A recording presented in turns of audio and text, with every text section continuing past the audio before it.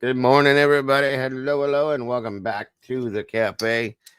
It is great to see you guys again today. You know why we're here back in Idaho. It is the sentencing hearing of Bryan Kohberger today. What's going to happen? No idea. Mama Bears is going to be joining me today. Please make sure you click that link to pin at the top of the chat when she does pop up in here, and go on over and hit that subscribe button, notification bell, and hit the like button as well, and share it out, guys, please, if you will. This is going to be one hell of an interesting day, I'll say that. Let's do this.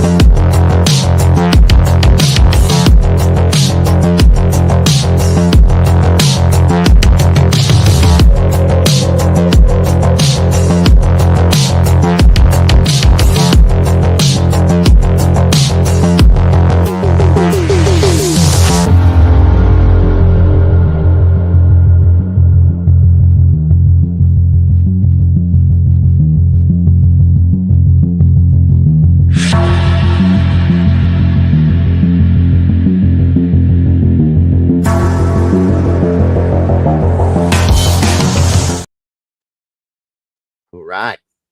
Good morning, good morning, good morning. Good morning, Mama Bear. How are you? Good morning. I'm good. How are you? I'm good. Good. Tired. I bet. I almost overslept today. Yeah, that's what we were afraid of. It was a late one last night, and then I go in there and got stuck watching that Untamed show that I watch now, and looked up at the clock and it was 3:35, and I said, yeah, I should go to sleep. So Yeah. anyway, we're here. We're good. Yep. Come on in, guys. Grab a seat, get comfortable, grab your snacks and drinks because we're probably gonna be here for a while. Oh, Uh-oh. is that yeah, that is the wrong one. Here, let me fix it. I don't know how that does that. 1 minute. Drop the link one more time in the chat, SRB. I'll fix. Or well, wait. Let me go see if I can find it. Maybe. There it is. I got it. All right, we pinned it. Thank you for noticing that. It still works either way, though, right? Yeah, we're good. It's wonky. Okay. I'm wonky, so it fits. We're all a little wonky in here. Right. All right, so let's go with that one instead then. I see what you did there. Gotcha.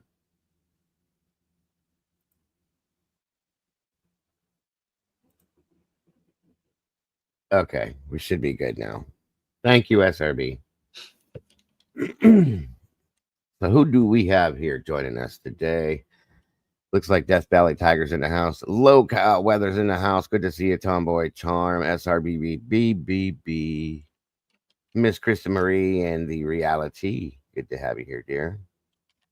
Brandy B, the OG. Good to see you. West Side Crime Show. Welcome back to you. Mark Schumann, good to see you, brother. Michael Green, good to have you back in the house. Kiki Can, good to see you today. Mark, let's see. Amanda Smith, welcome back. Beach Babes in the house today. Meg P, always happy to have you here. The Done One, welcome back to you. Miss Rowena, good to see you today, dear. Tomboy. Did you bring the bird, Tomboy? Did you do it? Let's see. Jesse Shule, what's happening, brother? Good to see you. Missed you too. Great to have you here. Sarah D. Irish, great to see you. Great to have you around today. Alicia J. Hey. Allison White's in the house. Welcome to all the meatballs. By the way, thank you for jumping in the sauce with us today because we're definitely going to be spilling the sauce today. Let's see here. I need new glasses, y'all. Big time. And I lost two pair of my other ones. Surprise. I know you're not surprised about that, are you? No. Why do you think I'm sitting here shaking my head? Mm-hmm.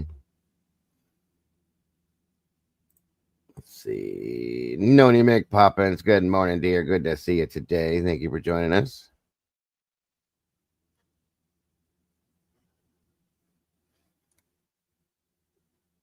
And of course,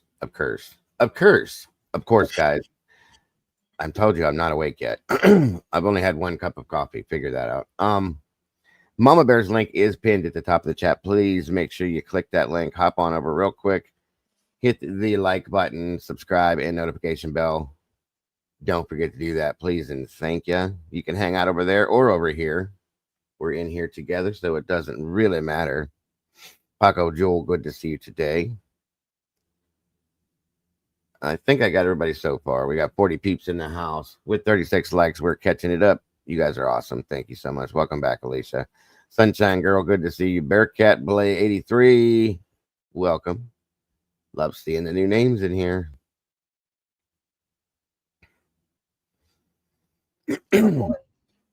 Jesse. I have had 10 glasses of, oh yeah. Oh, buddy. Oh, buddy. Well, it's also 10:30, 11, midnight over there, something like that. So I hope you can hang on, buddy. Right. At least to get through the main part of this. Well, thank you, Sunshine and Paisan. Good to know. Good to know. Lily Rose, good to see you.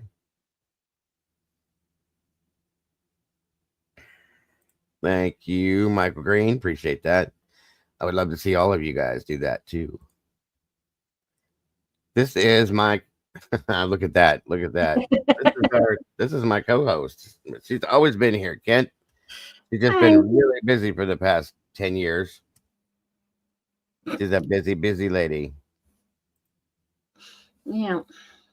Been gone for a little bit. It's okay. Hemisphere, good to see you. Good to have you here. Mark, so far, so good.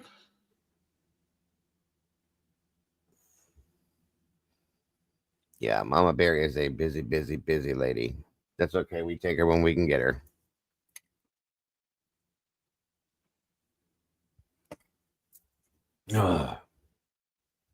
There's quite a few newer names in here too that probably aren't familiar. So yeah, I was looking at that. Kent's been here for a little while. Philip Hughes, good morning, sir. Good to see you. Hope you're doing well.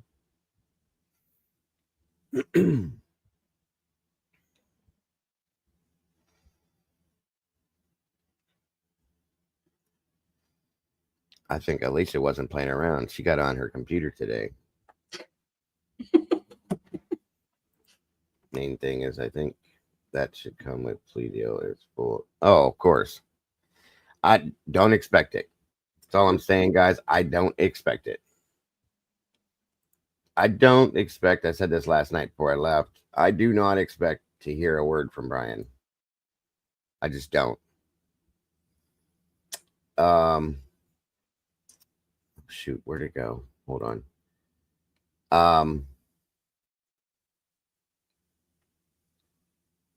Where'd you go, SRB? Over here. Hang on. There she is. Okay. Yeah, I do not expect to hear a word, but I could be wrong. Low key. Member for 17 months. That's awesome.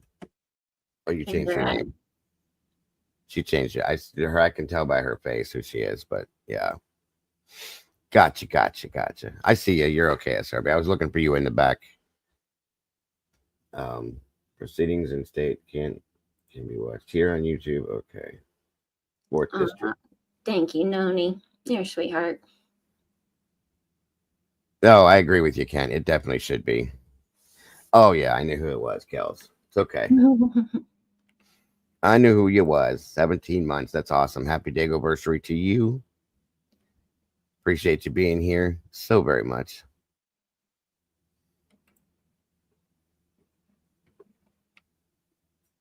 In the Discord SRB in the back. Yeah, I went in the back room to see if you were back there. Leave me alone. I've had one cup of coffee, okay? My brain doesn't function that way. You know better.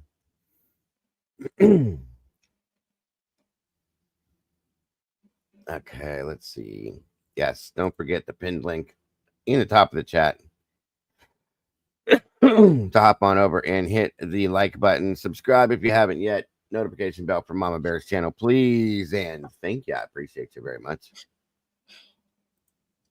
This is just going to be hearing statements, and then he'll be sends to people who are expecting some. Yeah, I believe so too.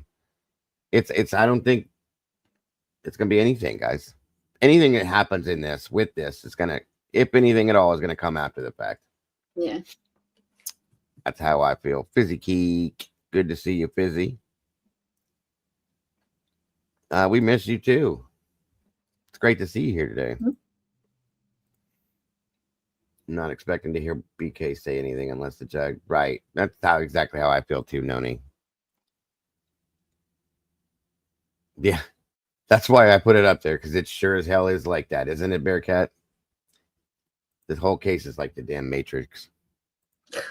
Seriously. That's the whole point.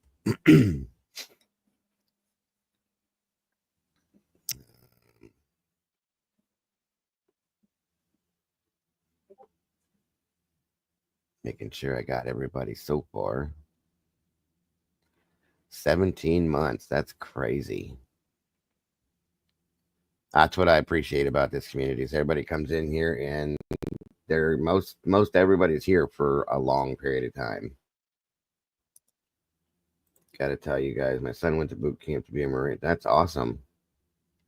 Congratulations, Mom. That's something to be proud of. 5 weeks. That's hardcore. Paris Island is no joke. Absolutely amazing. I'm sure you're proud. Carolyn Prestage, good to see you today. Did you see what Brandy said to you? Yeah, I'm looking at it now. Okay. Can victims make? Well, the victims' families can. They're going to, Mark. Obviously, the victims can't themselves, but they definitely will be. Families will be doing it for sure.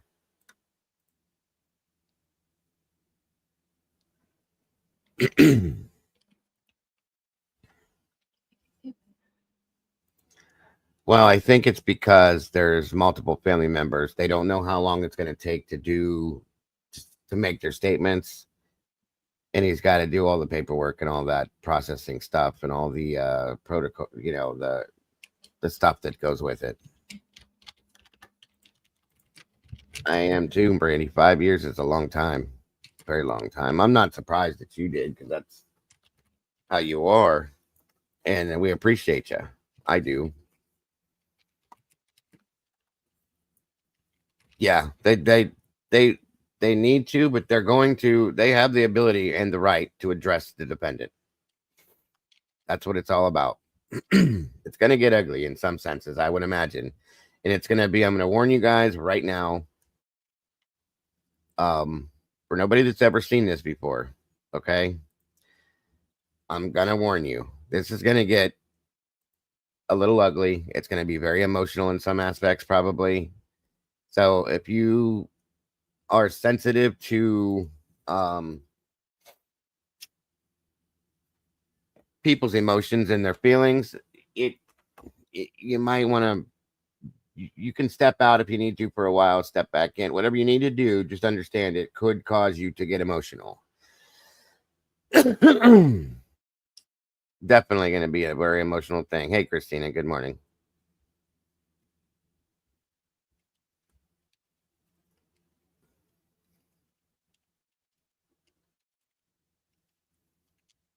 know many are thrilled as far as him saying he's guilty, but most of those people bought into the narrative hook, line, and sinker. I refuse or consider it. Yes, exactly, Noni. That's what most of us in here have been citing is that you bought into what they were selling. Most of us didn't because we saw all the other stuff going on the outside and around it. Yes, once again, hey Vigilante, rest in peace, Ozzy Osbourne. Wow, what a loss! What a loss! That kind of ruined my day yesterday when I saw that happen. Put me in a poo poo mood. Welcome, Vigilante. I watched victim impact statements in Nicholas Cruz part. Oh yeah, I saw some of that too, Kat. That was horrible. I mean, think about it. You got to imagine this from a parent's point of view. You know, that's not anything any one of us would ever want to have to do. Never. Thank you, Brandy.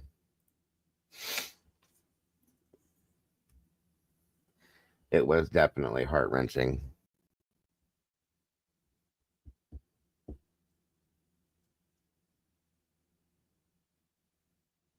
So many law enforcement. Oh, it's going to be security is going to be very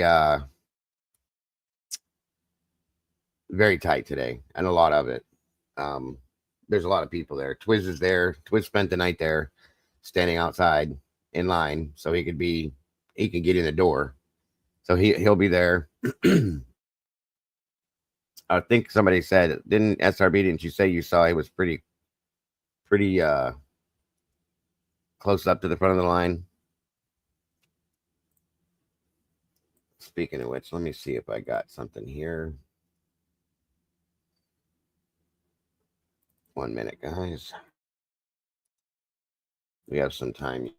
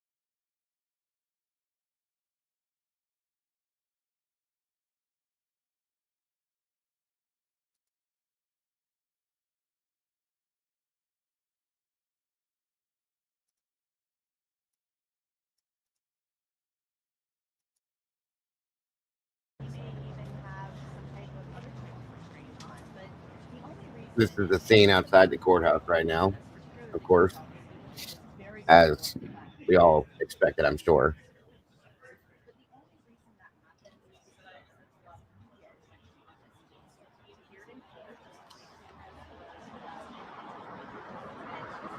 Good to see Hemisphere.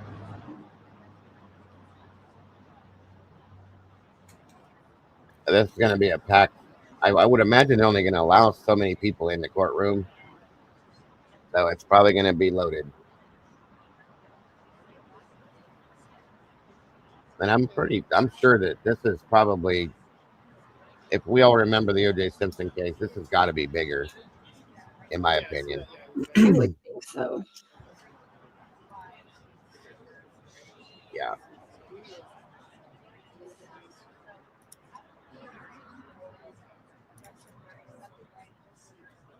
that's what everybody's question was, Brandy, that nobody could really understand was why Bryan would do it if he did it.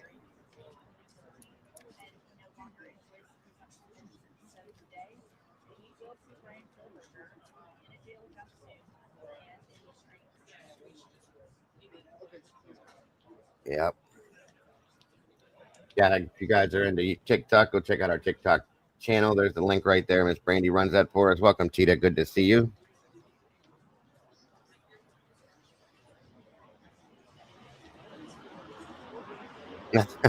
Thank you.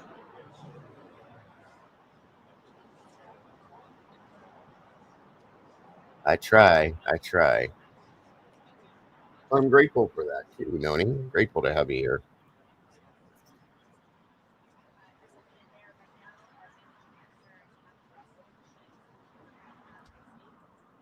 Johnny Falconer, welcome.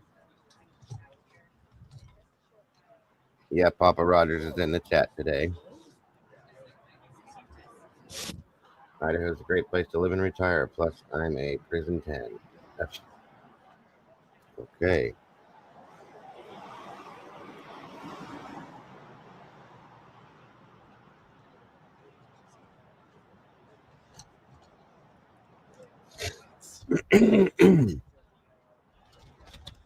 Good to see you.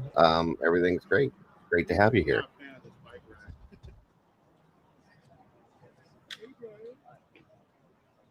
Yes, they slept there not last night in line so that they could be at the head of the line to be able to get in the door. Because I think the deal is they're only going to allow so many people to come through the door, and then they're going to cut it off.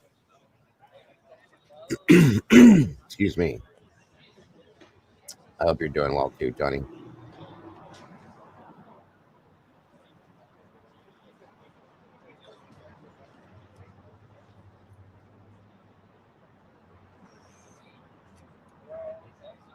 Come on in, guys. Hit the like button, share it out, grab a seat, get comfortable.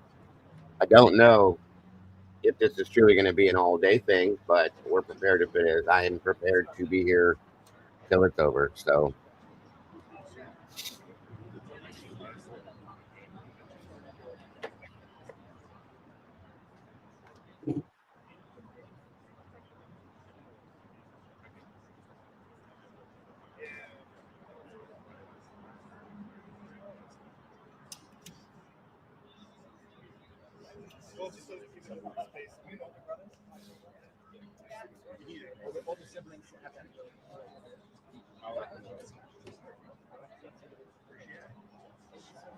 and I am going to say, just because I have to say, everybody in here is always welcome in here.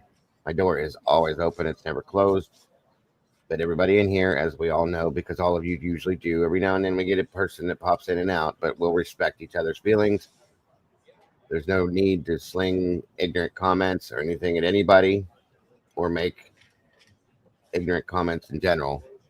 We can all coincide in here together comfortably.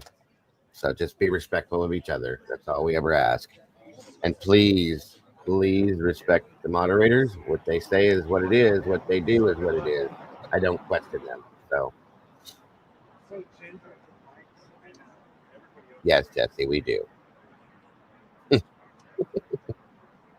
You're good to go, sir. You're good to go. No need to act a fool. We are all adults. That's right. Like I said, if one of them does something, there's a reason for it. We don't question that. So please respect them as well.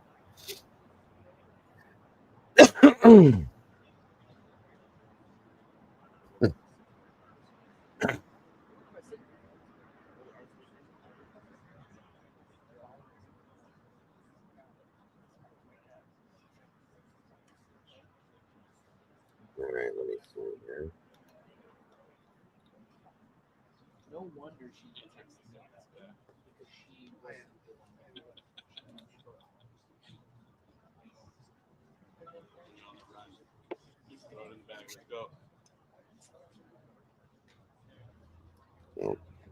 that'd have been a hell of a trip for Jesse to go there. He's all the way over in Thailand. Yeah, small walk. There's our Molly. Good golly. Good morning, dear. Hi, Molly.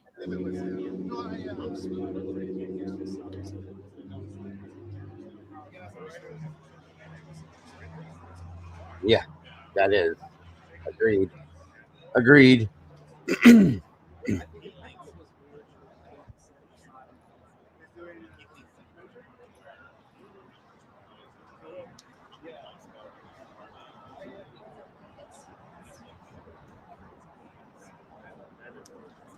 Oh, you'll be fine, Tita. No worries there. Good morning and welcome, Samira. Good to see you today. Thanks for joining us. Please make sure, guys, as you come through the door, to hit the like button and share this out. Let everybody know what we're doing. I wonder what time the news crew set up. I wonder if they were there all night too. Probably. They probably had at least a cameraman there overnight. Mm-hmm.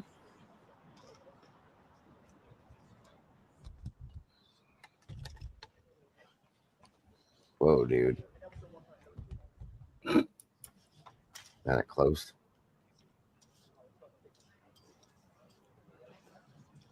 Yeah, see, they got security with.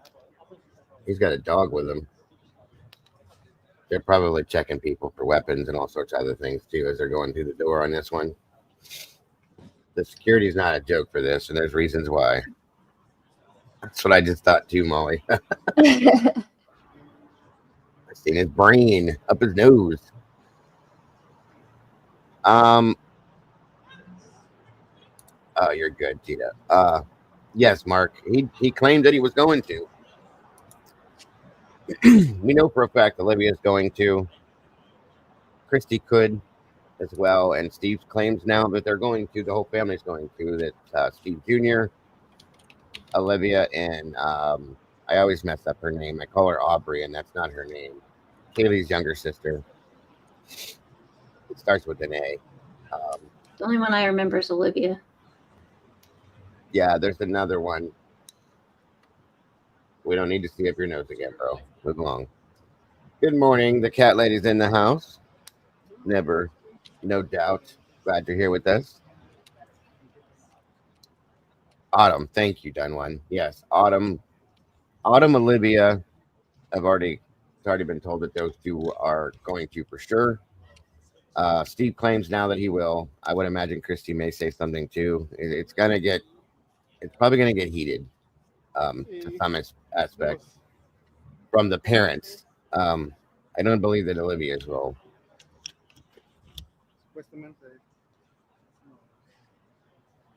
I don't believe that he will. Again, the security is very tight inside and outside, as you can see. We got this guy over here. He's got a dog. This guy over here, and that's probably a sniffer dog to sniff for certain things that shouldn't be going inside. Miss Josie, good morning, Miss Josie.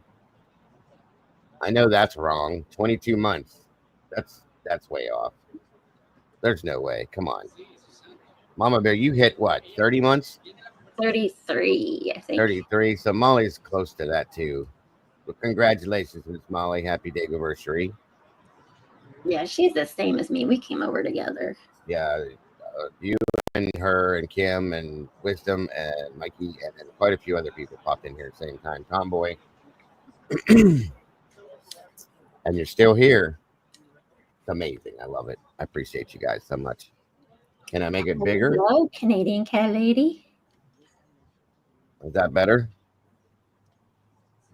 Probably hard to see the things I was talking about. Yeah, there you go. Welcome, Good Trouble. Good to see you today. I'll be right back, Bear. I gotta go grab some more coffee. Okay. All right. Thanks for the morning.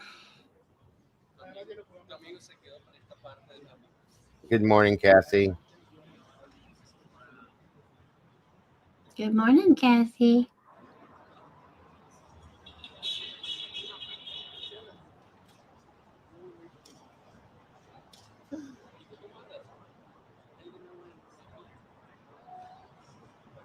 Hiya, Moonlit.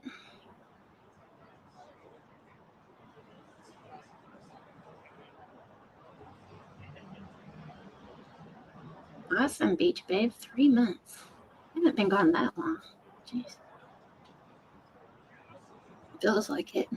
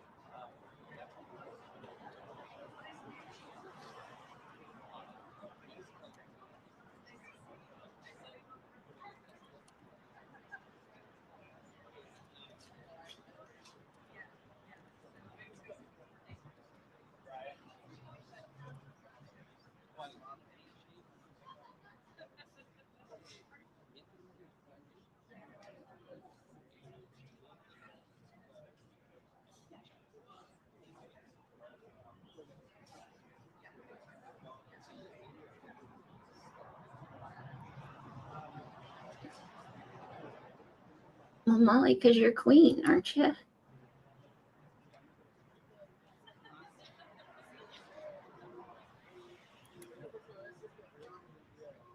You're number 2. Like, I forgot what they called it.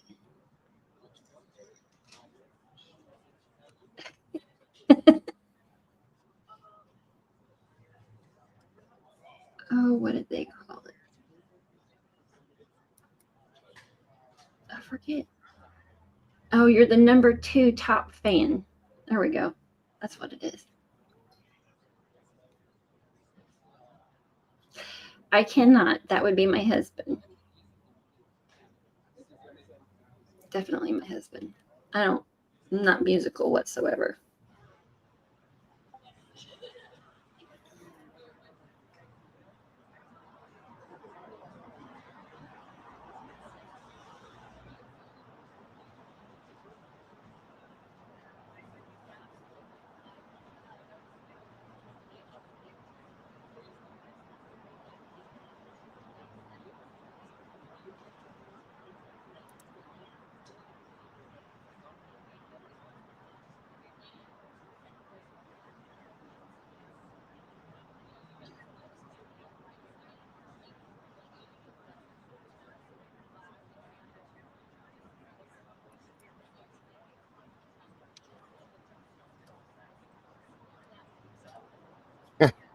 Can Mama Bear play guitar?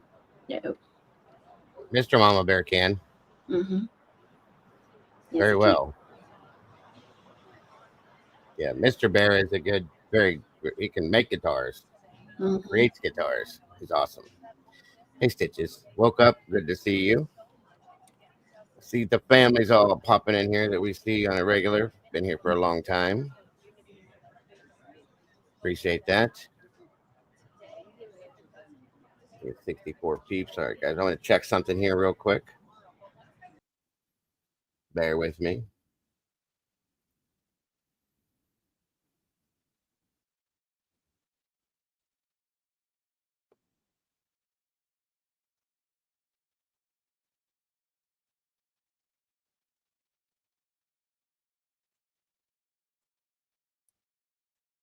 $10.57.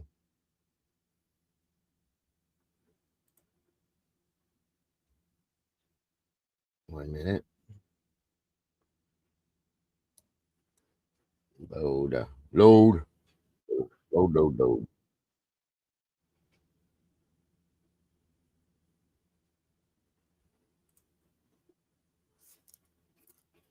Things never start on time, but No. just want to make sure.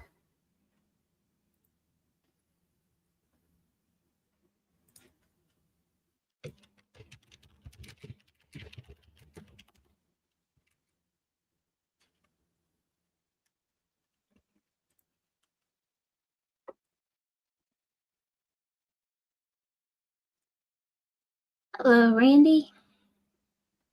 Randy Fur. Mm-hmm. Welcome, sir. Good trouble. I don't think BK will talk. I think Steve G will talk a lot. Yeah. An understatement.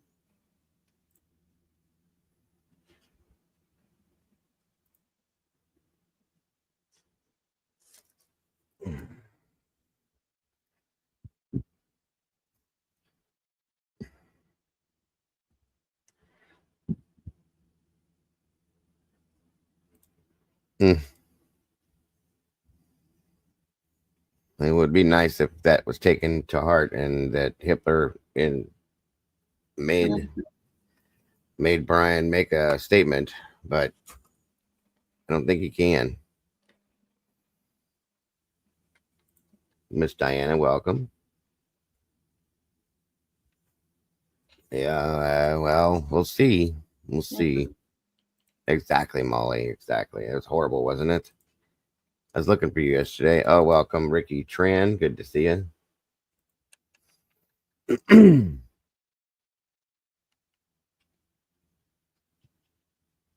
Box Rooter, welcome. Good to have you here.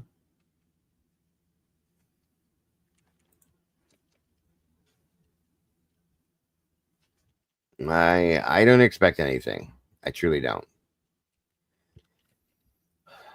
Um, I just don't. I don't expect there to be anything of surprise or out of the ordinary of what as other than what's supposed to happen. Ricky Jesse, I like that instead of Ricky Bobby.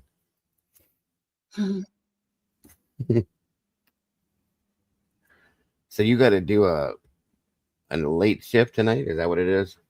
Yeah, 4 to 9. Mm, that sucks. It does, but it's not as bad as. Well, at least you have your morning and stuff. Yeah, exactly. And most of the afternoon. Mm-hmm. So that's better than, the 11 Yeah, to 7:30 where everything's. takes the whole day up. Yeah, that's you don't. There's nothing you can do in the morning, and you can't do nothing at night. You know what I Yeah. mean? So, Yeah. Kim Young, welcome. Good to see you.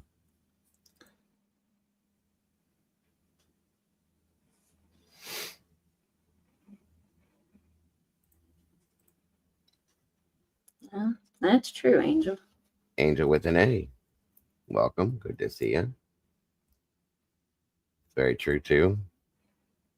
Moonlit baby's in the house.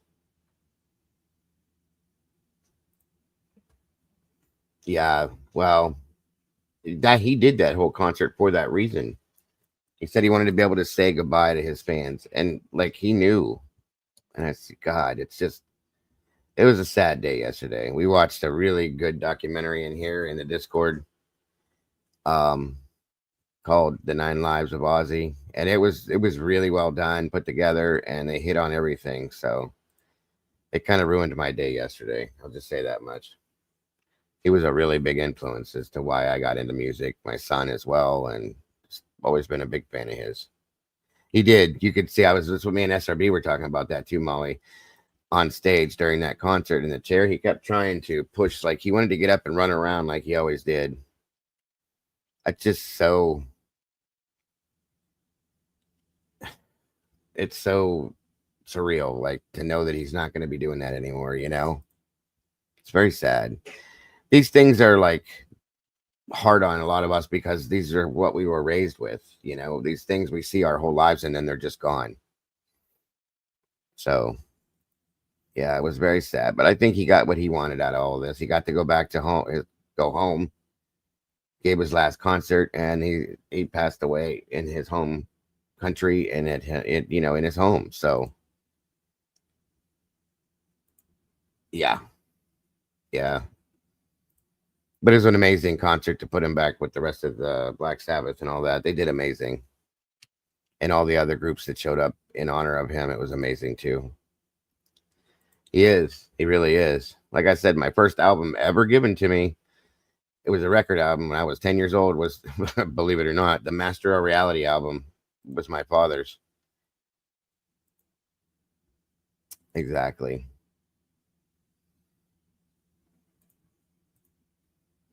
Iron Man was one of the first songs I ever learned how to play too. I think most people, that and Smoke on the Water.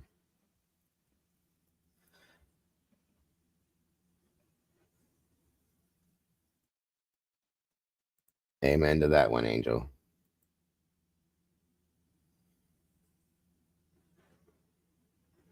Yeah, exactly. Exactly. He will definitely be missed. We lost two really talented people within 2 days. Malcolm Jamal Warner died the day Yeah. before, accidentally drowned in the ocean on vacation with his family. For Ah, those of you that don't know, that's Theo from the Cosby Show. Ugh. Did you sleep good last night, ma'am? yes, I did. Here we go. Oh boy. Be seated. Thank you.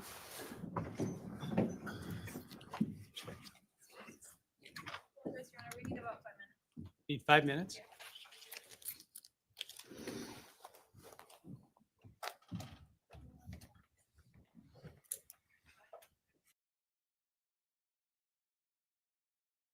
Hey, what'd you do there, Judge? Yes, he has to wear Yeah. inmate clothing now since he pled guilty. He can no longer wear his civilian clothing. Prosecution needed 5 minutes. They could have left the damn camera on. Right. Good Who Lord. cares? It is going to be hard, guys. Like I said, I threw up a trigger warning in the very beginning. It's going to be rough on some people. So just breathe, relax. We're all here together. It'll be all right. If you got to step out, do what you got to do. We'll still be here.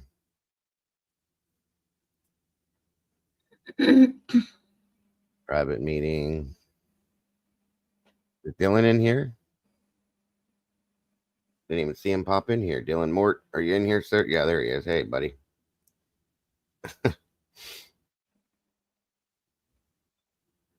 Still going, bud. Yes. Thank you for joining us today, brother. Yeah, don't get yourselves all worked up, guys. It's not worth it to you. Okay. Hey, Gaia. Good to see you today.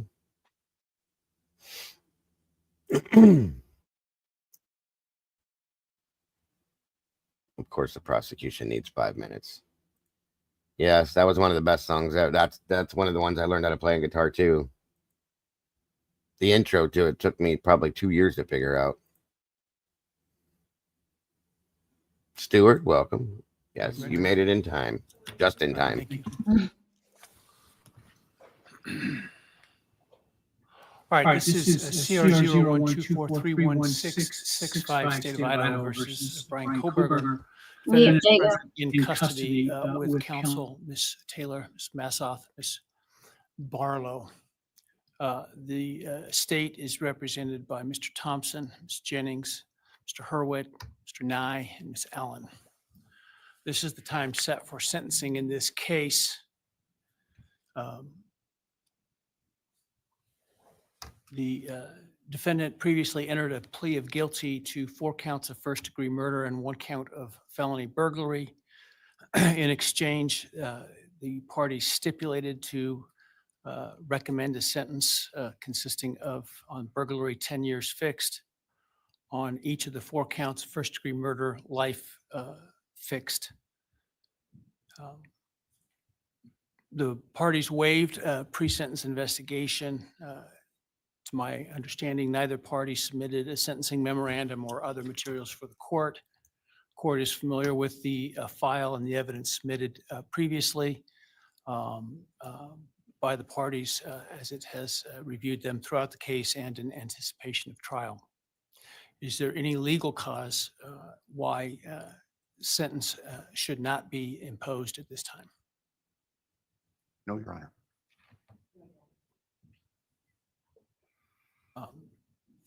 Does the state, before impact statements and arguments, wish to present evidence today?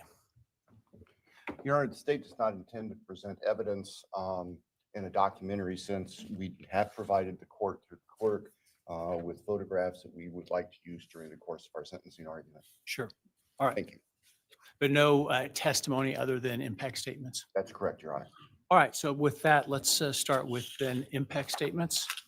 Ms. Jennings will be introducing And my understanding, just so I'm clear, I indicated through the trial court administrator that we need to see if any of the victims wish to have the camera not running and audio only. And my understanding is all of them indicated they are fine with the video. Is that correct? Yes, Your Honor, that's correct. All right, very well. Go ahead.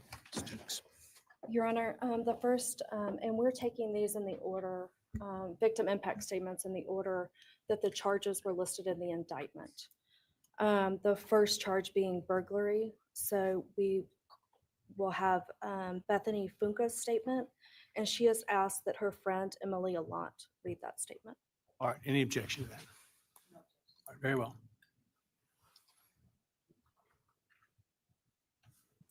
Wow. Thank you, Your Honor. I'll be speaking on behalf of Bethany, and so, yeah, here it reads. My name is Bethany Funk, and I was roommates with Maddie, Kaylee, Xana, and Ethan. I not only lost some of my best friends, but I also lost a sister.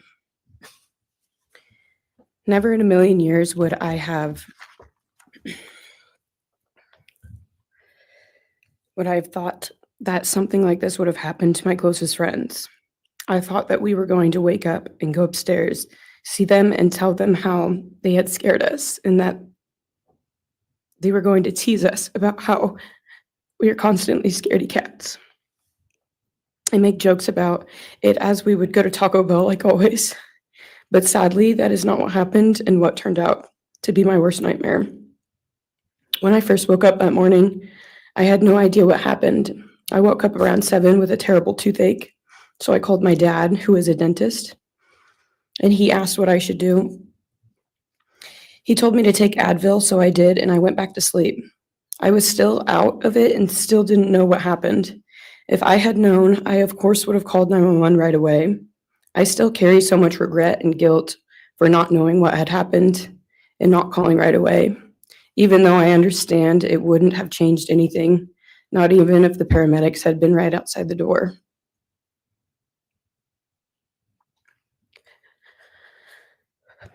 I was so frantic that morning and scared to death, not knowing what had happened. And when I made the 911 call, I couldn't even get out the words. And from then on, I don't remember a thing. It was like my brain wiped that whole memory. That was the worst day of my life. And I know it always will be.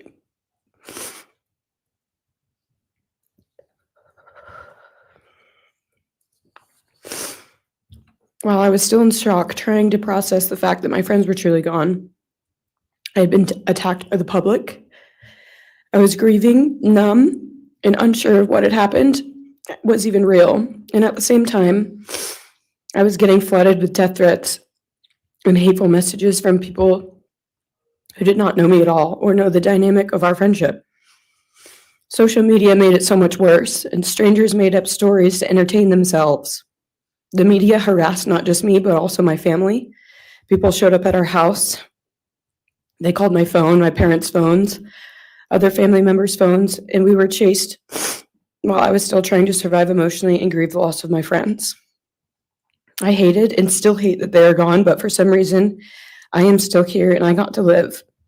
I still think about this every day. Why me? Why did I get to live and not them? For the longest time, I could not even look at their families without feeling sick with guilt. I did not know what to say or what to do. I was terrified that my presence just made their pain worse. And I was still here when their kid, their siblings, and their friends, their loved ones should have been here instead. After everything happened, I was afraid to go into my own backyard or alone in my house. I was scared that the person who did this would come for me next. I was always scared that the media would try to catch me at any moment of any day, even when I was just walking around my house. I made my parents close all the blinds during the day so no one could see me even in the slightest chance. I barely left the house, and when I did, I made sure I was never alone. I slept in my parents' room for almost a year. I made them double lock every door, set an alarm, and still check everywhere in the room just in case someone was hiding. And I still check my room every night before, and I double lock it. I have not slept through a single night since this happened. I constantly wake up in panics, terrified. Someone is breaking in, or someone is here to hurt me, or I'm about to lose someone else that I love. The fear never really leaves. For a long time, I could barely get out of bed, but one day I realized I have to live for them. They did not get the chance to keep living, but I do, and I will not take that for granted. So now every day I remind myself to live for them, and everything I do it with them in mind. I am still scared to go out in public, but I force myself to do things because I know that they would want me to keep living my life to the fullest. I am beyond blessed to still be here, and I refuse to take that for granted when they did not get a chance. Our house was not just a house, it was a home. It was where we laughed till we couldn't breathe, make meals, did crafts, binge watch reality shows, played games, and spent lazy days on the couch. It was movie nights, wine nights, morning debriefs, pranks, hot chocolate, cookies, and warmth. I would cherish those memories forever, and I will not let what happened erase how special our home was or how much those memories meant to me. Now, I would like to share some bits and pieces of who they were as people and some of the memories that we shared. One of my favorite memories was Halloween, and we all went to Sigma Chi. But instead of partying, we just sat in an apartment, talking and laughing all night long. I do not think I've ever laughed that hard in my life. We did not care about the party, we were just happy to be with each other. Xana was 1 in a million. She was the life of the party.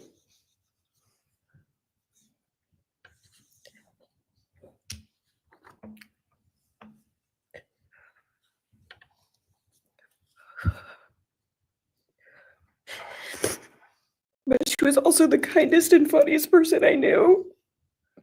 Everyone loved her because she made everyone feel so loved.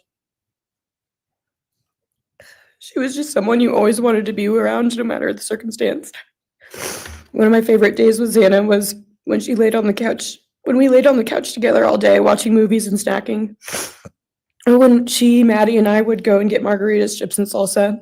She would also light up a room with her presence alone. Kaylee had the most beautiful, radiant smile. And she was so kind, but also one of the funniest people I've ever known. She loved playing little pranks. And she always had us laughing so hard that we could not breathe. She was so full of energy and life. I really believe that she could have ruled the world if she wanted to, and she would have been America's sweetheart.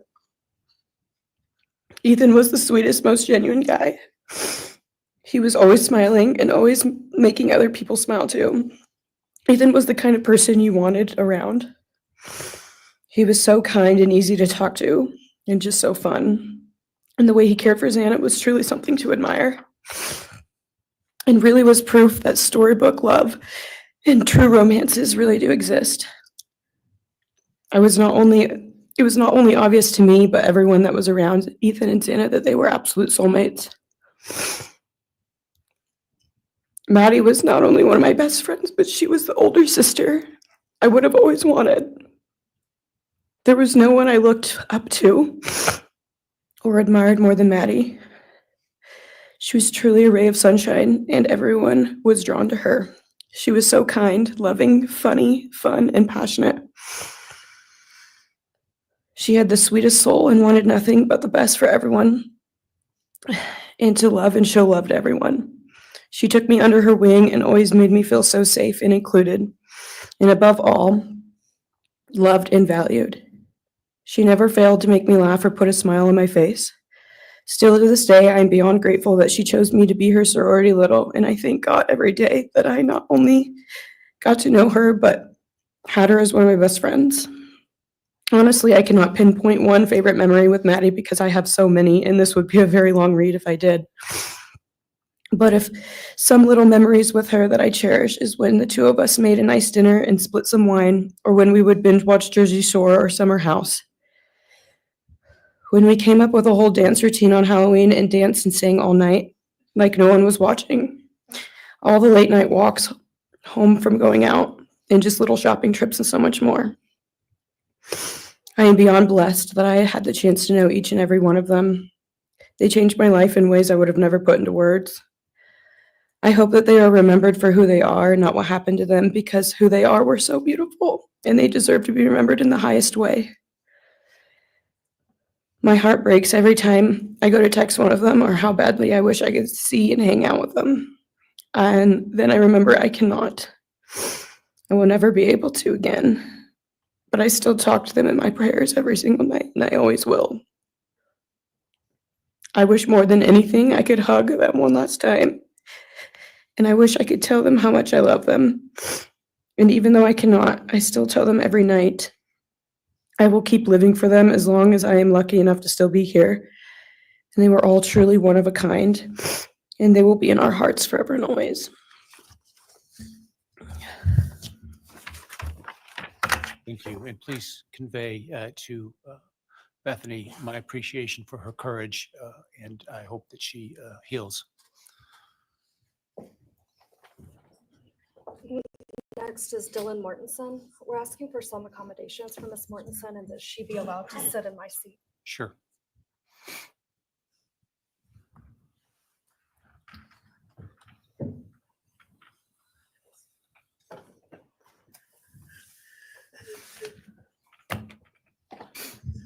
Dylan, just take your time, all right?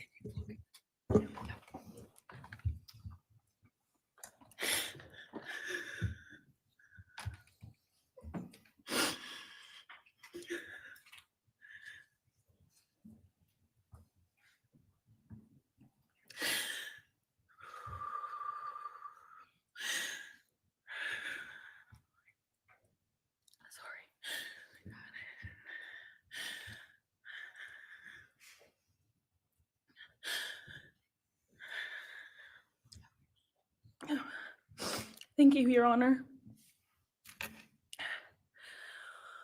What happened that night changed everything. Because of him, 4 beautiful,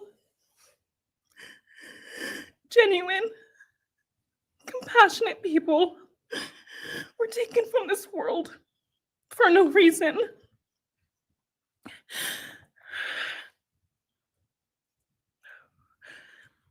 He didn't just take their lives. He took the light they carried into every room. He took away how they made everyone feel safe, loved, and full of joy. He took away the ability for me to tell them that I love them and that I'm so proud of them. He took away who they were becoming and the futures they were going to have. He took away birthdays, graduations, celebrations, and all the memories that we were supposed to make. All of it is gone. And all the people who loved them are just left to carry that weight forever. He didn't just take them from the world. He took them from me, my friends, my people who felt like my home, the people I looked up to and adored more than anyone. He took away my ability to trust the world around me. What he did shattered me in places I didn't know could break. I was barely 19 when he did this. We had just celebrated my birthday at the end of September. I should have been figuring out who I was. I should have been having the college experience and starting to establish my future. Instead, I was forced to learn how to survive the unimaginable. I couldn't be alone. I had to sleep in my mom's bed because I was too terrified to close my eyes. Terrified that if I blinked, someone might be there. I made escape plans everywhere I went. If something happens, how do I get out? What can I use to defend myself? Who can help? And then there are the panic attacks. The kind that slam into me like a tsunami out of nowhere. I can't breathe. I can't think. I can't stop shaking.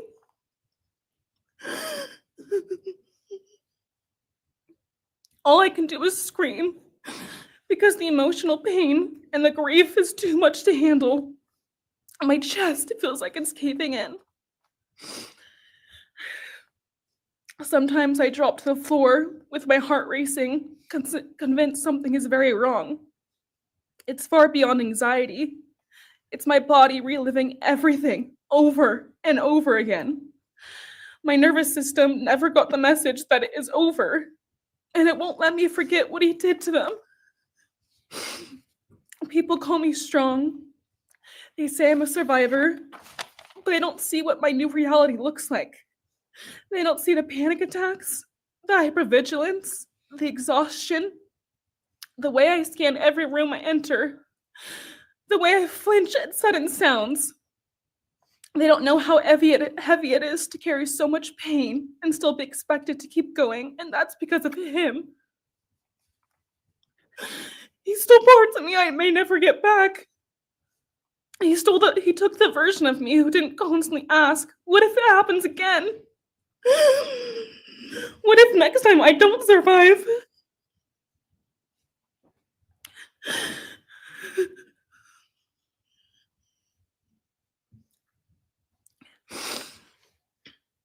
He may have shattered parts of me, but I'm still putting myself back together. Piece by piece, I'm learning how to live in this new version of life. It is not easy. It hurts, but I'm still trying. Still trying, and I'm not trying just for me. I'm trying for them, my friends. About a year ago, I had a dream about them. I got to say goodbye. I told them I won't be able to see you again, so I need to tell you goodbye. They all kept asking why, and all I could say was, I can't tell you, but I have to. When I woke up, I felt shattered and heartbroken, but also strangely grateful. Like maybe in some way that dream gave us the goodbye we never got. Still, no dream can replace them, and no goodbye will ever feel finished. He is a hollow vessel, something less than human. A body without empathy, without remorse. He chose destruction. He chose evil. He feels nothing. He tried to take everything from me. My friends, my safety, my identity, my future. He took their lives, but I will continue trying to be like them, to make them proud. Living is how I honor them. Speaking today is to help me find some sort of justice for them. And I will never let him take that from me. He may have taken so much from me, but he will never get to take my voice. He will never take the memories I had with them. He will never erase the love we shared, the laughs we had, or the way they made me feel seen and whole. Those things are mine. They are sacred, and he will never touch them. I get to feel sadness. I get to feel rage. I get to feel joy even when it's hard. I get to feel love even when it hurts. I get to live. And while I will still live with this pain, at least I get to live my life. He will stay here, empty, forgotten, and powerless. Dylan, thank you so much for your courage. I appreciate it.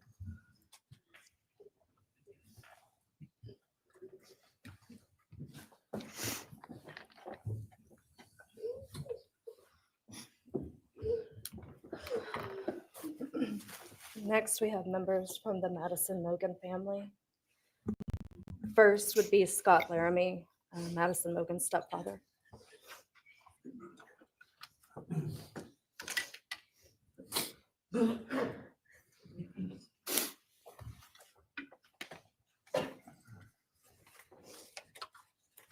Standing by him is Karen Laramie, Madison's mother. Thank you, Your Honor. My name is Scott Laramie. I'm Maddie Mogan's stepfather and the husband of Maddie's mother, Karen Laramie. I will read this victim impact statement on behalf of Karen and myself. Maddie was our gift of life, our purpose, and our hope. Maddie quickly became Karen's joy, identity, and purpose in life. I joined Maddie's life when she was 2.5 years old. The experience transformed me into a life of joy, love, and family. Maddie was bright, beautiful, kind, empathic. She listened carefully to others and was observant, seeing and caring about the hearts and the minds of all she encountered. She loved music and music festivals.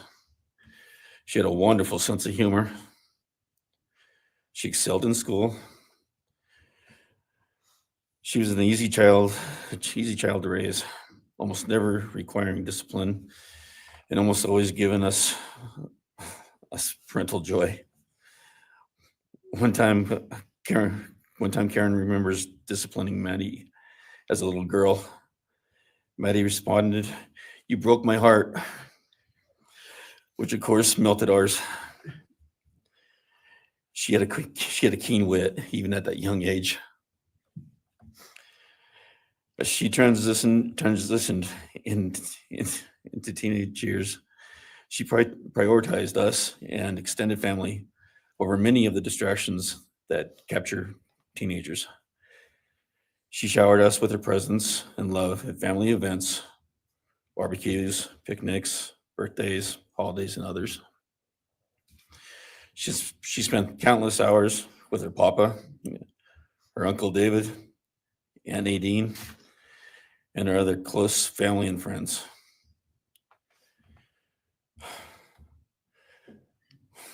This world was a better place with her in it. As she reached adulthood, Maddie applied her studies to be a marketing professional, entering into an internship at Payne West, and started planning her professional future. As with all things, she involved Karen and myself in the joy of her journey. As she transitioned into womanhood, Karen and I continued to be astounded at this wonderful and accomplished person we had created. All parents dream of their children accomplishing more than them. We realized this dream, all we had not become, she was becoming. Karen and I are ordinary people, but we lived extraordinary lives because we had Maddie. Maddie was taken senselessly and brutally in a sudden act of evil.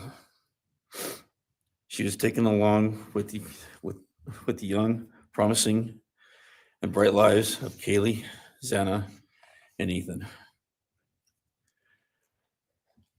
First, we felt disbelief. Next, we felt disorientation. Then we felt grief overcome us. Our grief is compounded even more for the Goncalves, Kernodle, and Chapin families.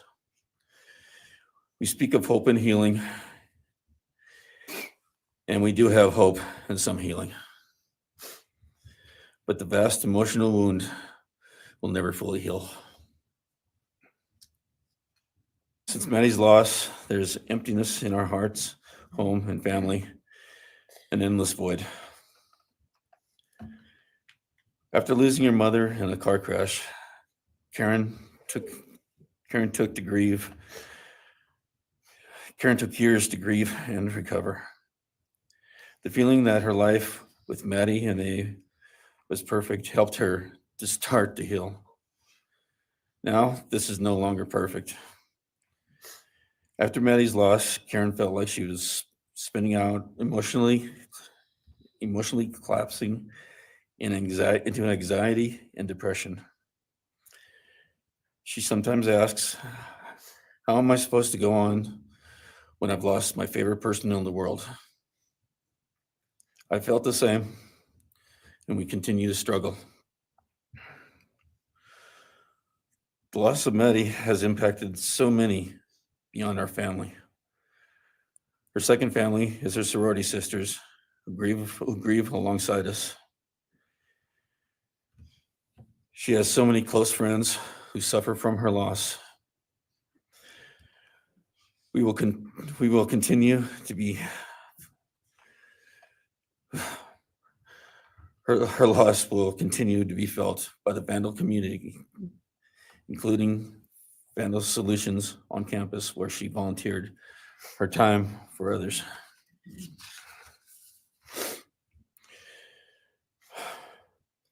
It helps us to know Maddie is in heaven now, freed from the trials of this earth. We, however, continue to live on without the grace and support of her presence. We will grow old without our only child, our bright, beautiful friend and daughter. In the end, there are no words that can accurately capture the devastation of losing Maddie. We will endure and we will go on, For Maddie, we will not let our grief consume us. For Maddie, we will continue to love and care for our family and friends, including the families of Kaylee, Santa, and Ethan. We will remain united with them. We can only hope that others out there suffering similar losses can look to us and see that we can overcome hatred, darkness, and evil. We know the law allows us to comment on the defendant and the sentence. As for his sentence, we support the plea agreement. Society needs to be protected against this evil. As for the defendant, we will not waste the words, nor will we fall into hatred and bitterness. Evil has many faces, and we now know this, but evil does not deserve our time and attention. We are done being victims. We are taking back our lives. We will turn our time, talents, and attention to hope, healing, and helping others and to the future. We invite all those who have suffered with us on this to join us in our journey. We can make this world a better place. We can move on from tragedy. Adversity will visit us, evil will visit us, but we will overcome. We can and will endure. Karen and I express our gratitude to Your Honor and to the prosecution team for allowing us the opportunity to make this statement. Thank you. Thank you so much for your courage, and I am so sorry for your loss. God bless Your Honor.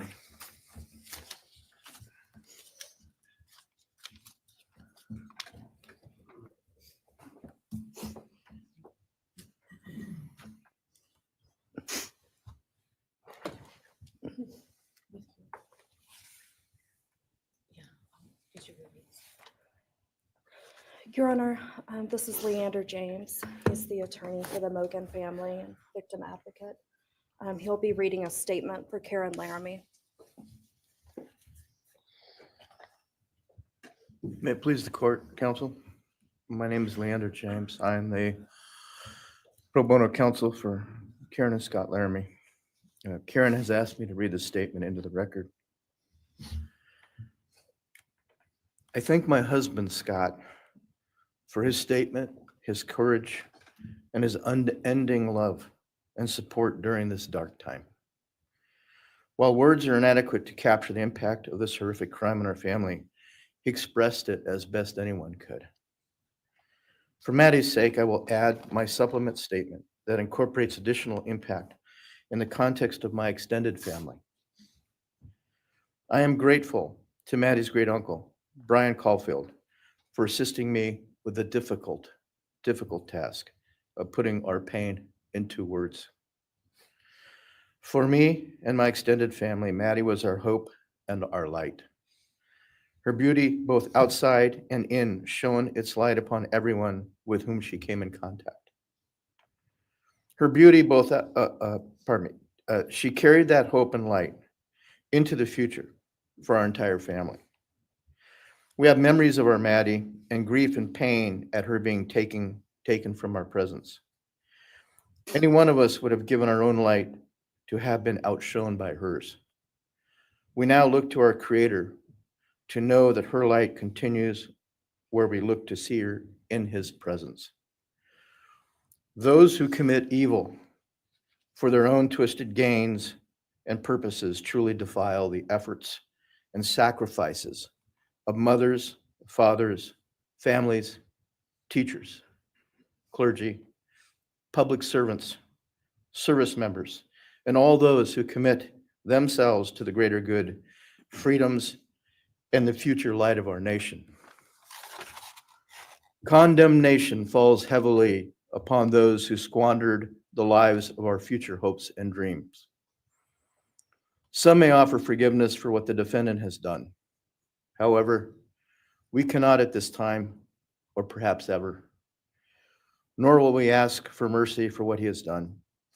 His acts are too heinous. The agony and grief he has caused, too great.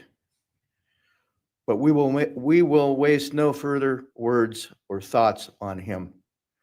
For Maddie's sake, we will move on. We will do our best to carry Maddie's light into this world and make it a better place. I thank the court and the prosecution for allowing me the opportunity to make my statement. And I thank all those who have and will support my family and the families of Kaylee, Xana, and Ethan. Thank you. Thank you. Thank you, Mrs. Larme. Appreciate it.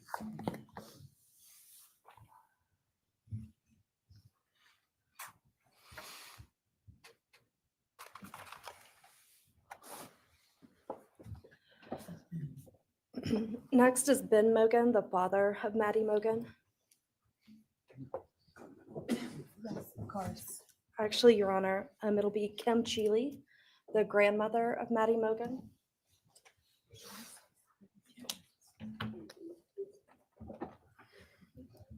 Welcome, Bryan.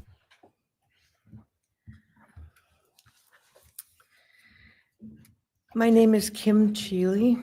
I was Maddie Mogan's paternal grandmother, as Ben Mogan, her father, is my son. I'm here today with my sister Lori Cheeley, Maddie's great aunt, and my son Ben Mogan, and my daughter-in-law Corey Hatrock. I'd like to begin by thanking a number of people involved in bringing this case to closure. In my daughter's words, the plea deal the prosecution team reached this month is one that punishes the perpetrator of this horrendous crime, protects the public from further harm, and allows all of us who knew and loved these kids the time to grieve without the anxiety of the long and gruesome trial, the years of appeals, and potential for mistrials along the way.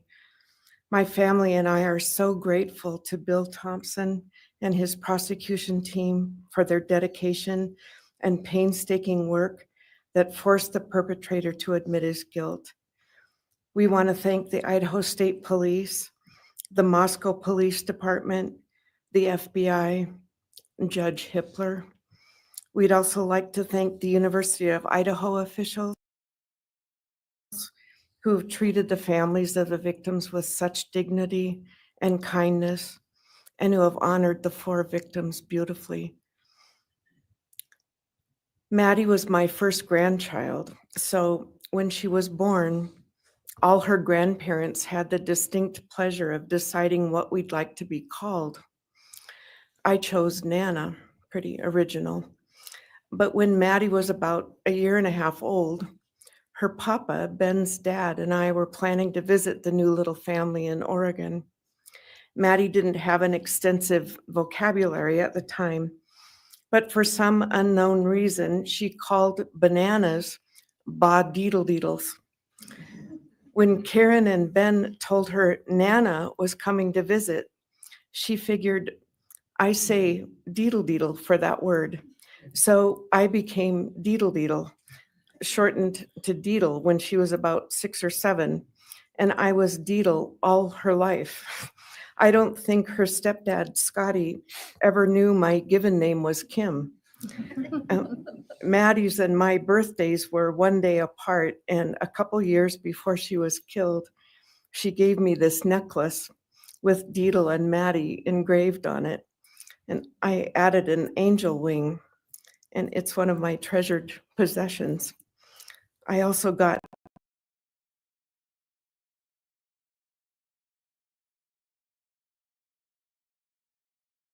the one that Maddie and her sorority sisters had. I wanted mine where I could see and touch it often. From preschool through grade school, I stopped teaching piano lessons early on Wednesdays and picked Maddie up for bubble baths, brownies, and books. It was our special time together. And she went home those nights in her jammies with a pan of warm brownies for her family. Although Karen and Scotty raised Maddie and did such a lovely job of parenting, We Mogans were lucky to have her for holidays and many other family gatherings.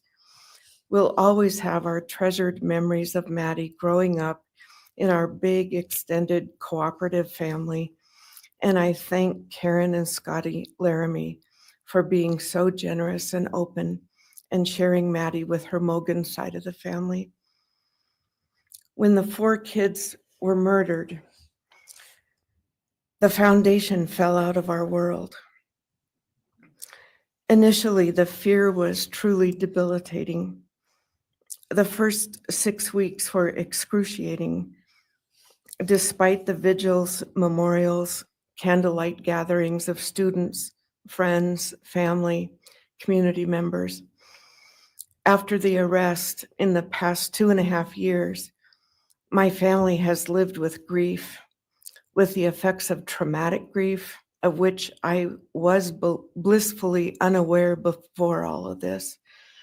I now have a stack of books on grief. I've attended grief classes at hospice. I've tried EMDR, a technique that helps replace disturbing visions with something more comforting. My son Ben, his 2 sisters, Maddie's aunts, and I have all experienced depression and anxiety and sleep disturbance, requiring medical intervention at times. We've all sought counseling off and on. The struggle with media attention was extremely difficult, especially for Ben. No one should live through the violent murder of one's child. Some days it's beyond me how the parents of these kids are still upright. I'm thankful for the strong families and communities that are supporting the survivors. At the time, I could think of only 2 blessings surrounding the horrific murders. One was that Ben was living with my partner Tom and me at the time, and that we could support each other emotionally through it all. Sadly, Tom died a year ago of a rare brain cancer, and he won't be here to see justice served. He was our family's rock, and we all miss him every day. A second blessing is that my mother died of COVID several months before the kids were killed, and she didn't have to live through the horror. It was difficult to identify blessings. So we've all lost our dear child and a future with her. I ache for the loss of the dreams that she and her true love, Jake, held. And my heart goes out to Karen and Scotty and your side of Maddie's family. You've had more than your share of loss. My heart aches for the kids' roommates and the families of the other victims, and also the family of the perpetrator.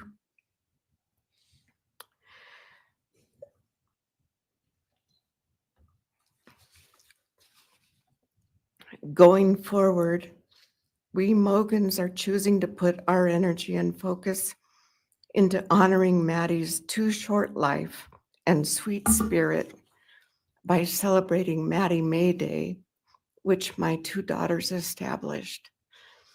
On May 25th each year, Maddie's birthday, we encourage folks to do random acts of kindness in Maddie's name. In my daughter Katie's words, may we all protect our peace in whatever way possible, unite in community, and focus on joy. Please do an act in kindness in Maddie's honor during this week, so a glimmer of Maddie's light may live on. Thank you. Thank you, and appreciate your courage, and bless you and your family. Thank you.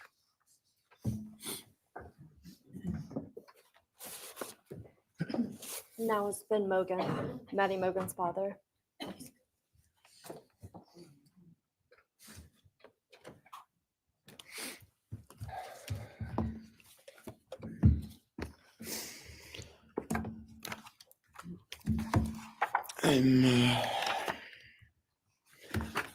Benjamin Mogan.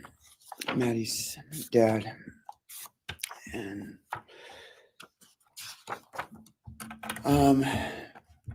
first, I just want to say thanks to all the people that helped bring this all to a close. I know it's not the resolution that everyone wanted, but I think that that everyone worked so hard, and we really appreciate all their efforts. It was such a hard thing to go through for everybody.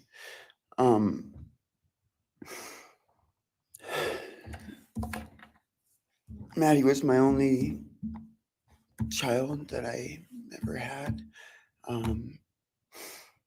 She's the only great thing I ever really did, and the only thing I was really ever proud of. And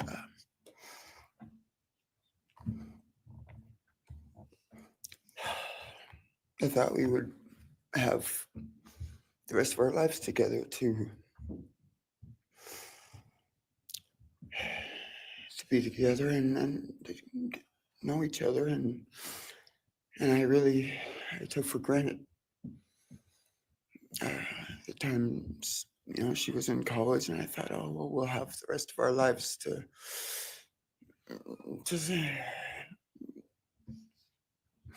do all the stuff that we're supposed to do, and she was just about done. She actually earned all of her credits for her college degree, and Karen and Scotty and I got to go and get her diploma that she actually earned, and she served every bit of that. And but I thought that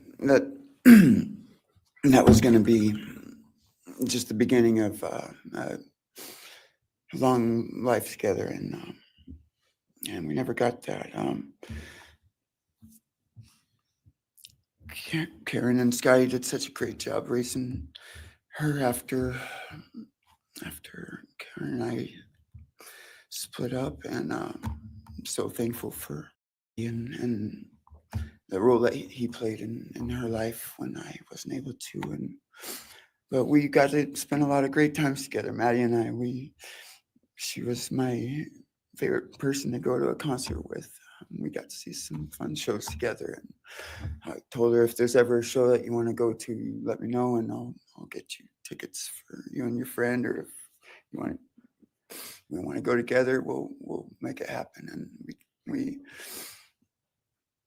my favorite memory with her was when the Mac Miller show sold out here in Spokane, and everyone wanted tickets, no one could get them, and on the last day before the show, they did a radio thing, and I got 4 meet and greet tickets for Maddie and her friends, and me to go and see the show, and that was her favorite artist at the time, was Mac Miller, and he's gone now too. And my little cousin Zach drove us all there that night, and he's gone too, tragically. And anyway, the last thing that she ever wrote to me was this Father's Day card, and I'm so glad I still have it. I'm just going to read what she said. It says, "Happy Father's Day. I hope you have the best day. I can't wait till we can hang out again soon. I'll be in Coeur d'Alene 624 to 74. Hopefully we can find a time then. I love your birthday card that you sent me, by the way. Maybe we can see a concert sometime soon. I'd love to see the gorge when it's not so smoky out. I hope you're doing well. I'm proud of how far you've come. Thank you for always encouraging me to do my best. Love you lots and lots. Love, Maddie May." She did encourage me to not just to do my best, but to live on. I went through a lot of issues with addiction and with substance abuse, and when I wasn't wanting to live anymore, she was what would keep me from just not caring anymore, and knowing that she was out there and that she was just such a beautiful person kept me alive a lot of rough moments, and I'm so glad that she was able to meet Jake. He was the only one that actually ever got to take her to the gorge. They went and saw Watershed together, and yeah, they had a heck of a time. I'm just glad she got to. That's a really special place for me, and she always wanted to work out there with me in the summer sometime. She never got to, but at least she got to see it once with Jake. He was such a great guy. He is such a great guy. And I really wanted to see what a future with them would have looked like. I'll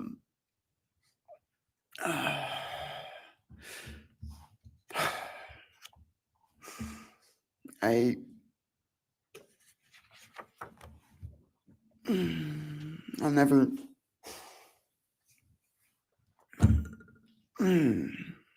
be able to replace her.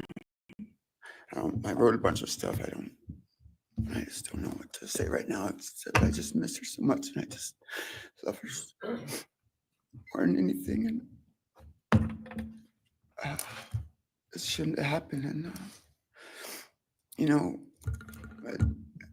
a death sentence is one thing. You know when it's going to happen, and it's going to be all gentle and stuff. But life without parole, with a building full of people that all just want you to not be around anymore, winking at every morning, not knowing if that's the day they're going to pull your card. I mean, it's not a very nice sentence either. So, I don't know. I just love you, Maddie, and I wish you were still here. Thank you so much.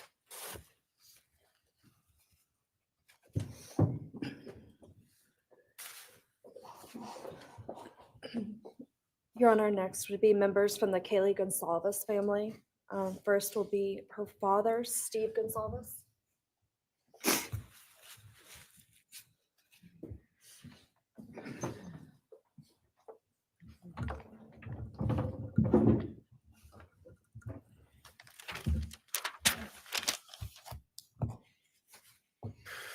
Today, we are here to finish what you started. Today, you've lost control. Today, we are here to prove to the world that you picked the wrong families. The wrong state, the wrong police officers, the wrong community. You tried to break our community apart. You tried to plant fear. You tried to divide us. You failed. Instead, your actions have united everyone in their disgust for you. I just learned from these lead investigators, to their shock, they worked in an investigation and actually worked with Pennsylvania police officers and the federal FBI. You united everyone. Everyone was united after you. None of us are divided. We are united in our disgust and our love for these children. Today, you have no name. Because when this all started, we all came together and we said, let's stop even talking about his name and just use initials. So even the media just calls you BK. That's all you are. Looking back when the police officers knocked on my door, told me what happened to my child, told me what happened to Maddie Mae, I don't think he was even out of the driveway before my kids turned around, looked at me and said, what do we do, Dad? I told them, you get to work. You get your ass to work. And we started calling, we started texting, we started emailing. And you know what? Within hours, we had your white car on the camera. We knew from the very beginning we had you. Police officers tell us within minutes, They had your DNA, like a calling card. You were that careless, that foolish, that stupid. Master degree, you're a joke, complete joke. But we took this disaster and we did what we could. We put everything online. We took our kids, we took our images, we took everything that they did, their videos, their photos, the girls' pranks, Ethan singing. We put it out there, we shared it with the world. And the world united. And all they ended up, when they talked about this case, is they talked about Kaylee Jade, Maddie Mae, Xana, and Ethan. Everything what these people meant to us, a father, a mother, a brother, a sister, we shared that with our community. Then we shared it with our state. We shared it with the country, and eventually we shared it with the world. The world's watching because of the kids, not because of you. Nobody cares about you. You're not worth the time, the effort to be remembered. In time, you will be nothing but two initials forgotten to the wind. No visitors, nothing more than initials on an otherwise unmarked tombstone. From this moment, we've all started. From this moment, we will forget you. We want to all leave in closing. One last thing. You picked the wrong family, and we're laughing at you on your trip to the pen. That will be today or tomorrow. I'll close with, God bless all the men and women that worked on this case and all the hard work that you guys did. You guys allowed us to grieve and allowed us to get through this. The amount of work that you guys put together and the way that you guys put it together was beautiful. There was hard times to be expected, but thank you all. God bless. Thank you.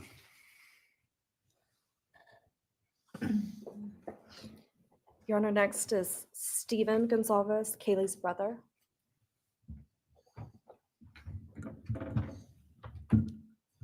Stephen's actually gonna pass. I'm gonna go. Okay. Olivia Gonzalez, Kaylee's sister. Hello, I'd like to start by thanking the court for allowing me the time and opportunity to speak today.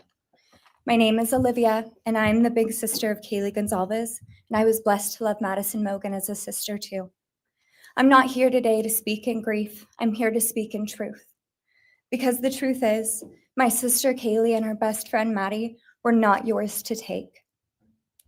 They were not yours to study, to stalk, or to silence. They were two pieces of a whole, the perfect yin and yang. They are everything that you could never be. Loved, accepted, vibrant, accomplished, brave, and powerful. Because the truth about Kaylee and Maddie is they would have been kind to you.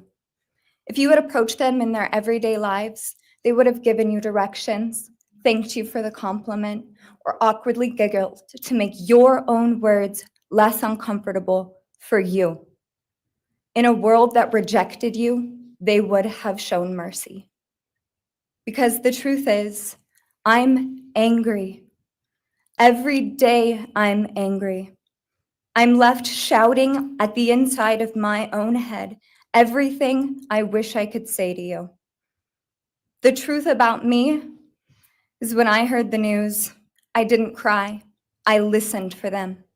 I promised them I would, that I would fight for them, that I would show up no matter what it cost me. I swore I'd never let them feel alone. Because you see, I've always been their heavyweight. I've always been the one to fight the battles they didn't feel ready to fight themselves.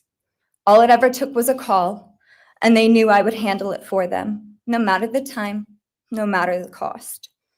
They could wave their white flag because they knew I would never back down, not for them, and not even death could change that.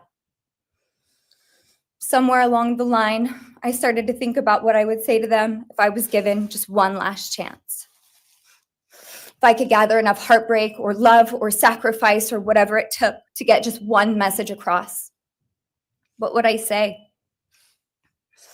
Throughout this entire process, I've written my feelings down at every moment, my wishes, my love, my denial, my anger. And as one final act of love, I'd planned to read these thoughts, even jarring and discombobulating and not even making sense. Because for me, that was true love.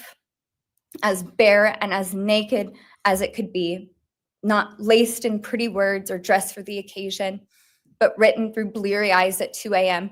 with clenched fists, angry at this reality. My true final act of love was to continue on without them, for them. That dream to read aloud my love to them, to bring meaning through pain, was the latest blow in realizing you don't deserve it. And Kaylee and Maddie don't need it. Kaylee and Maddie have always known my love, and they would never ask me to prove it by further victimizing myself to a defendant who has shown no guilt, no remorse, no apprehension. They would say to me, "Why would you give the satisfaction of showing vulnerability now? You promised you would never back down." And for that clarity, I'm thankful. I won't stand here and give you what you want. I won't offer you tears. I won't offer you trembling. Disappointments like you thrive on pain, on fear, and on the illusion of power. And I won't feed your beast. Instead, I will call you what you are: sociopath, psychopath, murderer. I will ask the questions that reverberate violently in my own head, so loudly that I can't think straight most any day. Some of these might be familiar, so sit up straight when I talk to you. How was your life right before you murdered my sisters? Did you prepare for the crime before leaving your apartment? Please detail what you were thinking and feeling at this time. Why did you choose my sisters? Before making your move, did you approach my sisters? Detail what you were thinking and feeling. Before leaving their home, is there anything else you did?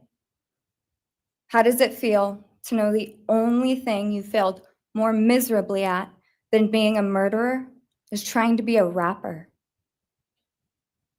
Did you recently start shaving or manually pulling out your eyebrows? Why November 13th? Did you truly think your Amazon purchase was untraceable because you used a gift card?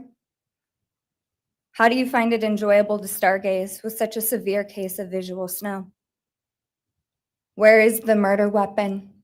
The clothes you wore that night? What did you bring into the house with you? What was the second weapon you used on Kaylee? What were Kaylee's last words? Please describe in detail the level of anxiety you must have felt when you heard the Bearcat pull up to your family home on December 30th, 2022. Which do you regret more? Returning to the crime scene 5 hours later, or never, ever going back to Moscow, not even once, after stalking them there for months? If you were really smart, do you think you'd be here right now? What's it like needing this much attention just to feel real? You're terrified of being ordinary, aren't you? Do you feel anything at all? Or are you exactly what you always feared? Nothing. If you're so powerful, then why are you still hiding, defendant? You see, I'm here today as me. But who are you? Let's try to take off your mask and see. You didn't create devastation. You revealed it in yourself. And that darkness you carry, that emptiness, you'll sit with it long after this is over. That is your sentence. And it was written on the wall long before you ever pled guilty. You didn't win. You just exposed yourself as the coward you are. You're a delusional, pathetic, hypochondriac loser who thought you were so much smarter than everybody else. Constantly scolding, turning your nose up to grammar mistakes, nitpicking and criticizing others. You wanted so badly to be different, to be special, to be better, to be deep, to be mysterious. You found yourself thinking you were better than everyone else, and you thought you could figure out the human psyche and see through it, all while tweaked out on heroin. Lurking in the shadows made you feel powerful because no one ever paid you any attention in the light. You thought you were exceptional, all because of a grade on a paper. You thought you were elite because your online IQ test from 2010 told you so. All of that effort just to seem important. It's desperate. There is a name for your condition, though. Your inflated ego just didn't allow you to see it. Wannabe. You act like no one could ever understand your mind, but the truth is you're basic. You're a textbook case of insecurity disguised as control. Your patterns are predictable. Your motives are shallow. You are not profound. You're pathetic. You aren't special or deep, not mysterious or exceptional. Don't ever get it twisted again.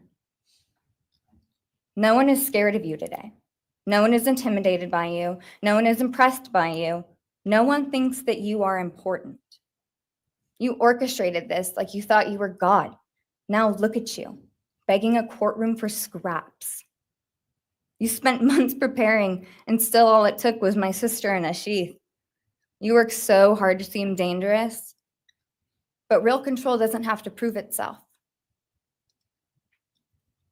The truth is, the scariest part about you is how painfully average you turned out to be. The truth is, you're as dumb as they come. Stupid, clumsy, slow, sloppy, weak, dirty. Let me be very clear. Don't ever try to convince yourself you mattered just because someone finally said your name out loud. I see through you. You want the truth? Here's the one you'll hate the most. If you hadn't attacked them in their sleep, in the middle of the night, like a pedophile, Kaylee would have kicked your fucking ass. Thank you. Thank you.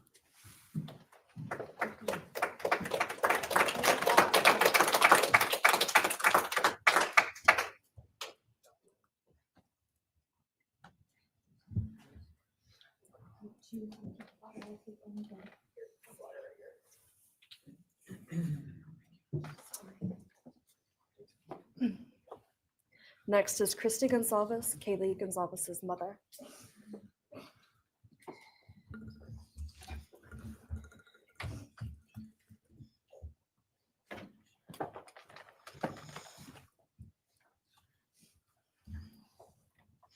That's exactly what my thought was too, Meanie.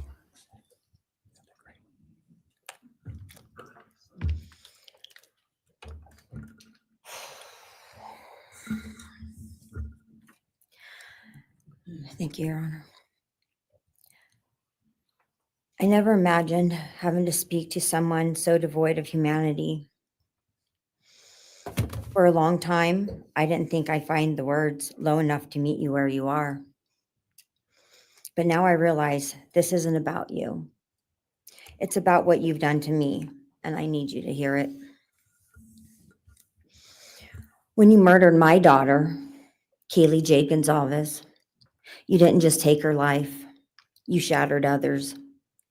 You attacked what you could never be, and in doing so, you left a trail of devastation far beyond that house. You stole my peace. You've altered my every waking moment, every sleepless night, the way I view the world, people, safety, trust. It's all been changed by your cruelty. I no longer recognize parts of myself. Joy is harder to find. Laughter feels foreign. The world moves forward, but I'm suspended in a place of sorrow and rage. You've taken from me something that can never be restored. The grief sits with me every day, some days quietly, and other days so loud it drowns out everything else. The emotional toll you've inflicted on me is immeasurable. I live with a constant ache, with birthdays that are now memorials, with holidays that feel hollow, with empty chairs that scream louder than words ever could. I am forever changed. But for you, as a person working on a PhD in criminal justice, you really didn't think this one through. You're not that good.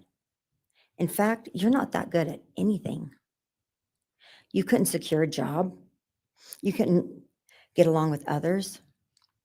You couldn't even get a female to look in your direction. All because you are pathetic. Now you're a joke in this courtroom. I wish I could crown you with a jester hat to complete your orange jumpsuit clown look. A dead killer doesn't kill again. So while I'm disappointed the firing squad won't get to take their shots at you, I'm confident that the men in prison will have their way with you in more ways than one. You will finally get what you wanted, physical touch. Just probably not how you were expecting it. See, you haven't beat the system. You've simply entered a new one, where the rules are cruel and the consequences will never end.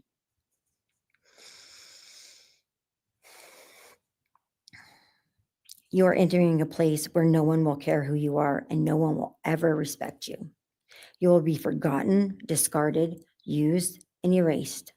You will always be remembered as a loser, an absolute failure. And when those prison doors slam shut behind you, I hope that sound echoes in your heart for the rest of your meaningless days. I hope it reminds you of what we all already know. You're nothing. May you continue to live your life in misery. You are officially the property of the state of Idaho, where your fellow inmates are anxiously awaiting your arrival. But it's okay, because they're there to help you. Hell will be waiting. Quick message from our youngest daughter. Aubrey wanted to say, you may have received A's in high school and college, but you're going to be getting big D's in prison. Thank you. Wow, really? Right? That was a bit much. That last Do we part. have more from the Gonzalez family, or are you? Yes. Next would be Shannon Gray, the Gonzalez family attorney. He'll be reading statements from Kaylee Gonzalez's grandmothers. And Cassie's right, guys. I mean, these guys are. There's a lot of pain, but certain things you shouldn't say in The court. attorney for the Gonzalez family. I actually have 3 statements, one from her aunt and 2 from her grandparents. This is from her aunt, Tammy Butts. You in the cloak of darkness made a decision to turn our whole family's world upside down forever. You in the cloak of darkness took our Kaylee J. Gonzalez away from us all without hesitation. Never have you shown any remorse or regret. We just get creepy, non-expressive stares as you have your team of women defend you. Kaylee was a strong, kind, fun-loving, caring person, and she will greatly be missed by all her family and friends for the rest of our lives. She had goals in life that you took from her and us. We lose on watching her enjoying her life, working hard and building the future she wanted. She was ready to start that after college life. You in the cloak of darkness took it all away. You left us without her future wedding, her future children that she would have added to our family.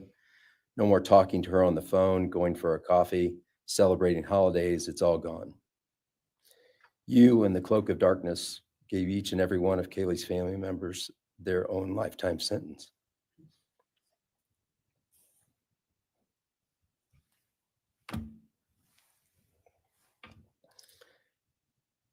You in the cloak of darkness also took our Maddie Mae from all of us. She was so genuine, caring, polite. She was part of our family. You came in, harmed our children that were younger women than you in their own beds. You're nothing, you're a coward. It's not right that you have received life. I pray that you meet your end in the cloak of darkness, burn in hell. I have two other statements, Your Honor.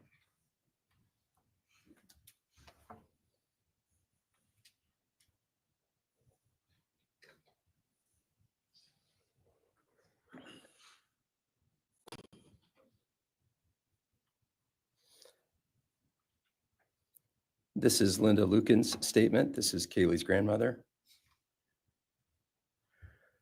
I really don't know how to address something so inhumane, but I will try. Nothing in the past 2.5 years has made any sense. All I get is you cowardly went into a home at night, filled with what I'm sure you thought was all sleeping girls, and went on a vicious killing spree for no other reason but to appease your demonic urges. You took my granddaughter Kaylee from us, plus 3 other beautiful lives.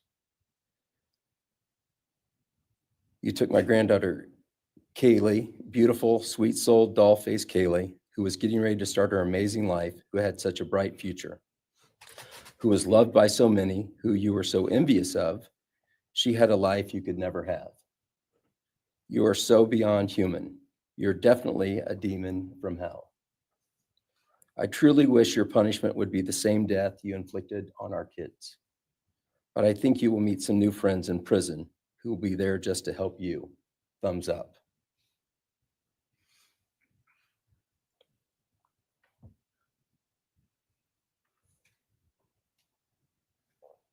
And I have one last statement, Your Honor. This is from Cheryl Gonzalez, Kaylee's other grandmother.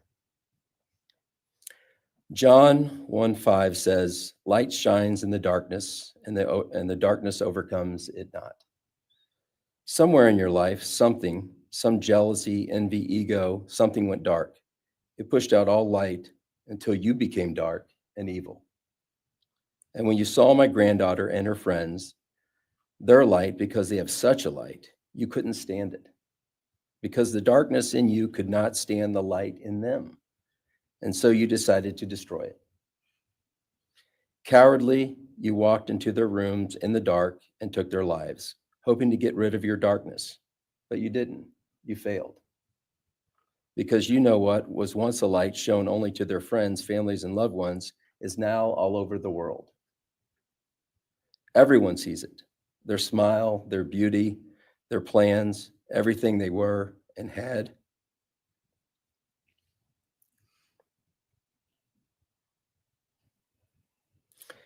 And you think you put a close to it, even that, but you didn't. Because they still exist. They are still light. They are still beautiful. You can never take that away. They will always be in the light of all eternity. And you will be in the darkness because you could not overcome it. You failed. I want you to be gone, more than gone. I want you to be cast out. Cast out from my life, from my family, from this earth. I will not allow your hatred to penetrate into my own soul. You did not get that power.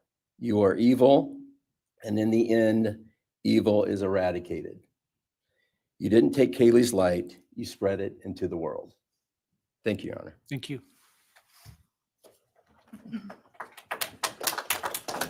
All right, Welcome, Wade. If the are you moving to a different family now? All right, why don't we take a 10-minute recess? All right. Oof. I think that's a good idea. Whew. Yeah, there's some heated. I knew that was going to be heated. And again, I'm sorry, a couple people I removed. If you're out there listening, I get how everybody feels about this. I feel the same way in regards to Bryan. Okay. And not Bryan, but the situation with Bryan, I should say. And this is something that we still have to remember. The main reason for this whole thing is Kaylee, Maddie, Xana, and Ethan are gone. They were murdered, period. They're the victims here, and their families are as well. There's gonna be some anger, a lot, and pain that they're releasing. Now, certain things I don't believe should be said. Okay, that's just me. But this is how they're getting their relief from the pain that they feel, in my opinion. Okay. So understand, guys, it's going to be said. Okay. And it, I mean, imagine, and I don't want anybody to ever have to feel this, or imagine someone that you love and care about going through this and how you would feel at that point. It would be hard. Jesus, I'm telling you guys, if I was standing up there, if I believed, if the investigators, the state, and everybody made me believe that that person did it, y'all have no idea what I'd be saying. They probably would have to handcuff me. I'll just be honest with you. Yeah. Truly, okay? But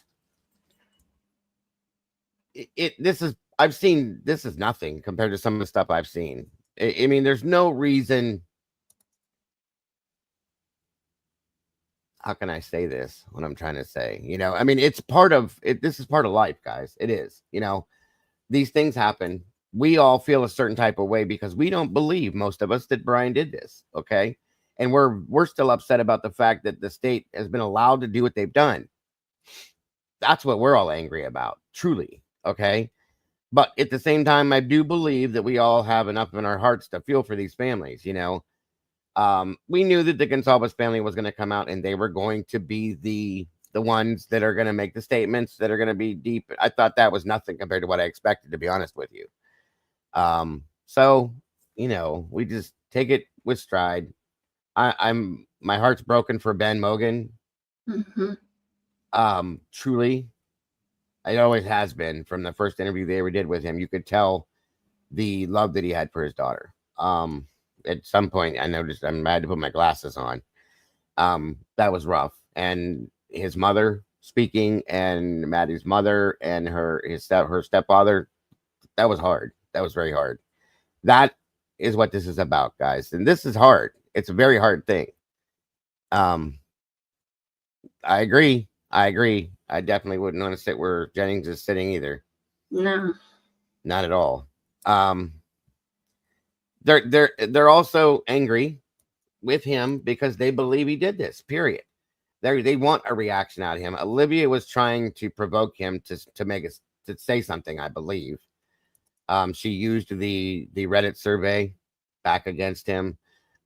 Things like that. She's trying to provoke him to say something. And it is what it is. No, you're not blocked, Teresa. You're not blocked forever. You're here. You're not blocked. It's just, and I understand why you said what you said, but we have to respect these families, folks. Regardless of what's going on, we may not like things that they've said, the things that they've done, but we have to respect their position in this at this point. Okay, and I do. I don't agree with the way that the Gonzalez family has approached this in every aspect. I agree with some of it, but not anywhere near all of it. Okay. But again, we have to put ourselves in their shoes and respect what they're going through. That's all I'm saying.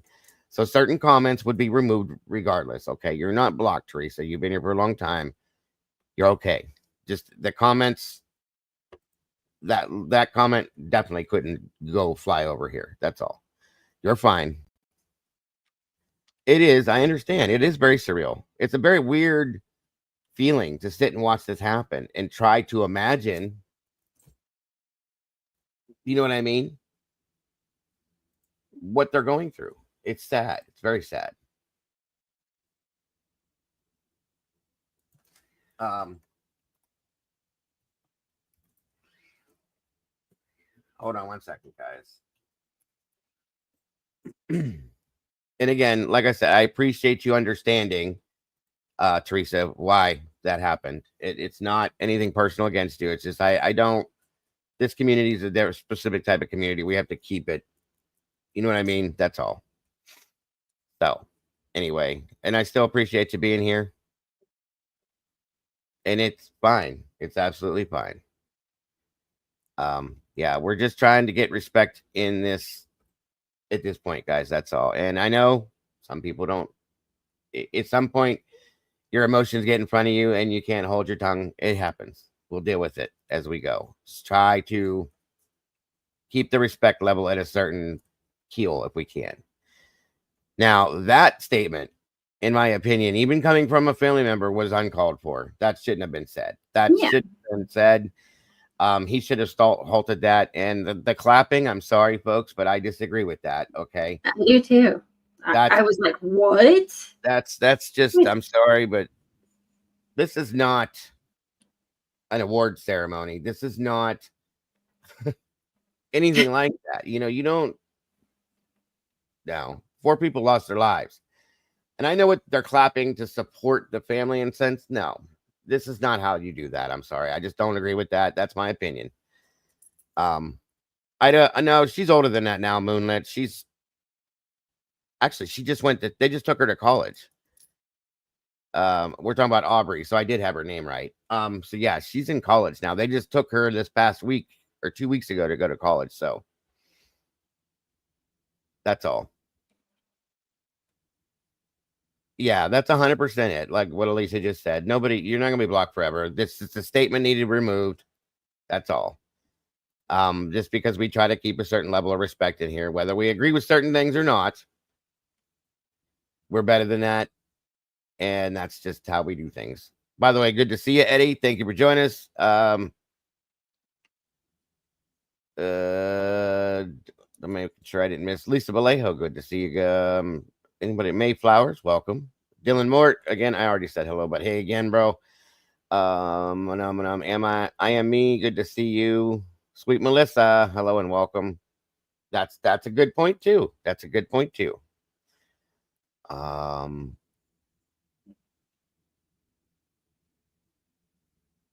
Yeah, that's wild too. If you guys have never seen Jeffrey Dahmer's impact statements, that was wild. It really was. But I'm telling you guys, this is nothing. I've seen people give their impact statements and jump over the podium and like attack the defendant. I've seen people pull a knife out. Yes, Bryan's parents are there. Yeah, pick up things and throw them at the defendants. I mean, it's crazy stuff. Bryan's parents are there. The clapping is definitely offhanded, in my opinion.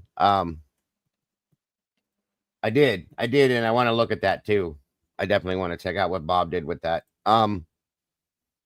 Yeah, they're mild. Guys, here locally in my own court systems, we've had just about every time there's something like this that happens, they go at the defendants like you and believe. So this is very mild. I feel bad for Bryan's parents as well. This has got to be very hard to hear somebody talking to their child this way. Right? So they're going through it too. That's why I do appreciate, I think it was Maddie's grandmother's talking about his parents and how she prays for them or whatever it was she said. That is respectable. I truly feel that was respectable, because believe it or not, that's something else I thought was pretty tasteless is, Steve lashing out at Bryan's parents, making a statement about, we have your flight records. We know where you are. And they asked if he had to say anything to say, no, I don't care about them. They're going through something too. They're losing a child too, they didn't train him to do this. They didn't teach him to do this.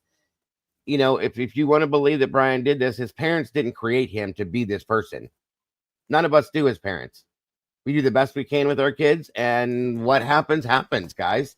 Once they become an adult, there's nothing you can do about who they become. Once again, they believe in Bryan's innocence. They've stated it clearly again and again, as do I and many other people. If we're wrong, we're wrong. Okay, people are wrong every day.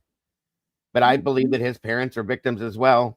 Oh, yeah, like what Fizzy just said, 100%. They're going through things too. They've been threatened multiple times. They have security on their home. Bryan's mother doesn't even leave the home anymore, according to what Michael said. Neither one of them do very much. They don't have a life outside of this now. That's sad. Okay. This has taken their life from them to be able to live a normal life, just as much as it did with the victims' families in a sense. Maybe not as dramatic, but still the same. Okay. I don't think that they will, Rose. I don't think his parents would speak. If they did, that's a lot of respect there, because that would take a whole lot to do that, in my opinion. So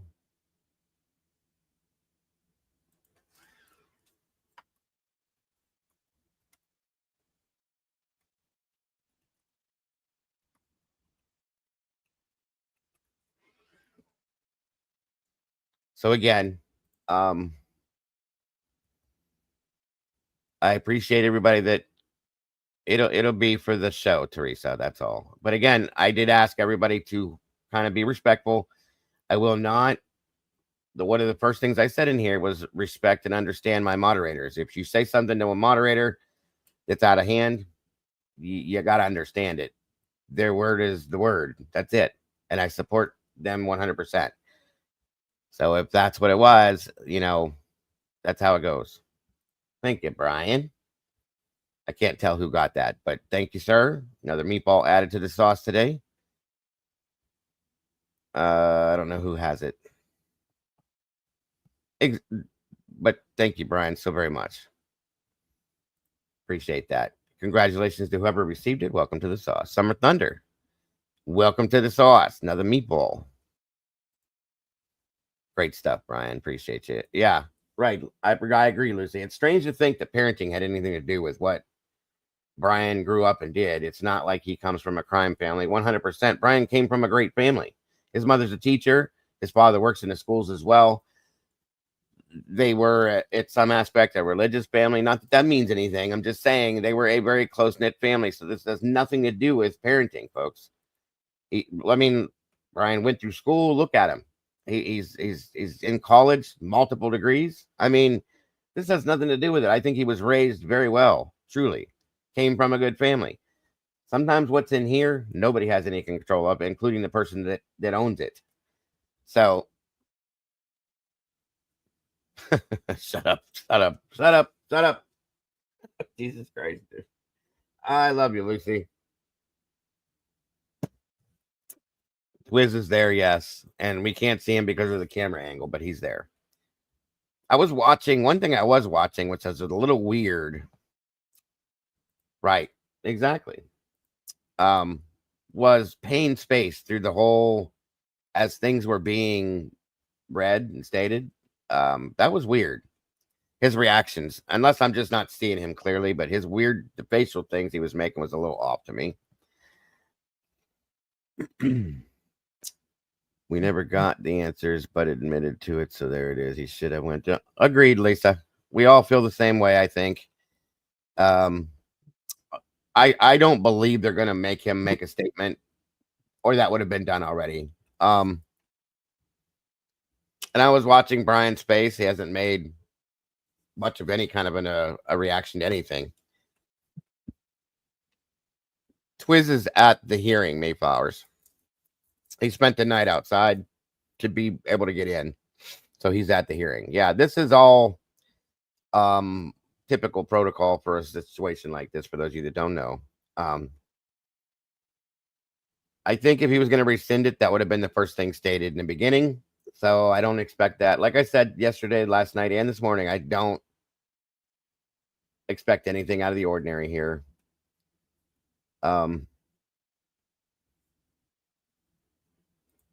Yeah, that's a fact. Very, very high tension.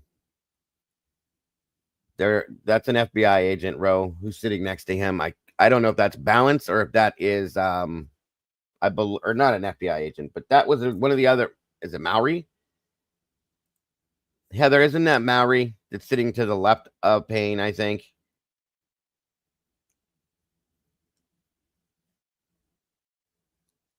That's not Furman. That's not Mark Furman, is it? Yeah, I thought it was Maori.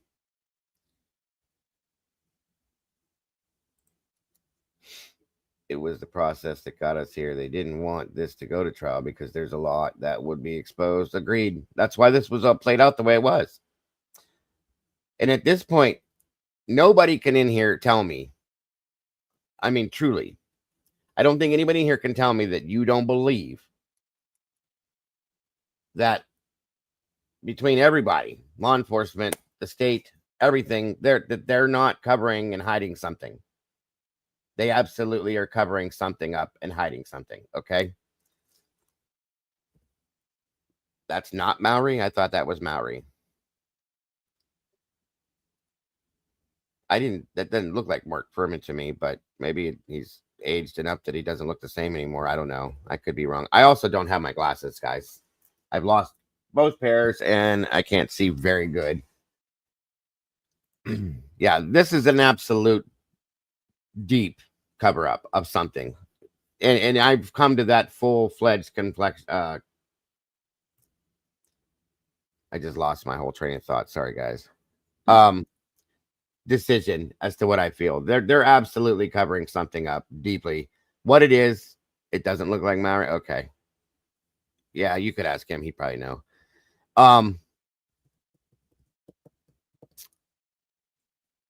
Whatever it is what this is all about. Okay. Whatever it is that they're hiding, protecting, and that's another way to put it. And I think probably the best way to put it, protecting and covering up. That's what this is all about. The entire thing, beginning to end. And I want to know, that's what is bothering me the most. Yes, I don't want to see somebody go to prison that is innocent. No, none of us do. But my biggest issue with this whole thing is how we got here, how they got him where they got him, and why we're still here at this point, and why this is okay. Because what they want this to do is this is done. That's why this has happened all so fast, in my opinion. Okay. The plea was taken. Here we are, what, 2 weeks later? Not even.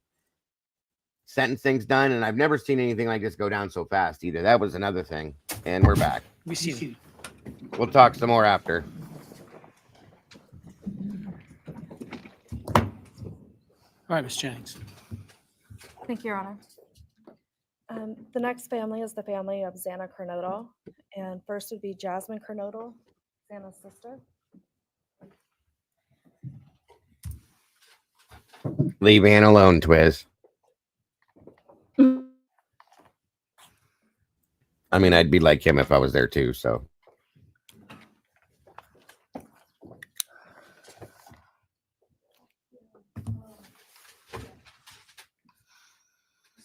Thank you to everyone who's been involved in this and just for all the hard work and dedication you guys have put into this. I also want to thank everyone for the support and just my family and friends. Did they turn off her mic? I think they did because I can't hear a word she said. I went back and forth on whether to speak today. I can't even put up the closed caption because it's live. I deserve power over my feelings, my words, or me. Thank you. In the end, I realized this moment isn't about you. It's about justice for Xana, Ethan, Kaylee, and Maddie. It's about honoring the beautiful people they were and still are in God's eyes. On November 13th, 2022, a piece of my heart was ripped away. There's no way to ever fully describe the weight of losing my sister, my best friend. No sentence or punishment will ever come close to the justice Xana, Ethan, Kaylee, and Maddie deserve. Xana was everyone's best friend. She was kind, she was funny. She was a gift to each person she was able to make an impact on. Xana was someone I turned to when I needed direction or advice. Although I am her older sister, I often found myself looking up to her. She had a radiant energy that everyone loved, and she always knew the right way to approach a problem.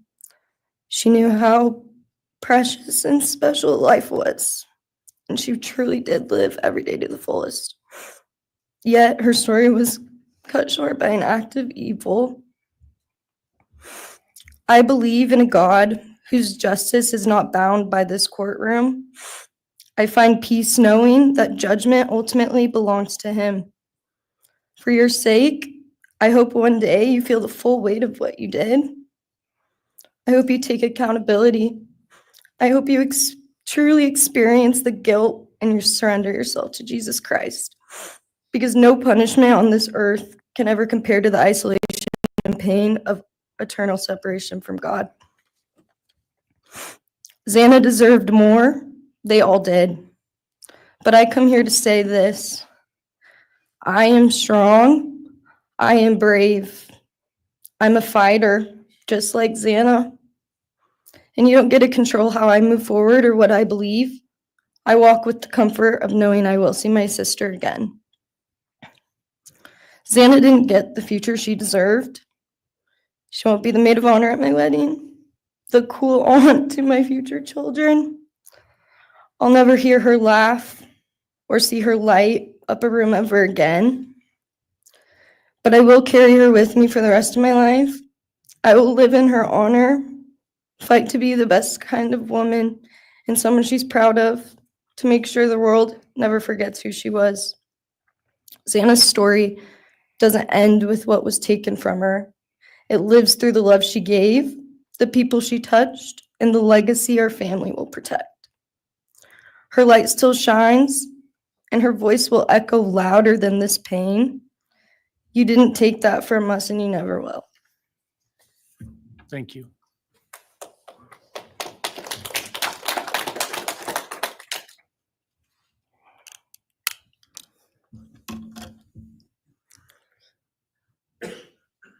I just want to say before I start, I'm Xana's dad, Jeff Kernodle.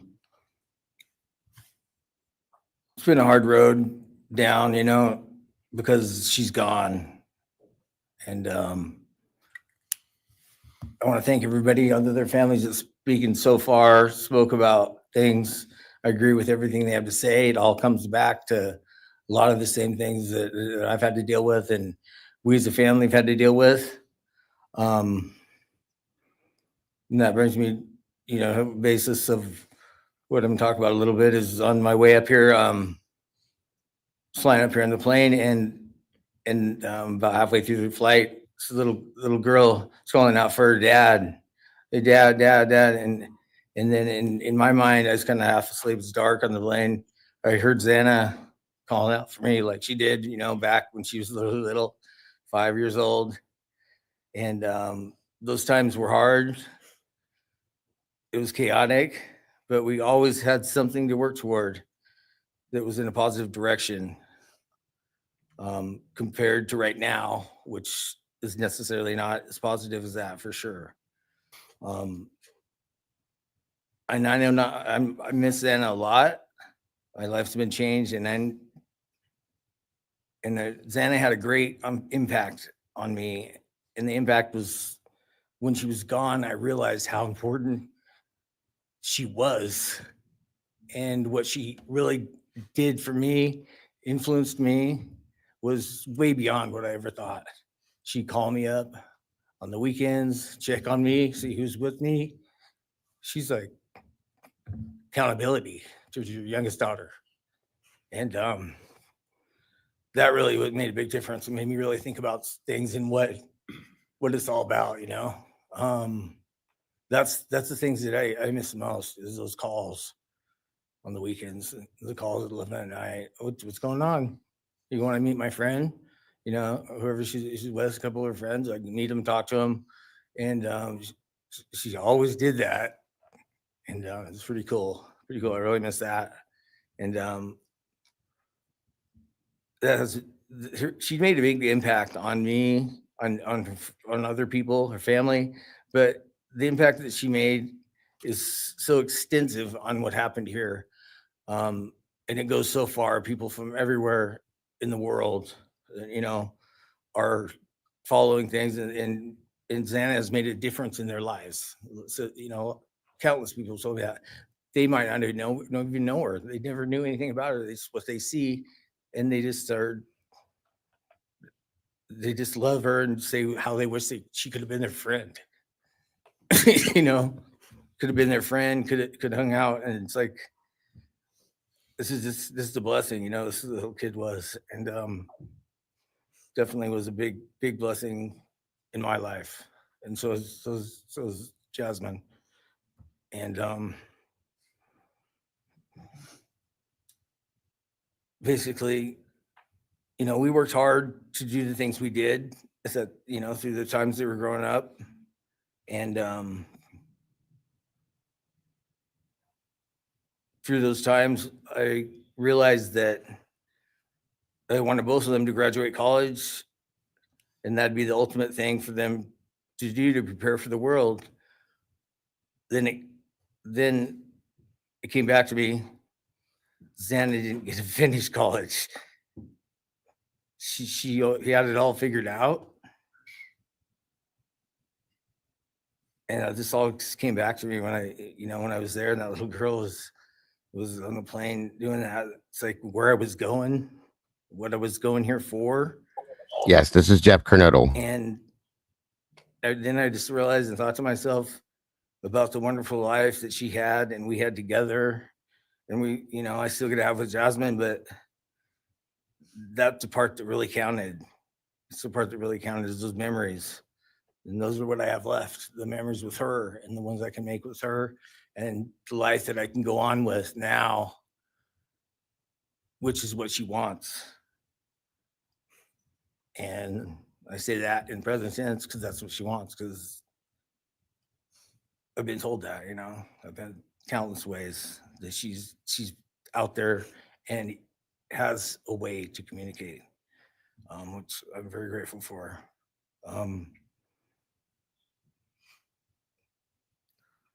That goes to say that the impact of what happened to them, all 4 kids, goes so much further than just not me, the parents, the families, the community. It goes so far because a lot of kids, in the colleges, just for an example, they locked their doors now. The door wasn't locked in the back. Penn State or wherever it was, all the colleges I know that I've heard, they all lock their doors now. So maybe the impact that it's going to make is going to help out and maybe protect some people. Having this outreach and having the influence of what happened to these kids did, all I know is I was 7 miles away when it happened, and she wasn't feeling that good. It was 11:30, and I almost went over to Susanna's to say, and I would have been sitting right there on that couch, and you had to deal with me. So they would have had a chance, and I regret that, and I regret not going. But the reason why I didn't is because Susanna said, "Don't be drinking and driving. You have to rent a car. Don't be drinking and driving." The week before that, so she was she would have been mad at me to do that. But I really wish I would have drunk and drove, because they would have had a chance, all 4 of them.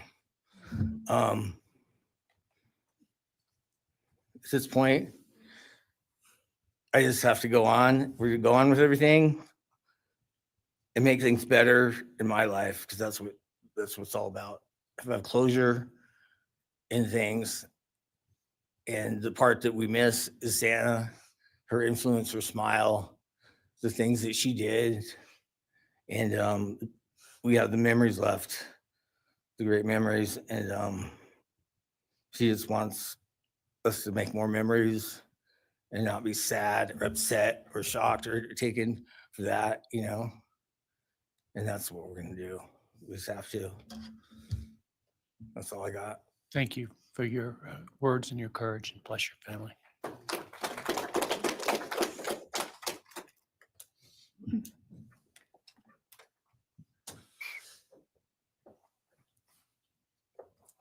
Next, Kim Kernodle would like to address the court. This is Xana's aunt, for anybody that doesn't know. Coming up next.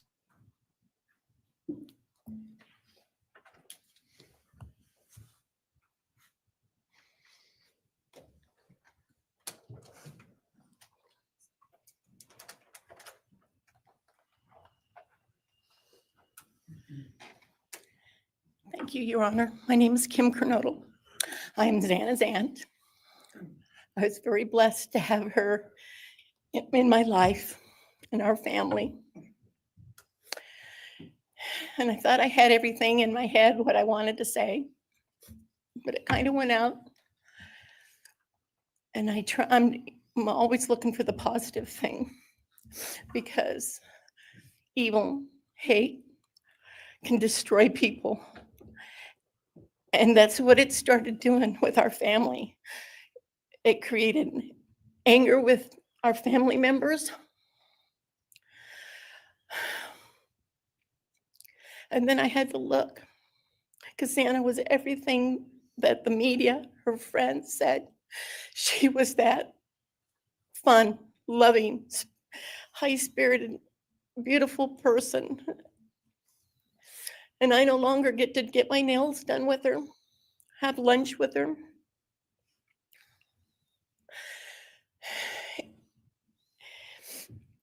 Sorry. But how I look at it now is this tragedy, this horrible tragedy on all of the 4 children has brought us closer. You united us with your actions. We're united now and we're stronger than ever. We have family and friends now that we never knew we had.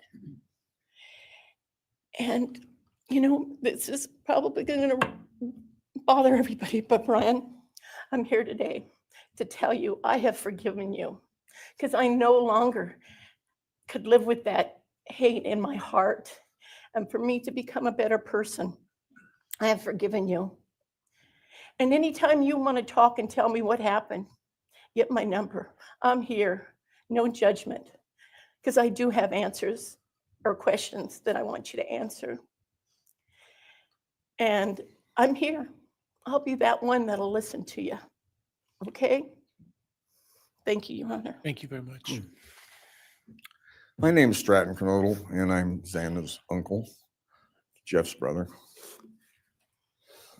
Sitting here today listening to the stories and feelings and feeling the pain from everybody is a pretty powerful thing. It's each time a statement was read, it sort of would tug into my center core as I felt everybody's anguish. And Xana meant a lot to us, and we loved her very much. But I started thinking about, instead of rehashing everything that everybody else has talked about, I wanted to direct it another direction toward Bryan and what he's done to his family, his parents, his siblings, his friends, his universe. He has contaminated, tainted their family name, and pretty much made a horrible, miserable thing to be ever related to him. And I know that that's what he has to live with, and that has to be his pain. And that's all I have to say. Thank you.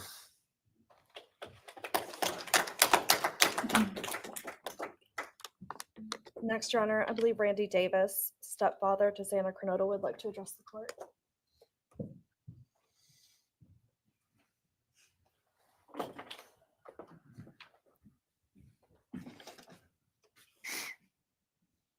Hi, my name's Randy, stepdad of Xana. I just feel the same way we all do. All of us are united because of something that happened. And I'm grateful to know and have met some new family because of this awful event. But this is probably the last time we're all going to be in the same room together. Let's be real. So I can say, I love you all, and I feel your pain. And just God bless us all, just get through it. I had stuff wrote up. It was probably best I didn't read it out. Probably get kicked out of here. So, I'll share one thing to you guys, not to you, with Xana. So I was working in North Dakota and came home, and Jazzy and Xana had taken our son Elijah and put him in a dress, makeup, and it was awful. I was like, I don't know. She was funny. I told her she'd be in the movies and be somebody great one day like that. And now she is just above us as an angel with all the other beautiful kids. So let's hold that to our hearts, because this evil thing is not going to take nothing from us. You, man, I don't know what my limits are here, but I'm really struggling, dude. I am struggling. So I want to just be out in the woods with you just so I can teach you about loss and pain. I love God. I wouldn't take your life. That's up to him. But I guarantee you, you are weak. God, I would just give a moment, man, 5 minutes out in the woods. Oh man, Ooh. You're going to go to hell. I know people believe in other stuff. You're evil. There's no place for you in heaven. You took our children. You are going to suffer, man. I'm shaking because I want to reach out to you, but I hope you feel my energy, okay? Go to hell.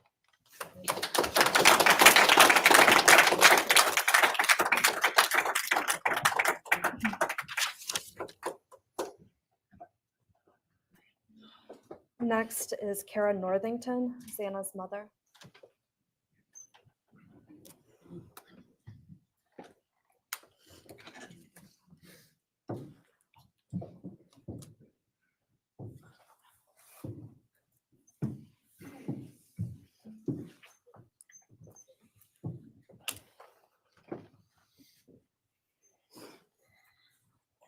I'm Kara Northington. I am Xana Kernodle's mother. This letter is to you, really,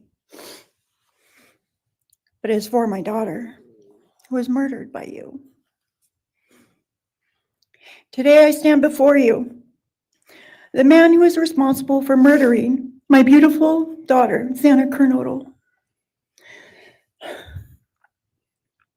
My daughter was beautiful both inside and out. She possessed love for those around her and had a light so bright it will live on forever in our hearts.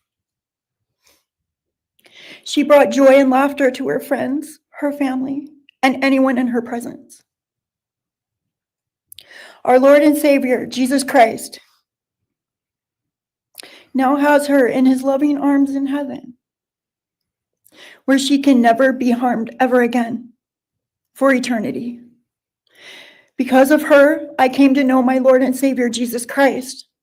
Because of her, many will come to Christ. It is Christ who lives in me that has given me the strength to forgive you.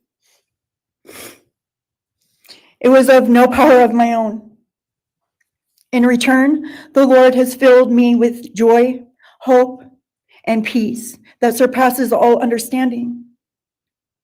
Jesus has allowed me to forgive you for murdering my daughter without you even being sorry or asking for this. This is only possible because he who lives in me is greater than any evil in this world. For God hath not given us the spirit of fear, but of power and of love and of a sound mind. I do not fear you or even let you rent space in my head anymore. This forgiveness has released me from any and all evil you have inflicted on me and my family. It has allowed me to let our Lord deal with you. You have accepted a deal that will prevent you from receiving the death penalty. Nothing man can do to you can ever compare to the wrath of God. Inevitably, you will stand before our Lord and will have to answer to him over the sins you have committed in murdering our children. I pray you come to the end of yourself before that day. Whether you like it or not, heaven is for real and so is hell. The innocent life of Xana that you stole from myself and my family, and the destruction of this, and the destruction it has caused. I am washing my hands of you and turning you over to my Lord and Savior, Jesus Christ, whom vengeance belongs to. In closing, I want to read a passage from the Bible, Ephesians 6, King James Version. Finally, my brethren, be strong in the Lord and then in the power of his might. Put on the whole armor of God, that ye may be able to withstand the wiles of the devil. For we wrestle not against flesh and blood.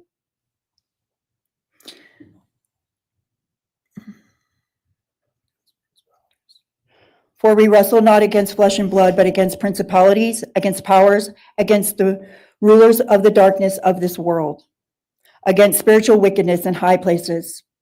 Wherefore, take unto you the whole armor of God, that ye may be able to withstand in the evil day, that ye may be able to stand in the evil day.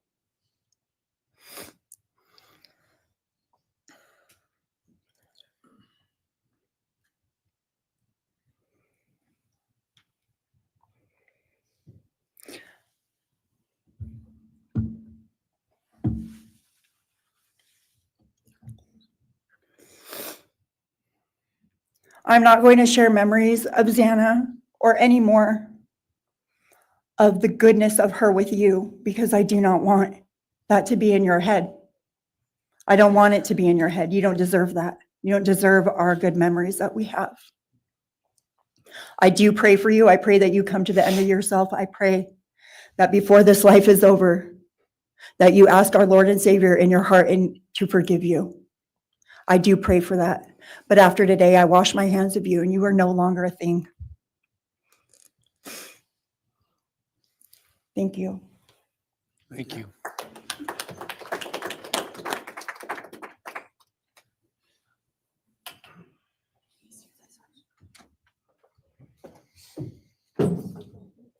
I don't believe the state has any other victim impact statements.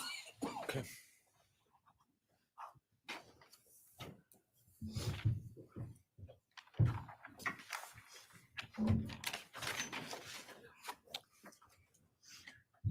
Right, state can argue.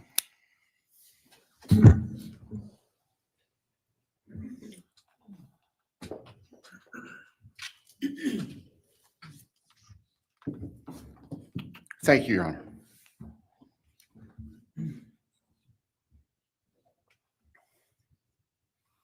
Just as a housekeeping matter to start, there will be the issue of restitution. That is, the documentation is being gathered, and we ask the court would defer that for 30 days so we can present it in an orderly fashion and make sure it's comprehensive for everyone. Any objection to leaving restitution open in 60 days? All right. Thank you, Your Honor.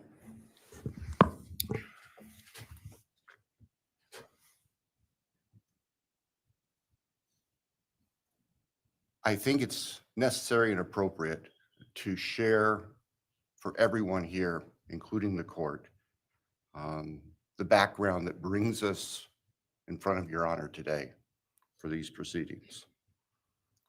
As the record reflects, and as everybody in this courtroom knows, the defendant has pleaded guilty to all 5 counts charged in the indictment. Under oath before Your Honor, he has admitted that the charges against him are true. He has reassured the court that he has not been coerced or threatened to make those admissions. And Your Honor did an extraordinary job in taking the pleas back on July 2nd. We appreciate the court's discipline and insight. The defendant has also waived appeal on the multitude of rulings from this court and Your Honor's predecessor in Latah County on dozens, literally dozens of motions seeking to dismiss the case, seeking to control or limit evidence, seeking to offer evidence that would not be appropriate. And we appreciate the court's consistent rulings based on the law, based on the facts.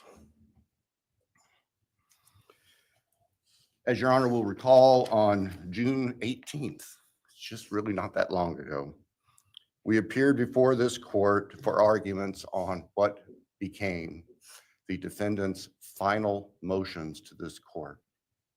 Motion where they wanted to offer evidence suggesting that other people were responsible for the defendant's actions, and the motion seeking essentially an indefinite continuance of the trial. It was readily apparent to to all of us in the courtroom from Your Honor's comments that those motions were not going to be granted. So we returned to Moscow and continued with what we had been working on for months in preparation for trial. We had no qualms about going to trial if trial was what was necessary and appropriate. The following week after we were in court, we were approached by the defense with an inquiry about a possible plea. And I can tell the court this is the first suggestion ever that there was any consideration, because indeed the defense had maintained from the beginning that Mr. Kohberger, the defendant, was factually innocent.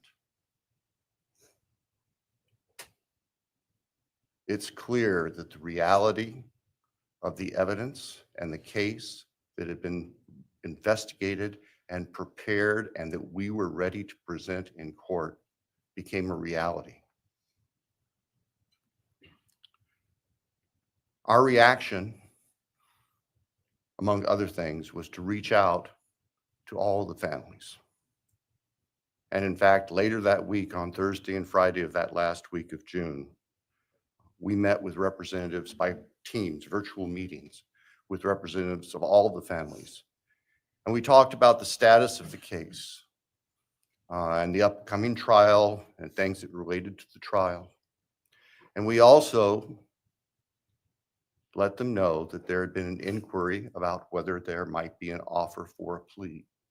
And we asked the family members for their thoughts and feelings. And they were candid. And they have been candid since, and we respect that. And we understand, recognize, and acknowledge that there was a difference of opinion among representatives of the different families. We understand that. One of the challenges of this case, one of the unique things about this case is we have multiple victims, each unique unto themselves, their families and friends unique unto themselves, and all of them entitled to their opinions, all of them entitled to their thoughts. Over the following weekend, our prosecution team, very skilled attorneys who were personally as well as professionally deeply invested in this case, met. And we talked, and the decision was reached. Well, to start with, were there to be any sort of plea offer or discussion, there's only one possibility.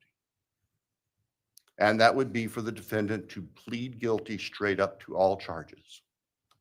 There would be no bargaining about counts.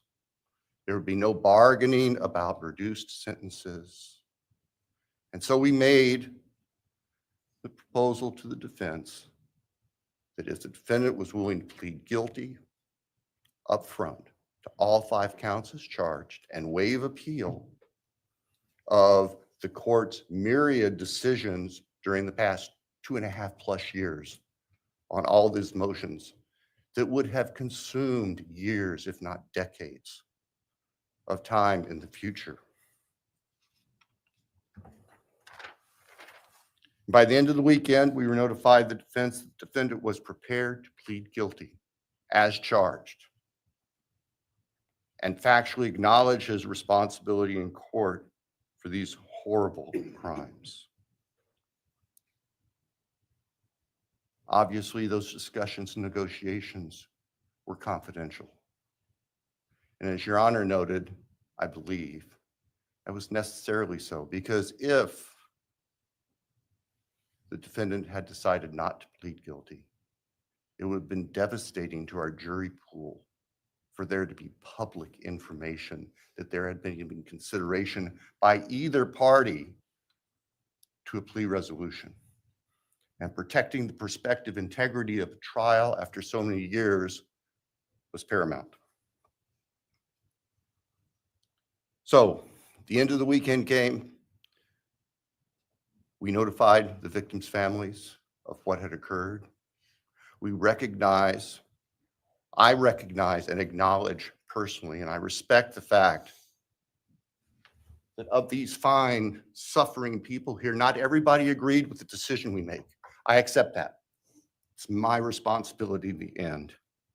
I recognize that that's the duty of the office that I hold.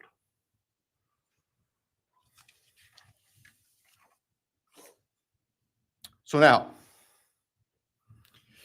it is time for the judicial system to impose final judgment and close the door on this chapter of these tragedies. As the court is aware, by the agreement of the parties, it is the state's prayer. Perhaps have the Elmo police turned on.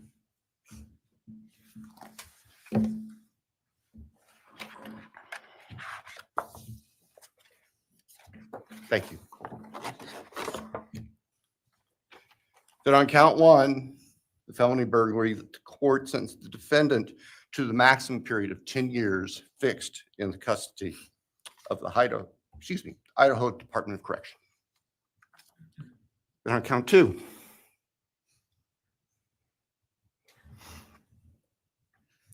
that the court sentenced the defendant to fixed life for the murder of Maddie Mogen.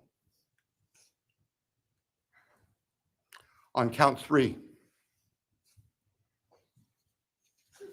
that the court sentenced the defendant to fixed life for the murder of Kaylee Gonzalez. On count four, that the court sentenced the defendant to fixed life for the murder of Xana Kernhodel. On count five, that the court sentenced the defendant to fixed life for the murder of Ethan Chapin. And the state further prays that these sentences be ordered to run consecutively, back to back, not at the same time, to recognize and respect the unique individuality of each of these beautiful young people whose lives were taken brutally and for no reason.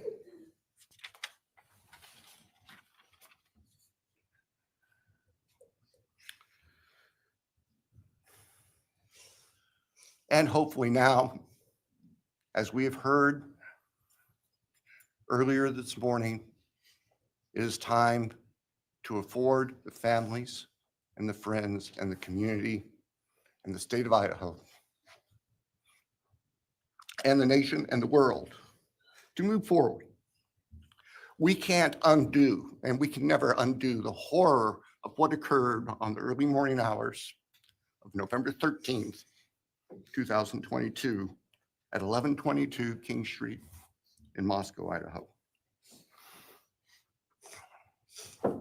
For a long time, the presiding district judge in Latah County was John Stegner, who eventually became a member and a justice of the Idaho Supreme Court.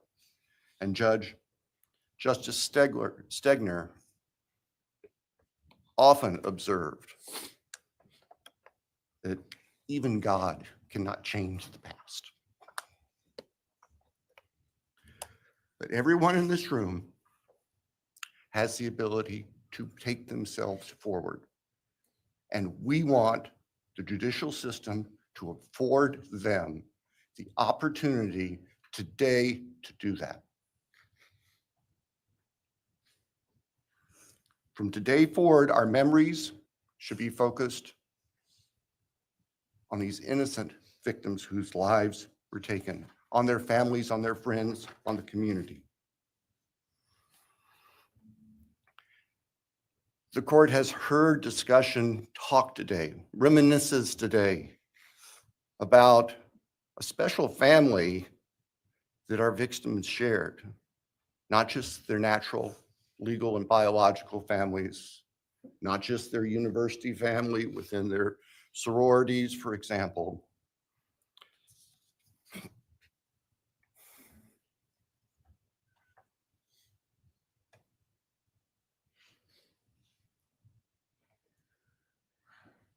but this family.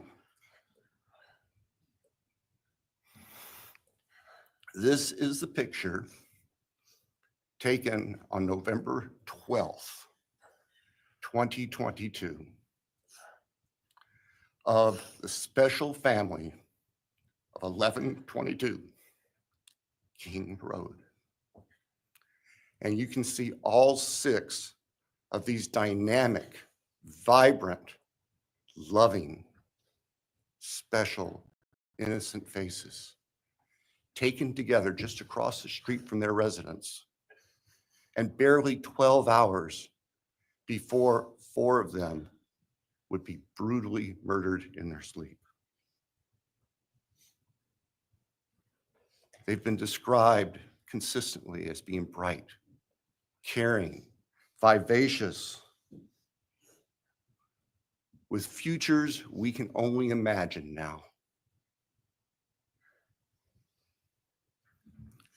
But they were, and they remain, a special family that I think we should all recognize and appreciate. So it's time to move forward. There have been a number of statements directed specifically at the defendant today. I have one last thought. After Your Honor imposes judgment and sentences the defendant to spend the rest of his life in prison, in other words, sentence the defendant to die in prison, he's going to stand up in the belly chains and leg irons that he's wearing today, and he's going to be escorted into the custody of the Idaho Department of Correction. And the door will close behind him forever. That is the closure that we seek, that all of these people, these loving friends and family deserve, so that we can move forward. Thank you, Your Honor. Thank you.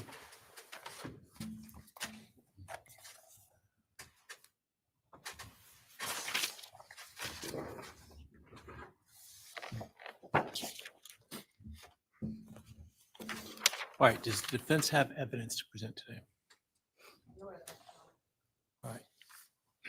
Does defense wish to make argument today?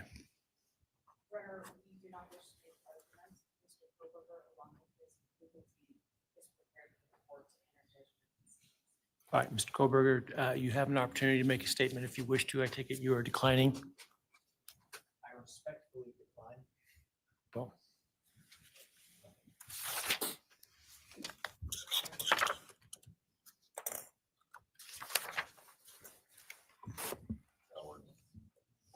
please. All right, let me start this morning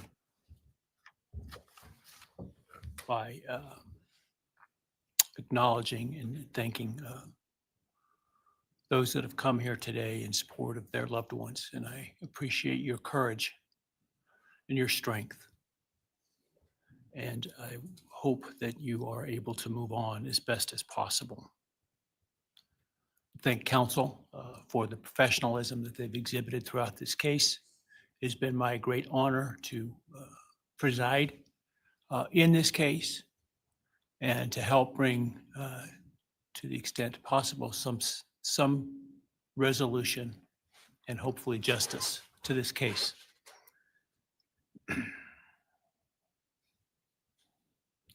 During the quiet morning hours of November 13, 2022, a faceless coward breached the tranquility of 6 beautiful young people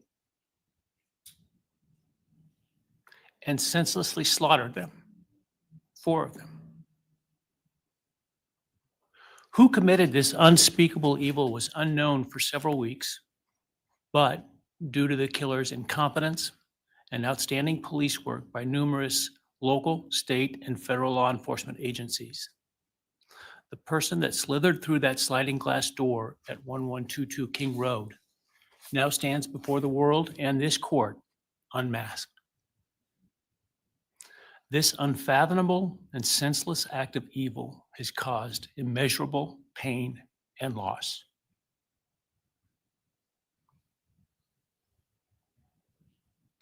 No parent should ever have to bury their child.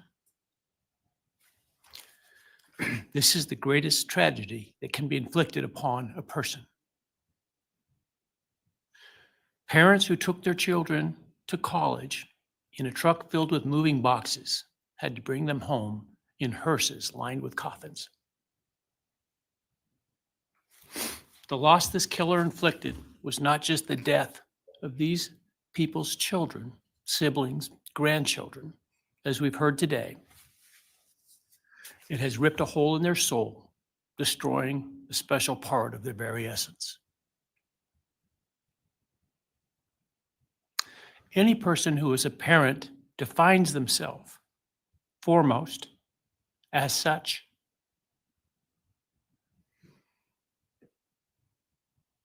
It is their existence and purpose of being.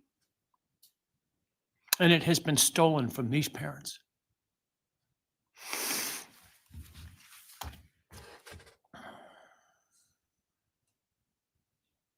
None of us have experienced the loss these victims have in the unspeakable way that they have. And therefore, none of us can, nor should we, question the way in which they have handled their loss. Whether that be in private mourning, removed as far as possible from this media circus, or in front of a camera demanding retribution with the loudest megaphone. I've listened intently to the stories and pain that have been shared today, with great awe at the courage and resilience of the surviving family members of those wonderful children. I've listened also to the surviving roommates, both in person and through their friends.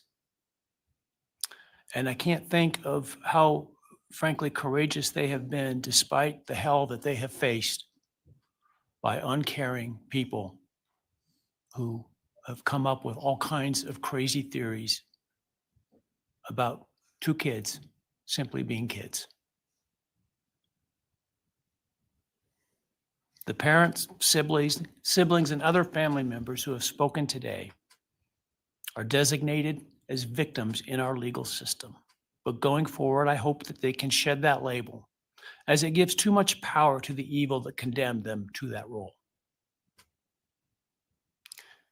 They are and should be known as survivors, fighters, and foremost as witnesses to the tremendous lives of value and unbounded promise of these four young people. But those speaking today and those who did not speak, but who carry this same burden, this same loss, now carry forward the memories of these now perpetually young people, these forever children. These survivors carry the responsibility of ensuring that the voices of these children, Maddie, Kaylee, Xana, and Ethan, are never forgotten, and the positive impacts that they have had on so many lives are never minimized, and that the love they shared, the light that they shined onto others is forever celebrated. As we sit here today, this case is ending, and we are now certain who committed these unspeakable acts of evil, but we don't know, and what we may never know is why.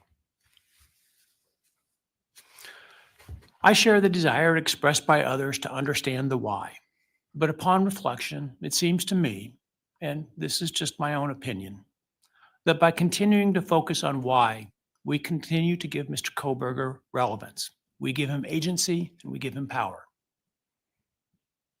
The need to know what is inherently not understandable makes us dependent upon the defendant to provide us with a reason, and that gives him the spotlight, the attention, and the power he appears to crave.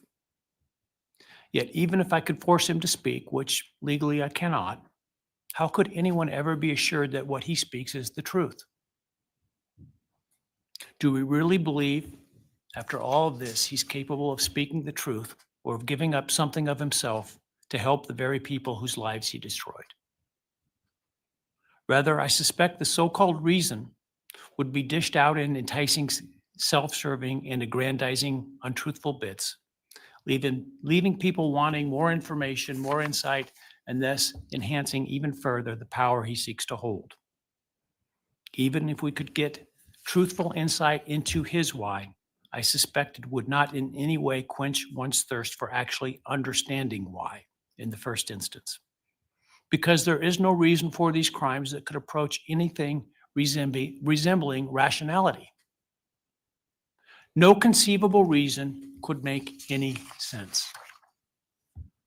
And in the end, the more we struggle to seek explanation for the unexplainable, the more we try to extract a reason, the more power and control we give to him. In my view, the time has now come to end Mr. Kohberger's 15 minutes of fame. It's time that he be consigned to the ignominy and isolation of perpetual incarceration. I know there has been concern about him collaborating on books or movies or other media projects, and I truly hope that someone does not stoop to affording him this spotlight that he desires in the name of clicks, royalties, or profits.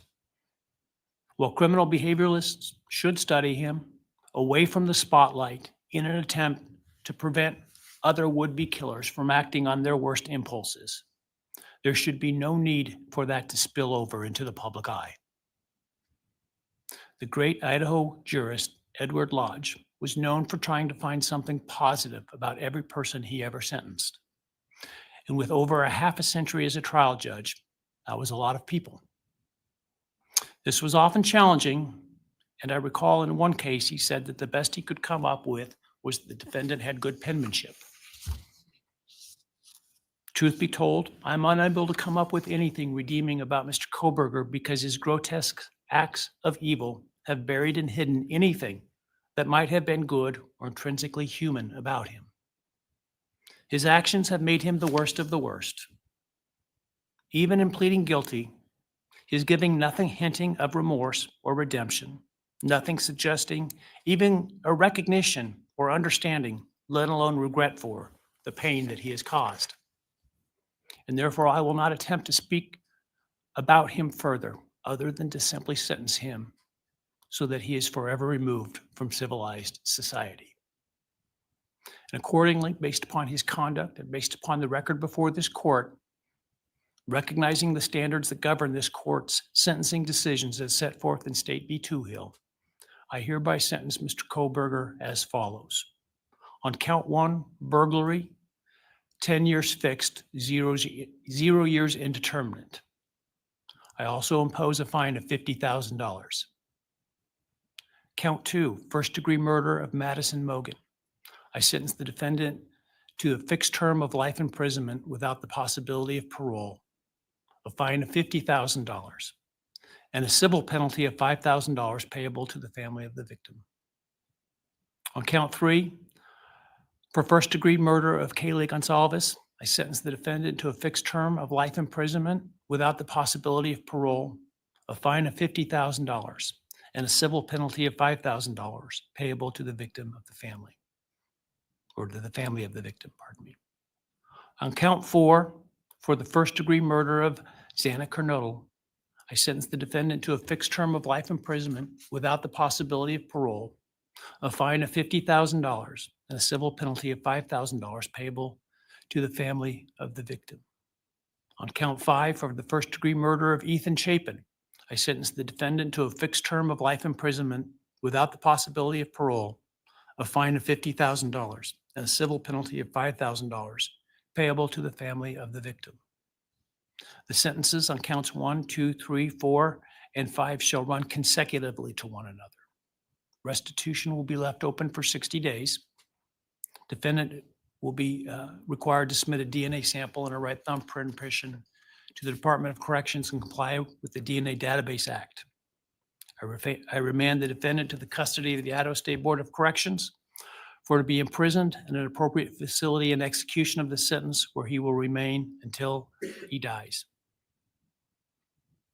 Though you've waived your right to appeal, you do have a right to file a notice of appeal, and any such appeal must be filed within 42 days of the date of the written judgment. which will be entered shortly hereafter. Though the appeal, you should be aware, may be deemed a violation of the plea agreement, and so I certainly suggest you discuss that with counsel if that is your desire. I ask the media and public present to allow the families to be escorted out first before they leave. Again, thank you to everyone for your stories today. I am strengthened by them, and I am encouraged by your humanity and strength. And God bless you. We're adjourned.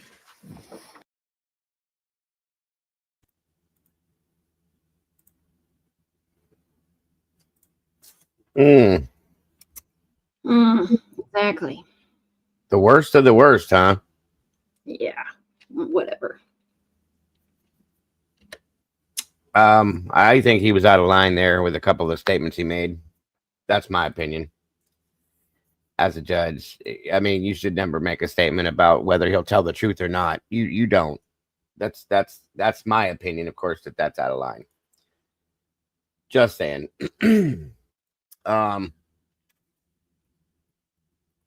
No statement from Bryan. He respectfully declined.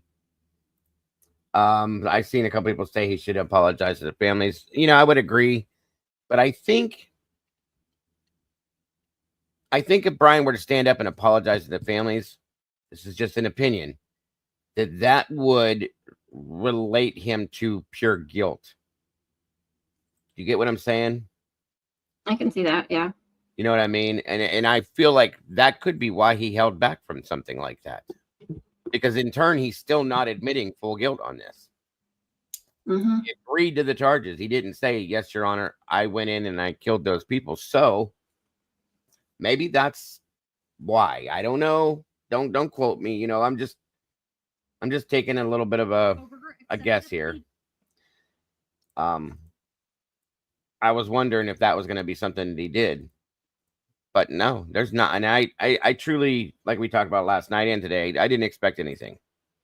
Yeah, I didn't either. Nothing at all. So.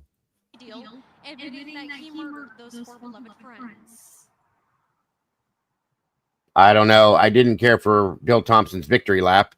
That's what I call that. He did nothing. They did nothing. They did nothing to prove that Bryan was guilty in this case. They were basically handed this case. Now, the community is still reeling after the plea agreement, with Kaylee Gonzalez's family speaking out against it when the plea hearing was taking Not to place, mute. placing various statements on social media. What'd you say, ma'am? I said you need to mute. Sorry.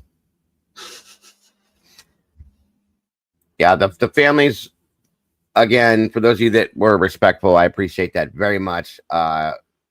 Respecting them making their statements. Even though there were some that were disagreed with some statements that were made, and I get it.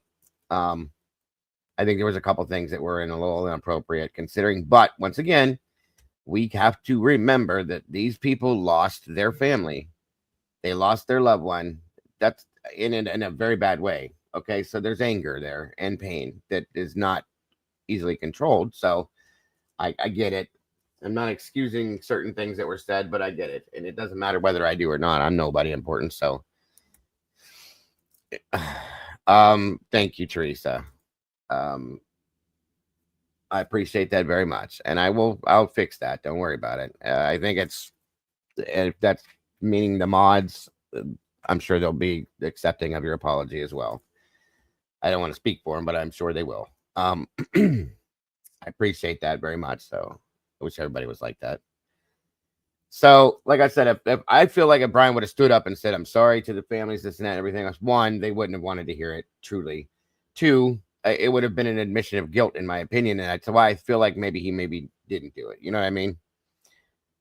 No, Taylor, why would he go on the stand, hun? It's done. He just, to make a statement, no, he didn't speak at all, hun. At all.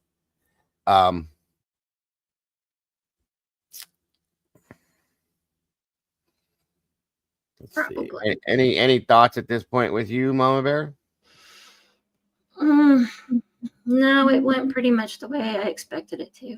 what I thought too. The clapping was definitely something I did not approve of. Yeah.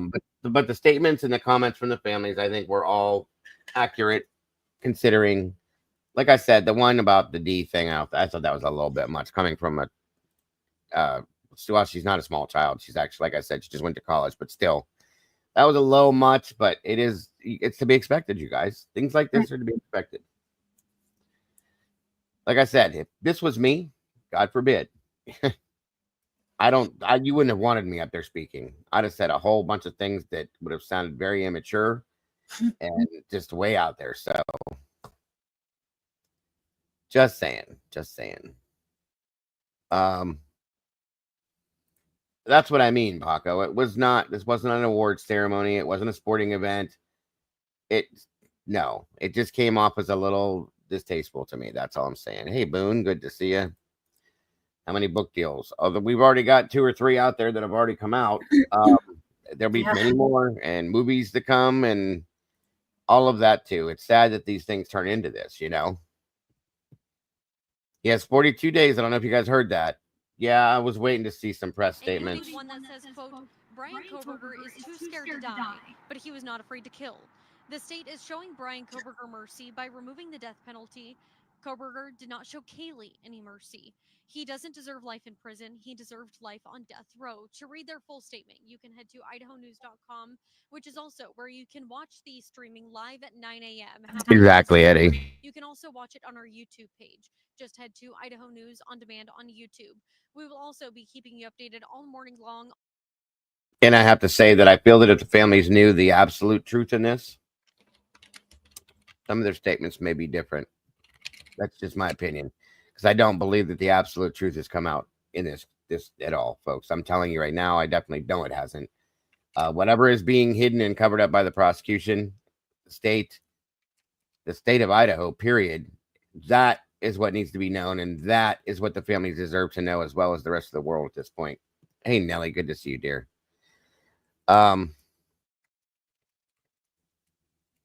And I don't either. I don't at all think that he wanted to be famous, Nelly. So, no. So yes, there's 42 days. He has 42 days for an appeal. As you heard right there, he has the ability to appeal. For those of you that didn't understand how that all worked out, it would be a direct violation of the plea deal, but that doesn't matter. He can still appeal. And like we were saying this before, there's other options he has as well. So we'll see if something happens where this gets thrown up into the Supreme Court, which is what I've been feeling for the past few days. And some other things I have thoughts of as well, because I still just don't think Bryan did this.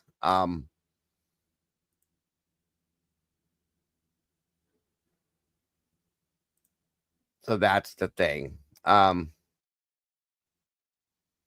At this point, I just want to see if there's going to be any after statements or anything like that come out. So let me look around a few minutes. We're showing you what's happening out front. As you can see, news outlets from across the entire nation are surrounding the Ada County Courthouse to give updates on what happens. There's also a line forming outside to try and get a seat inside the courtroom to see firsthand what Judge Stephen Hippler decides to hand down to Bryan Kohberger. When we got here at about 3:30 this morning, the line was at the front of the courthouse. Now, Yes, he just said there's going to be a presser in 45 minutes. in front of the building. I figured that too. What's happening all morning 2:30. Where's the chat now? Wait, where is it? Trying to get live shot. Okay, wait. It's not coming up on the screen. I'm like, where is Okay, so we got live shots here. When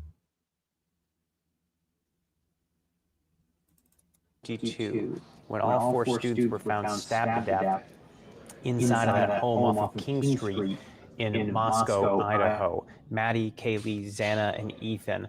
We did hear today as well from the roommates. One of them, Bethany, spoke just via a written statement. So we didn't hear her direct. Yeah, I agree with that one too, Josie. I thought Steve was very calm considering what I actually expected. Yeah, yeah. That was shocking, truly. When he turned that podium, I was like, oh boy, he's going to blow. But Well, he wanted to make sure he was directing it directly at Bryan. So yeah. But he kept it pretty together. Yeah, I was shocked. Mhm. Exactly, but we did have a chance instead to hear from Dylan. Now, Dylan was one of the two people that was inside of the home, and you even heard perhaps the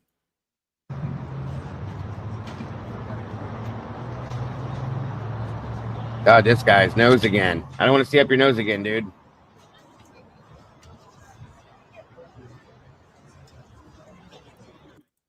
You know, and seeing their faces one after another, and then just the iconic picture, sadly iconic picture now of them. I'm trying to see to get better like live shots outside. Cassie, where did you see the presser released that they were going to be doing the presser at? It's 5 life sentences fixed, no parole. The restitution part, I know they at the beginning of that they gave 60 days. Why did they keep saying 5 fixed life sentences?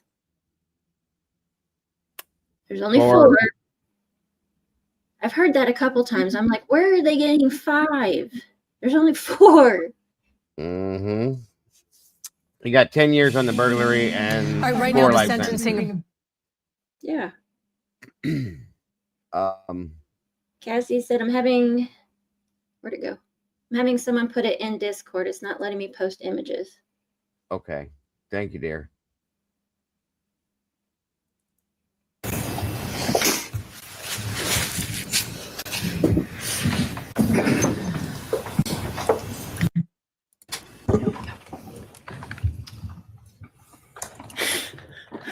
I was kind of shocked to see Dylan there. Yeah, that was a big shock. We'll say that much. I don't see. No. Wait. Is that Bryan Hinton? No, yeah, that was from last night. No, she didn't. When they Bethany didn't come back to Idaho when they questioned her, did they? No. They went to her. She left and has never been back. Yeah, that's what I thought. 20. They went to her. Moscow PD. Okay, so we have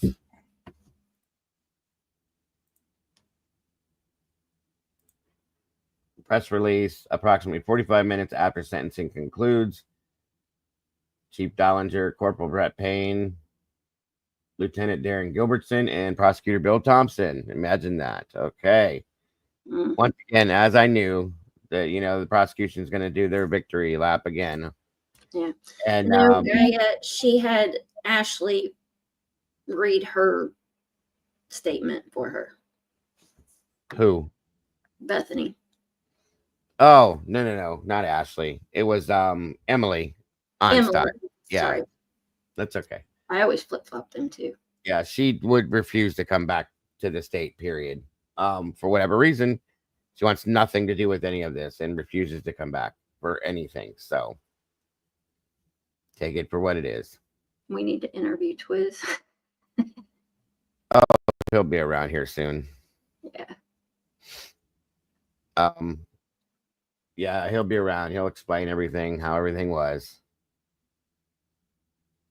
I agree, Nellie. I agree.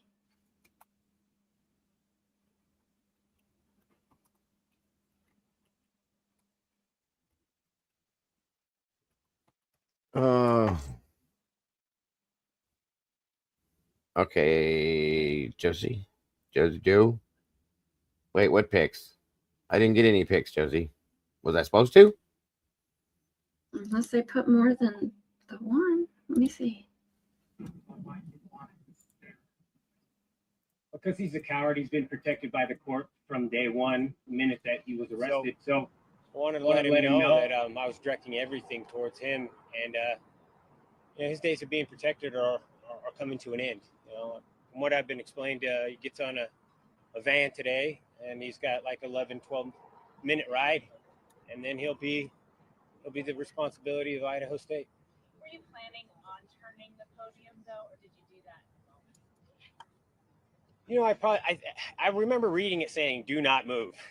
So I was like, "Well, I'm moving this." I just kind of made that decision right then and there. So, I want to make it as difficult as possible. I knew my daughter was going to do a speech, and I'd heard it, and I was like, "He's going to hate this. He's going to hate this next set of people that are going to come forward and really rip into him and really expose him for what kind of a piece of trash he was." And we've been waiting a long time to say some of those things that needed to be said.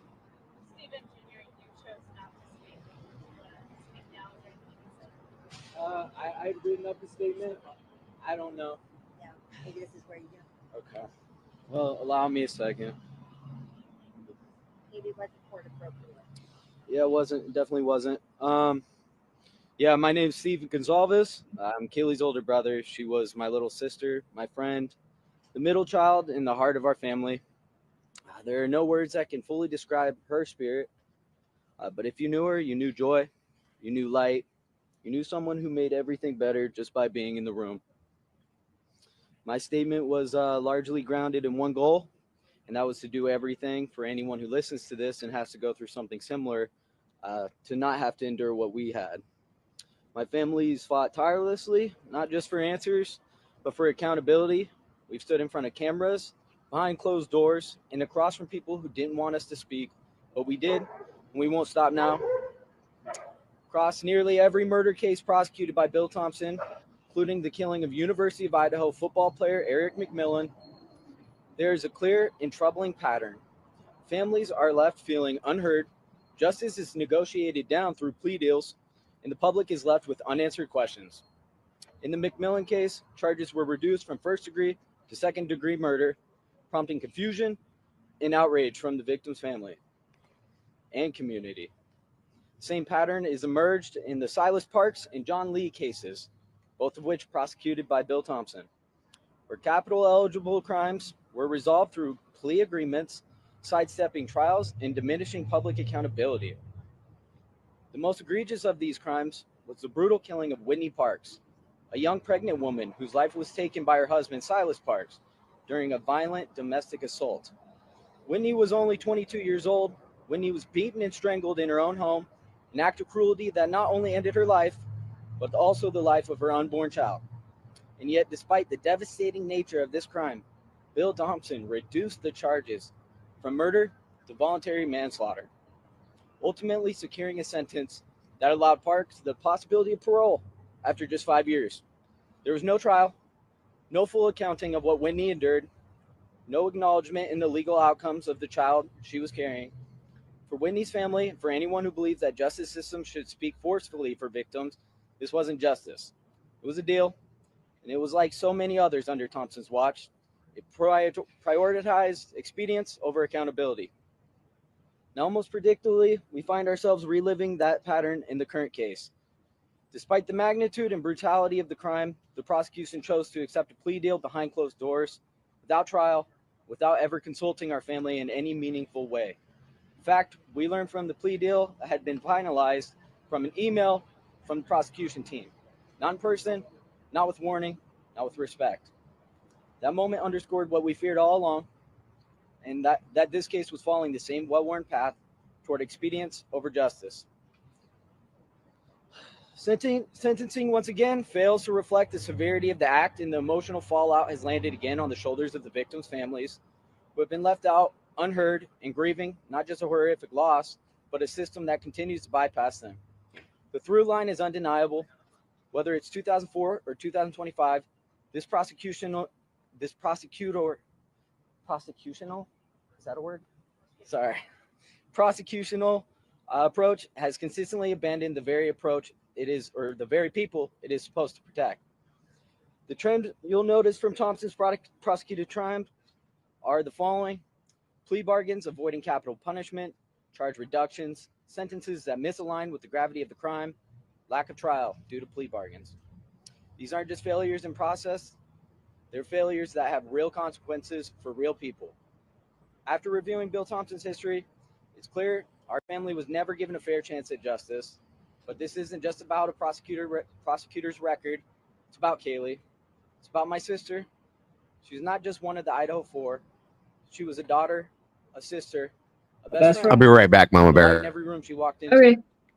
When the prosecution followed the same path we've seen before, closed doors, limited input, and a plea deal handed down without our voice, it became painfully clear that Kaylee was being treated just like another case.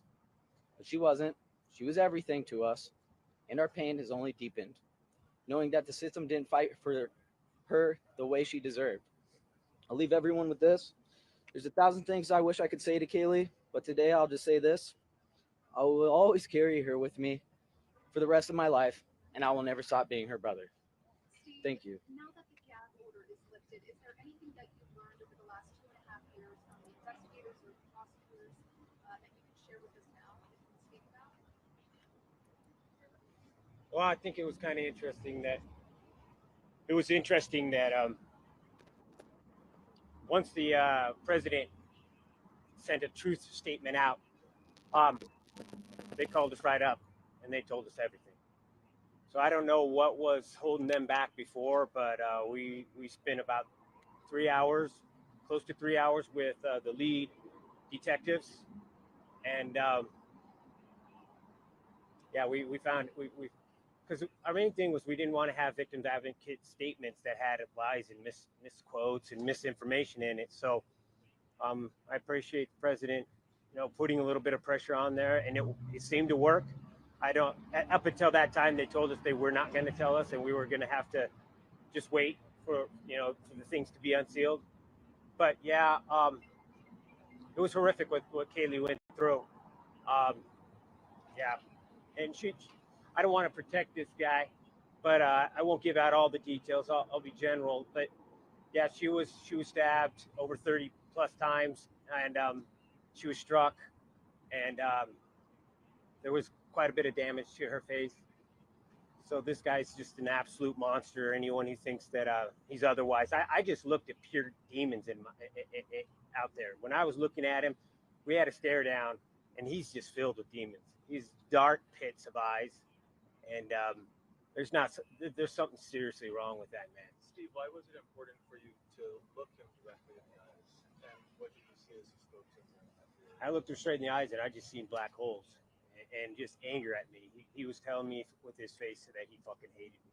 He absolutely fucking hated me. And why did you want to speak to him directly that way? It's the most personal one. Like, Yeah, look at me in my eye. He took my daughter's life. Look at me. Yeah, Did your family get something today that needed, or was this? Yeah, 100%. It's a little early to actually even answer that for myself. I think that kind of stuff needs to set in and sink in, and you regret maybe saying some things, or you wish that you would have said things. So I think right now we're just kind of in the mix of the tornado, and the real feelings. As the spotlight then fades, what do you want the public to remember? Our main thing is hopefully this could be a template for another family that you can use the media as much as they're using you. You can use it to keep people accountable, keep people honest, keep the court system treating you with a little bit of respect. And I think that's what we did. And the more that you get active, I think the more chance that you're going to get that justice in the end. I think you really got to try to make your kids stand out. Or Neither did I, but okay. Make them real. Get on the internet and talk to people. Before you go, and I know you want to go, I want to ask Olivia today was spectacular. But Olivia asked the question, what was the other weapon you used on my sister? Despite this meeting you had with the prosecutors, there still sounds like there's something built in there. Can you explain that to me? No, we do know that another weapon was used on Kaylee. So we don't know what that weapon was, but They didn't recover it. along with the knife wasn't recovered. But Kaylee was not just stabbed. There was other things that happened to Kaylee. 2 weapons, huh? Interesting. The conversation we had with the prosecution was about healing more than anything. It was about giving the victims' families answers. And they may share some of that information at a later date, but today is not the day for that. Today is about the sentencing. It's about putting the defendant in prison. That would give me 2 people at least. There may be Right. more details to come about that, but that At least. that conversation that they had was about the healing process and finding some answers that they had. And so we may share at a later date, but today's not the day. Okay. Thank you guys for being available. Thanks.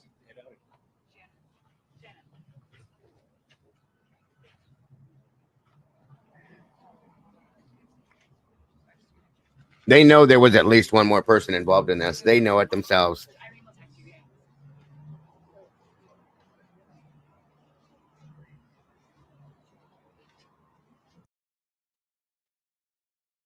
Right, Tonka. Yep.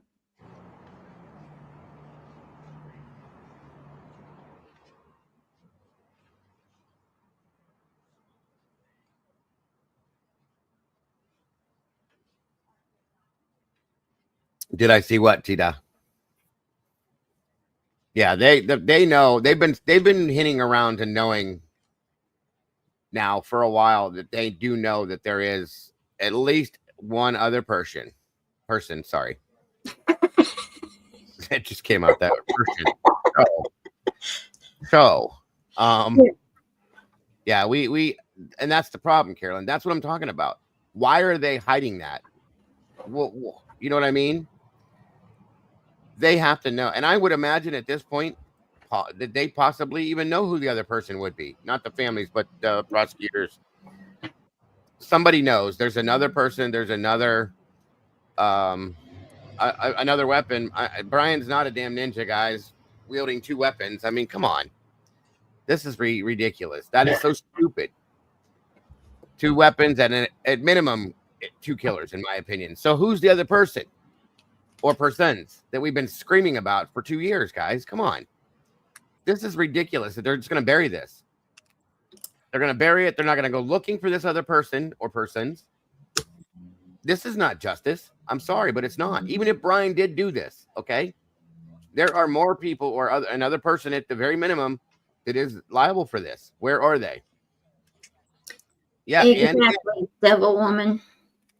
And again, Anna and Ethan were attacked simultaneously. That's in paperwork, folks. So that says it there.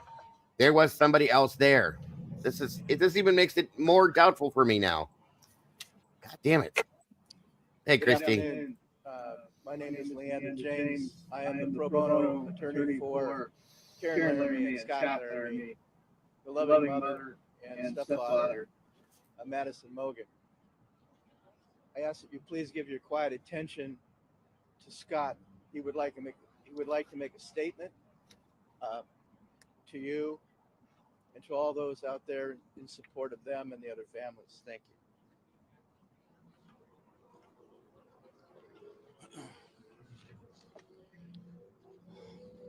Karen and I just left the sentencing where we gave our victim impact statement. Judge Hippler sentenced the defendant to the maximum allowable sentence under the plea agreement.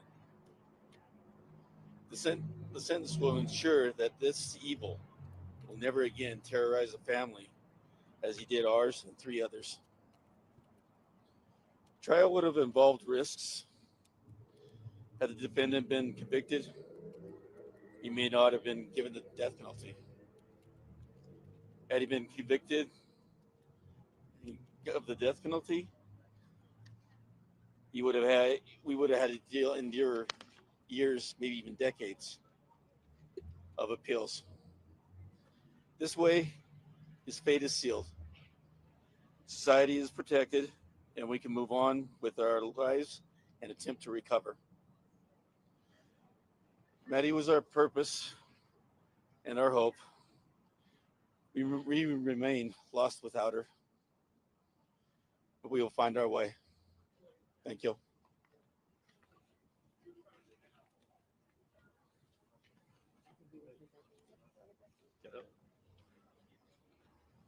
Thank you.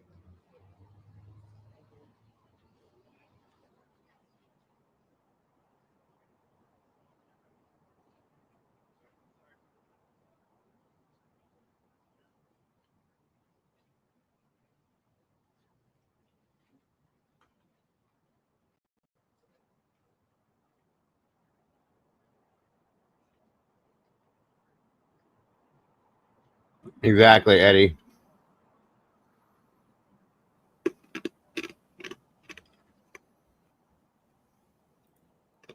Thank you, Christy. Guys, Mama Bear's link is pinned at the top of the chat. Click on that link there. It'll take you to her channel. Please go over there, subscribe, hit the notifier, and hit the like button if you would, please.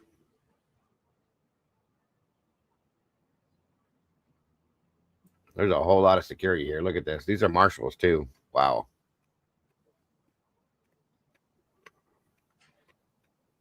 Yeah, guys, there's a lot of things pointing to the fact that there's still, at the minimum, 2 killers now. Okay? How is that being avoided is what I don't understand that. Let's think about it for a minute, because they keep referring back to this statement that Bryan made. Has anybody else been arrested yet? Okay? They're talking about multiple weapons here. We've always thought that there's no way he did this in that period of time by himself. So, again, let me see if I can find some more real quick, guys. Hold on here.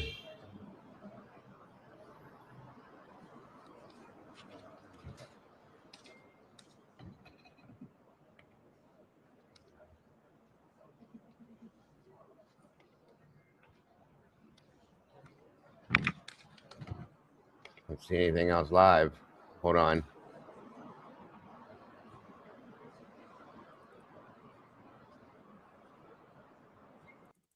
Everything? They did. And you know, Seeing things like that, and so they're going, and then you get a score. The Department of Corrections scores you. Represent the state, does not represent any one victim, any one specific person, but instead has to really look to what is the most reasonable, most just, and most definitive ability to have justice in this case. And so what we heard from prosecutors all along, since we found out that this plea deal was happening, they talked about this was a finality. It saved the families the trauma of trial. And I don't think anyone would argue that looking at the evidence and hearing it repeated in court time. That's what I thought, Eddie, but it's been being stated again from news anchors again. So I don't know if it's true or not, but if it is, it does relate to that very easily. And time again, they were expecting this trial to last for months. And so I think that, you talk to families who've been through things like that, been through trials like that, and they do say that it is nothing short of traumatic. It is reliving that pain over and over again. And so just like the Mogan family, we've heard from the Chapin family who said the very same thing. The Chapins were not here today, and they have said they don't want to be in court. They have spoken, we have heard them, and they have spoken to us and talked about supporting the plea agreement, but saying that they want to move forward, and that sitting in a courtroom and listening to the testimony about the case or having to look at Kohberger simply isn't a closure for them, and it doesn't help with their healing. And the judge alluded to that too, and it is a very personal experience. I don't think that any of us can even begin to imagine what we would think, feel, or do if we were in a similar situation. And I think that the judge was saying that it's important to honor everyone's reaction, that there is no right or wrong way to feel about this. The prosecution, however, saying, it's not about one person. He acknowledged that. He said, we know there have been some of the victims' families are angry with us. They know, he knows that they don't agree with this decision. But he talked about why he made that choice, because it was a final closure in this case, and making sure that Bryan Kohberger would never leave prison, meaning that he could never victimize anyone again. And I think that's what has been at the core of this decision to take a plea deal from the very beginning. But as we learned today, that decision not made lightly, but also not made very long ago, just within the last month and a half is when that decision to take the plea agreement and to work toward a plea agreement that both prosecution and defense could agree on just happened within the last 6 weeks or so. Bryan, Justin? Andrea, speaking to you, the topic of closure, you said it's very individualized. We heard Christy Gonzalez talk about this. Somebody I think I heard ask, does this give you closure? And she said it's too soon. to tell. This is a process. It's just kind of settling in. It isn't as simple as closing the door as the prosecution may have suggested, but it is a process, and we'll see how this goes. Granted, they're still very upset with the plea deal, but it is a step forward, and that's kind of what Judge Hippler was saying, that this is going to be a step forward for everybody involved. I think stepping forward, was a theme to some of what we heard in these victim impact statements. The sister of Xana Kernodle, Jasmine, talked about trying to move forward, that this is not about Kohberger anymore, that this is about Kaylee, Maddie, Xana, and Ethan. I think as much as we can, we'll all try to get to that point, but as we also heard, boy, it could be too soon for a lot of people as well. I understand we have Morgan Romero outside the courthouse now. Morgan was inside where they had, I guess, 100 plus filling the courtroom this morning. Morgan, what was your take from inside? Yeah, Bryan and Justin, the courtroom was absolutely packed. Members, of course, of the victim's family and their friends, as well as members of the media and just people in the public who are really interested in this case and have been since the beginning, as much of the world has. To talk about the tone in the room is just so hard to put into words.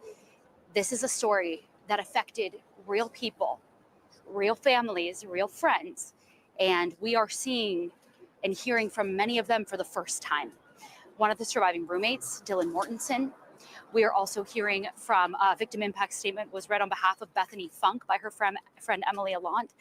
And that's how the hearing started. It was really emotional. Both girls, both Emily and Dylan, very, very choked up, reading these statements saying they felt this immense amount of guilt and they deal with this incredible anxiety still every single day.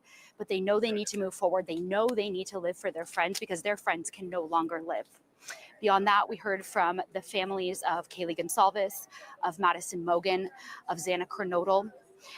As more and more people read their victim impact statements, more and more people started clapping for them. Just goes to show you how powerful those statements were.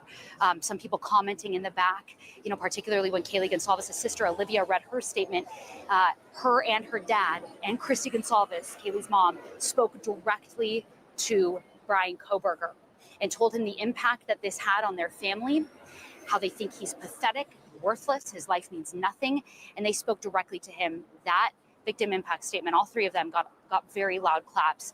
At the end of this all, we know Bryan Kohberger decided not to give an allocution. He did not want to speak on his behalf and show any remorse or give any explanation. But throughout this entire hearing today, he stared directly at the people that were at the podium talking, whether they were addressing him or whether they were addressing the judge or reading from their notes. I'm trying to figure it out, Josie, what it could mean. It's interesting. It's very interesting.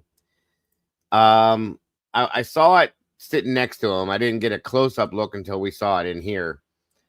But it's definitely interesting. Here, hold on a minute. I'll bring it out, see what everybody else might think about it. It's a bit big there. Hold on. I don't know what to think. I mean, it looks to me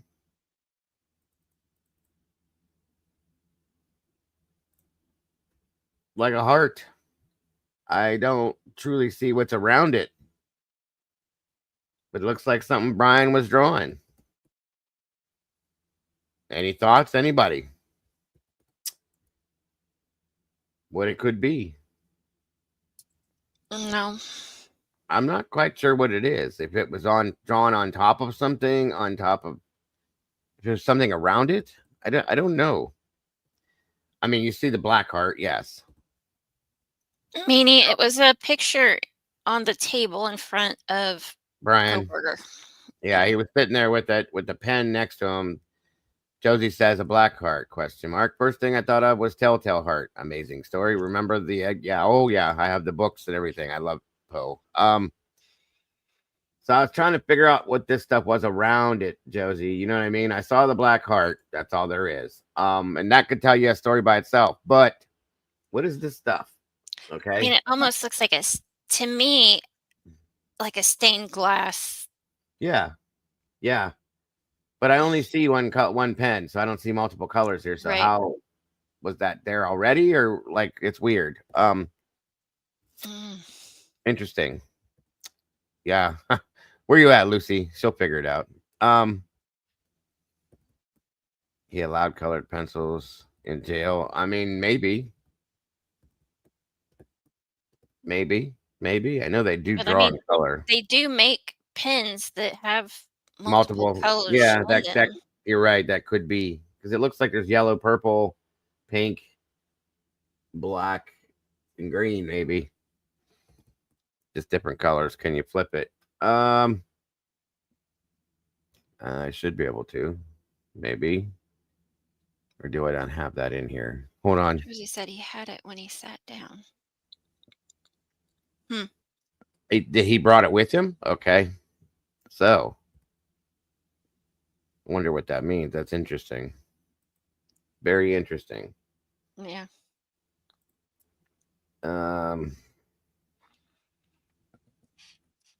I can't turn it right now. Sorry, you guys. I'll have to re-upload it in a different way. Here, hold on.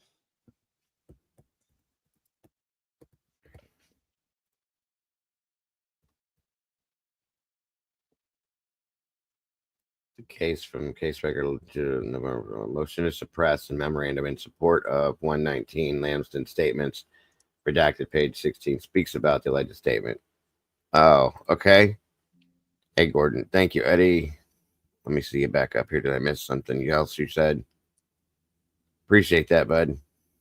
Kopaka. Oh, okay. Hold on. Let's get back to the presser. He was staring emotionless. Who has it right now? Does anybody know? Because there's like 35 different news stations here. Hold on. This might be it right here. 1 minute.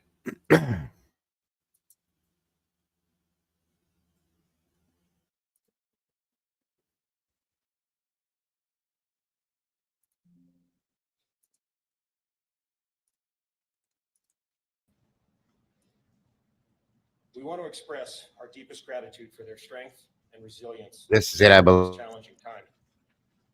We will honor their loved ones' memories and reaffirm our commitment to ensuring their lives are not forgotten. This investigation, one of the most complex and high-profile cases in our state's history, was made possible by an extraordinary level of collaboration. From local and state police officers to federal agents and analysts, as well as prosecutors, forensics teams, and technical experts.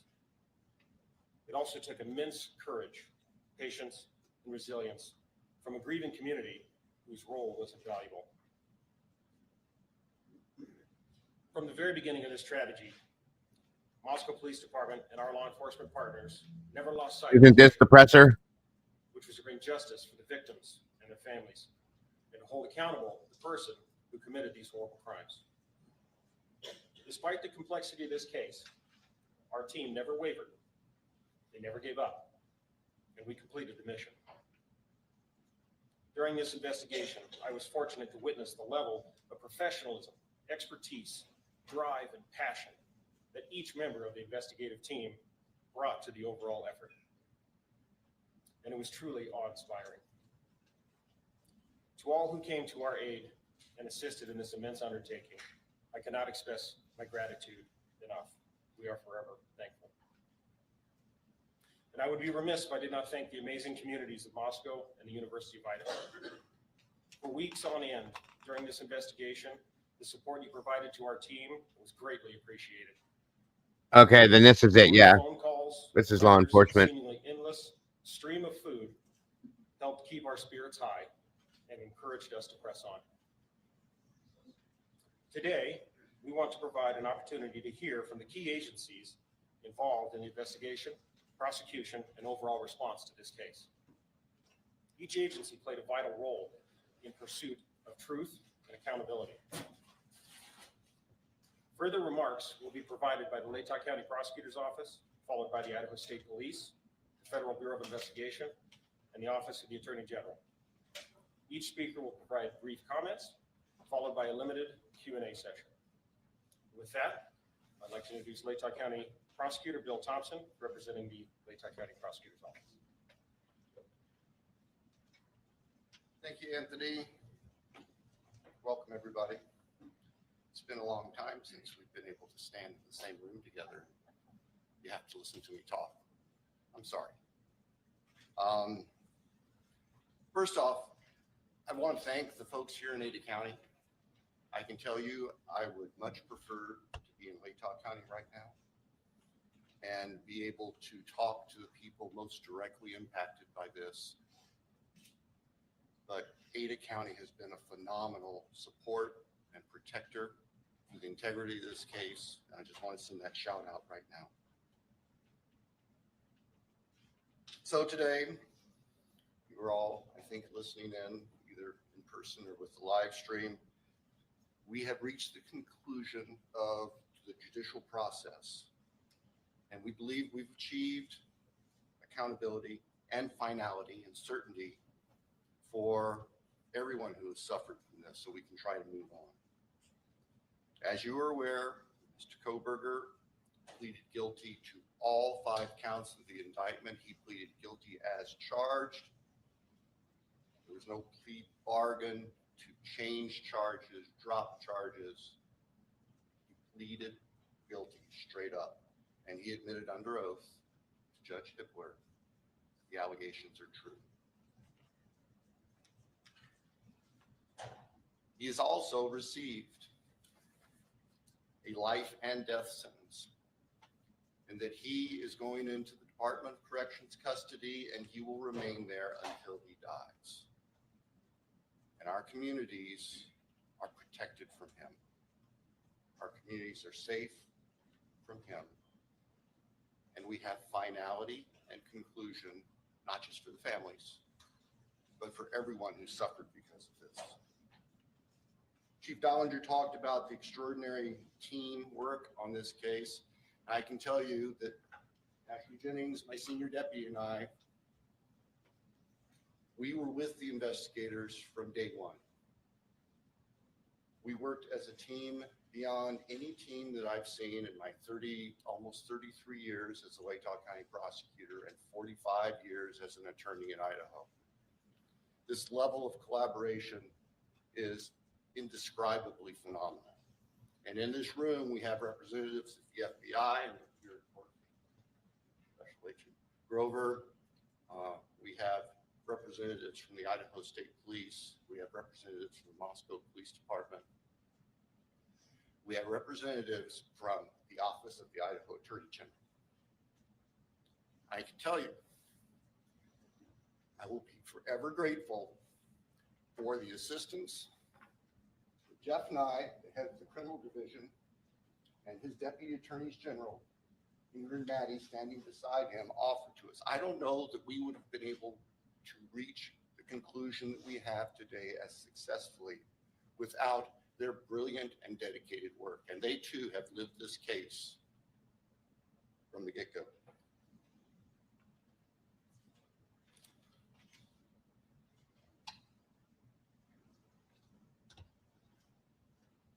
Our hearts and prayers go out to the families, not just the immediate biological or equal families, but the university family, the 1122 King Street family. You all saw the group picture, and you've seen that group picture so many times over the past 2.5 years. And now you have real faces to go with those young, vibrant people who, 4 of whom were killed 12 hours, half day after that picture was taken. We respect the families. We realize that we had tough decisions to make, and we made them, but we did not make them in a vacuum. As I said in court today, we reached out to the families. We asked their thoughts. We listened to what they had to say. We accept and recognize that not everybody agrees with the decision we made, but this isn't a popularity contest. We made what we thought was the most appropriate decision under the law and on the facts to give this case closure in a sense that would never be realized otherwise. Judge Hippler talked today about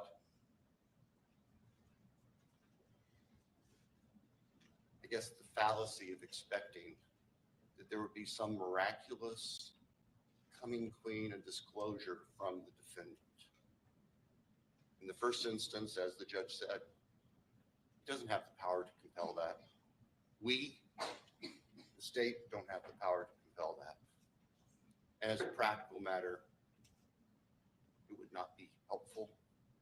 It would give him a forum to share whatever he thought, to control the dialogue. Not going to happen to our victims. We can't allow that to happen.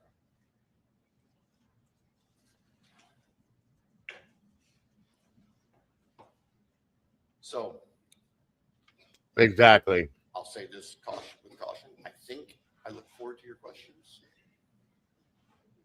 I will be perfectly honest with you. I will answer them as best I can. If I can't tell you the answer to something, I'll tell you. And I ask for your assistance and your respect as we walk through that, because there are still people who are suffering, and I'm not going to victimize families. I'm not going to victimize the deceased again. And I'll just tell you that if we get those sorts of questions. But we'll get that in a little bit. Right now, what I would like to do is hand the podium over to Colonel Bill Gardner from the Idaho State Police so he can share his agency's perspective on this. Thank you. Thanks, Bill. Good afternoon, everyone. I'm Colonel Bill Gardner, Director of the Idaho State Police. To the families, your courage and strength throughout this painful process, it indeed kept us moving forward. Your strength, and particularly your love for one another, was inspiring, and it motivated all of us. You've carried a burden no one should ever have to bear. This investigation demanded the very best from everyone involved. Crime scene teams, forensic scientists, intelligence analysts, and investigators answered the call with professionalism, precision, and resolve. They did not do it for recognition. They did it because 4 innocent lives were taken, and the victims and their families deserve nothing less. It is clear this case required a team approach. Not only did the Moscow Police Department, the Latah County Sheriff's Office, the Idaho State Police, and the FBI come together quickly, but others provided significant assistance behind the scenes. I'd like to highlight a few of those. I personally want to thank Colonel Paris of the Pennsylvania State Police. Once this case moved across the country, the Pennsylvania State Police went out of their way to provide resources and support while our people were on the ground there. Also, it's important to note that from the moment this case began, Governor Little was fully supportive of the investigative process. He provided funding and support to make sure the job was done right. And finally, as was already mentioned, the Idaho Attorney General's office provided significant input and help during the preliminary motions. We relied heavily upon their expertise as we moved throughout this whole process. As law enforcement officers, we often say that this is more than a job, it's a calling. This case reminds us why we answer that call, why we stand for victims, why we fight. In this case, why we fight pure evil, and why we keep going. Even when the road is long and answers are hard to find. In this horrific case, I am proud of the work that was done and the people who carried it out. They exemplified the very best of our profession and helped bring closure to 4 families. I'll now turn the podium over to Salt Lake City FBI Field Office Supervisory Senior Resident Agent, Brett Grover.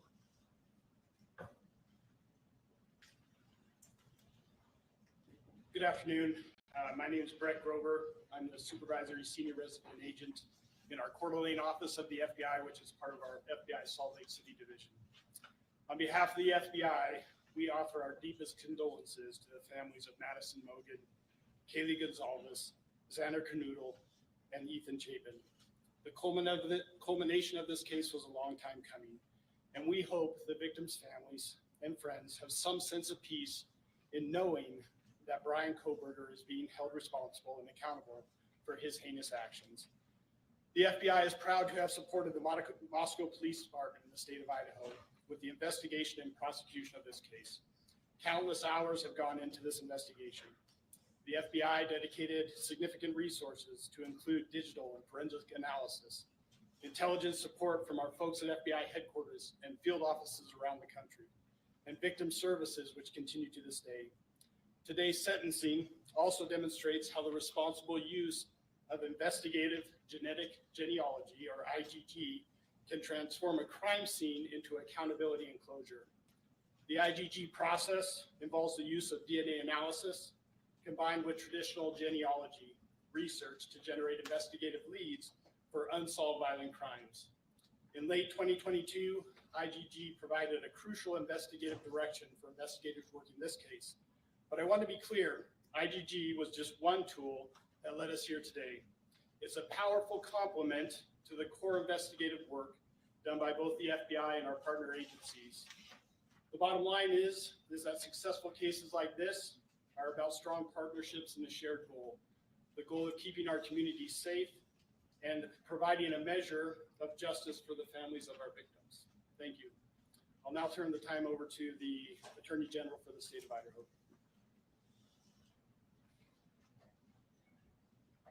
Good afternoon. I'm Raul Labrador. I'm the Attorney General of the state of Idaho. Today's a heavy day for the families who lost their children, for the community of Moscow, and for the entire state of Idaho.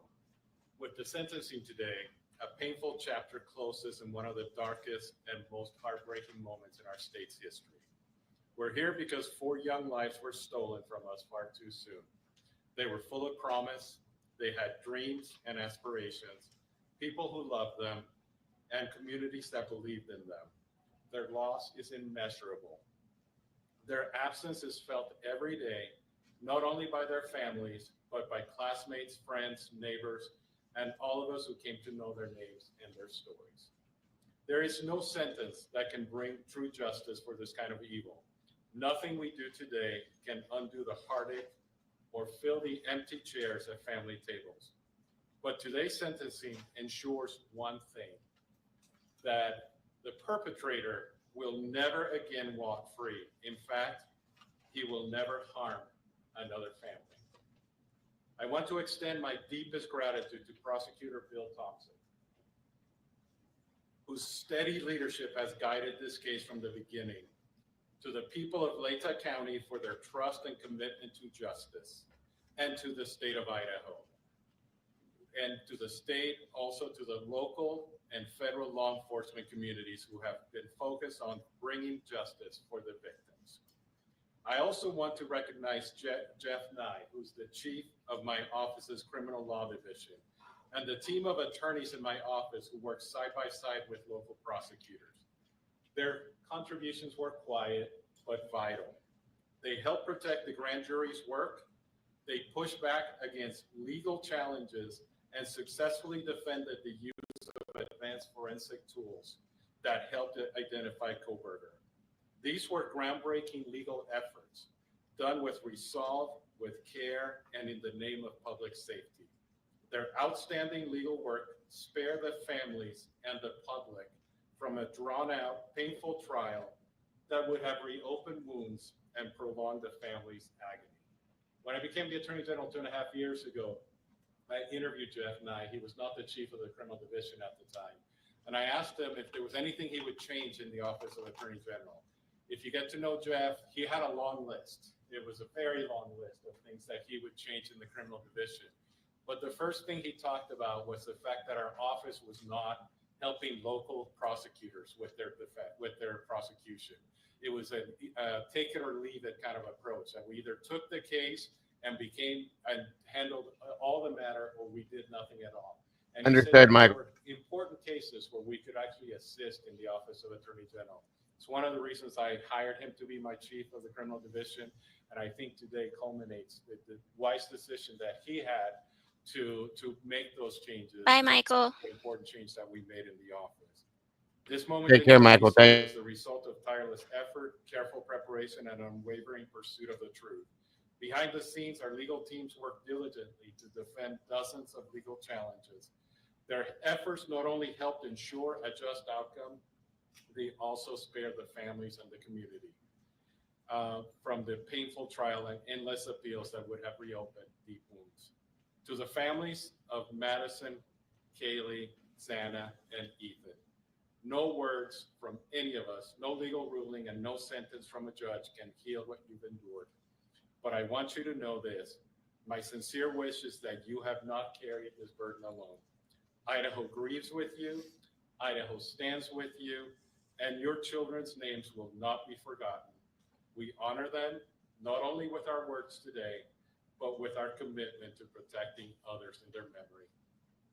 I will never stop fighting for the people of Idaho, and I thank every single member of this community who has just reached out to the families and supported them. And may God bless the souls of the victims and the families who have suffered. Thank you. Now we will transition into our question and answer phase. Joining me at the podium will be Bill Thompson from the prosecutor's office and the two lead investigators, Brett Payne and Darren Gilbert. There's a link pinned. There's a link in the chat if anybody wants to join us up here, express any views or feelings. You're welcome to. We're going to try to do our best to get to as many as we possibly can. Also, keep in mind that there are still some things that we are unable to talk about because of either privacy interests for the victims and their families, and or they are under seal currently in the court. So if those items do come up, then that will certainly be the answer that you will receive. And to keep this sort of orderly, I will try to be the one to point out who's got their hands up. Right there. Chief Dollinger, Yes. I'm Rolly with Crime 2 in Spokane. What more can you tell us about the release documents that the police department is working on putting online, and what can we expect with that? Certainly. As we put out in that press release, I hope everybody can understand the immense amount of information that's in this investigation is going to take a lot of time to prepare. It has to be gone through legally to be redacted or figured out whether or not it can actually be released. So I did get word today. It sounds like our website will be going live hopefully this afternoon. There should be another press release coming out in the next few hours to show that website so that people can start accessing that. Initially, what is going to be on there, and certainly this is just for the Moscow Police Department because we're only the holders of our records, but it will be all of our police reports from this investigation. So just the documents there. They'll be redacted, ready to go, again, free of charge for the public. We want to be as transparent as we possibly can, so we wanted to get those out to everyone. Chief, from the very beginning, your department was saying. After redacting it, of course. Can you now say who was the target and what's your evidence to show that? I'll turn that question over to the investigators to answer that one.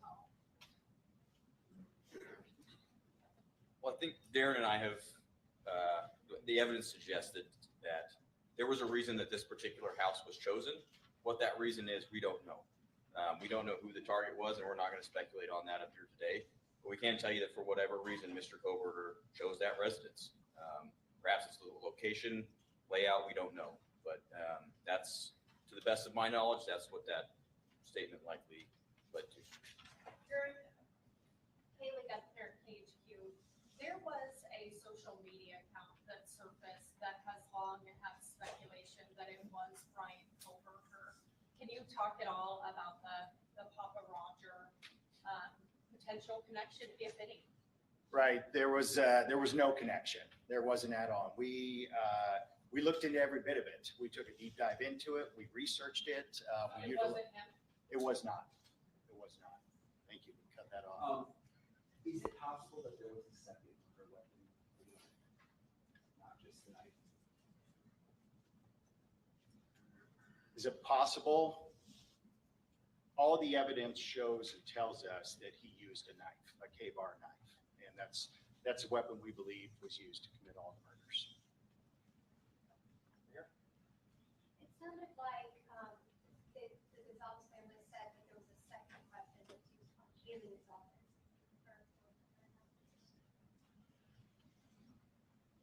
Out of respect for the families, that's something that you'll have to get from them. If they wish to share that with you, it'd probably be through them, not through us. And one more question. You said that it seemed like he chose that house. There's no clues as to why he chose that house? You know, after working in Moscow for several years as Chief Dollinger, that area is frequented by many, many people at all hours of the night when college is in session. So what Darren and I have surmised is that perhaps it's the old hiding in plain sight. There's lots of people around. There's lots of vehicles around at all hours. It's not isolated where you'd be noticed, that's where that comment comes from. It does. And no, it doesn't make sense. And it's if you're in that neighborhood at all, it's a very complicated neighborhood. It's very closed in. But at the same time, there's everything from college kids to adults that live there, people that have full-time jobs, part-time jobs. So any one of us could come and go. DA Thompson, during the plea hearing and then again today, it seemed like your voice quivered a bit when you were either putting up photographs or mentioning, and then again today, it seemed like your voice quivered a bit when you were either putting up photographs or mentioning the victims' names. I'm just wondering about the emotional toll. And I have one other question. Yeah, you're right. My voice was quivering. Y'all were in there. There's a lot of powerful emotion. The losses are almost indescribable. And maybe my filters aren't as good as they might have been 45 years ago when I started in this business. But I think you also saw that even Judge Hippler was affected and impacted by this. There is no easy way to remain stiff-lipped and dry-eyed through this kind of tragedy. There just simply isn't. I'm sure you're not aware of this yet, but there was a photograph where they zoomed in on a picture that Bryan Kohberger had on the defense counsel table. It was an image of a black heart. I don't know if you've heard this or if you've seen the image. Hearing this, your thoughts? First, I've heard of it. There's The whole world saw it.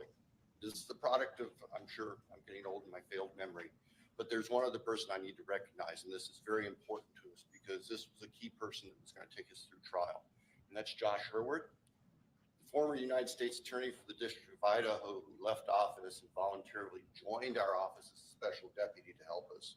My apologies for the oversight, as I wasn't reading my notes correctly, but thank you for that little interlude. Chief? I guess my question is for Mr. Thompson, since you're still up there, and Natalie, you've been a long time. You said that, it's your decision to accept this plea agreement. It brings finality, people die in prison, but Corporal Page said they don't know who the target was and why he targeted this house. Was there a reason why, as part of the agreement, you didn't require Ann Taylor to have her client sit down with you all and to answers to these questions? I think that Judge Hippler addressed that today very, very well. Of course, Judge Hippler addresses everything very well, we found. The law does not give the court or us the power to require a specific factual allocution. And just let me finish. And we recognize that. We recognize that we could have said, well, in order for us to move forward, we want a factual allocution. But I have to be perfectly candid. I don't believe that there's anything that would come out of his mouth that would be the truth.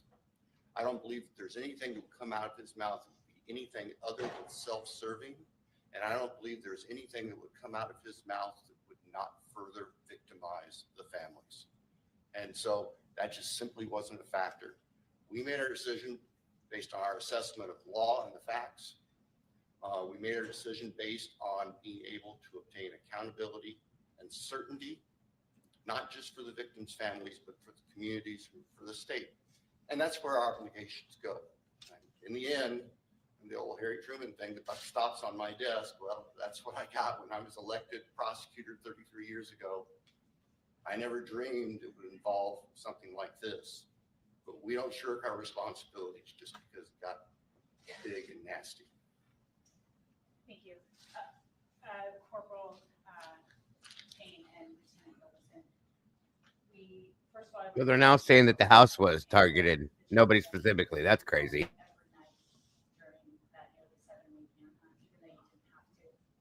And I just think that goes to show that there's some character in this.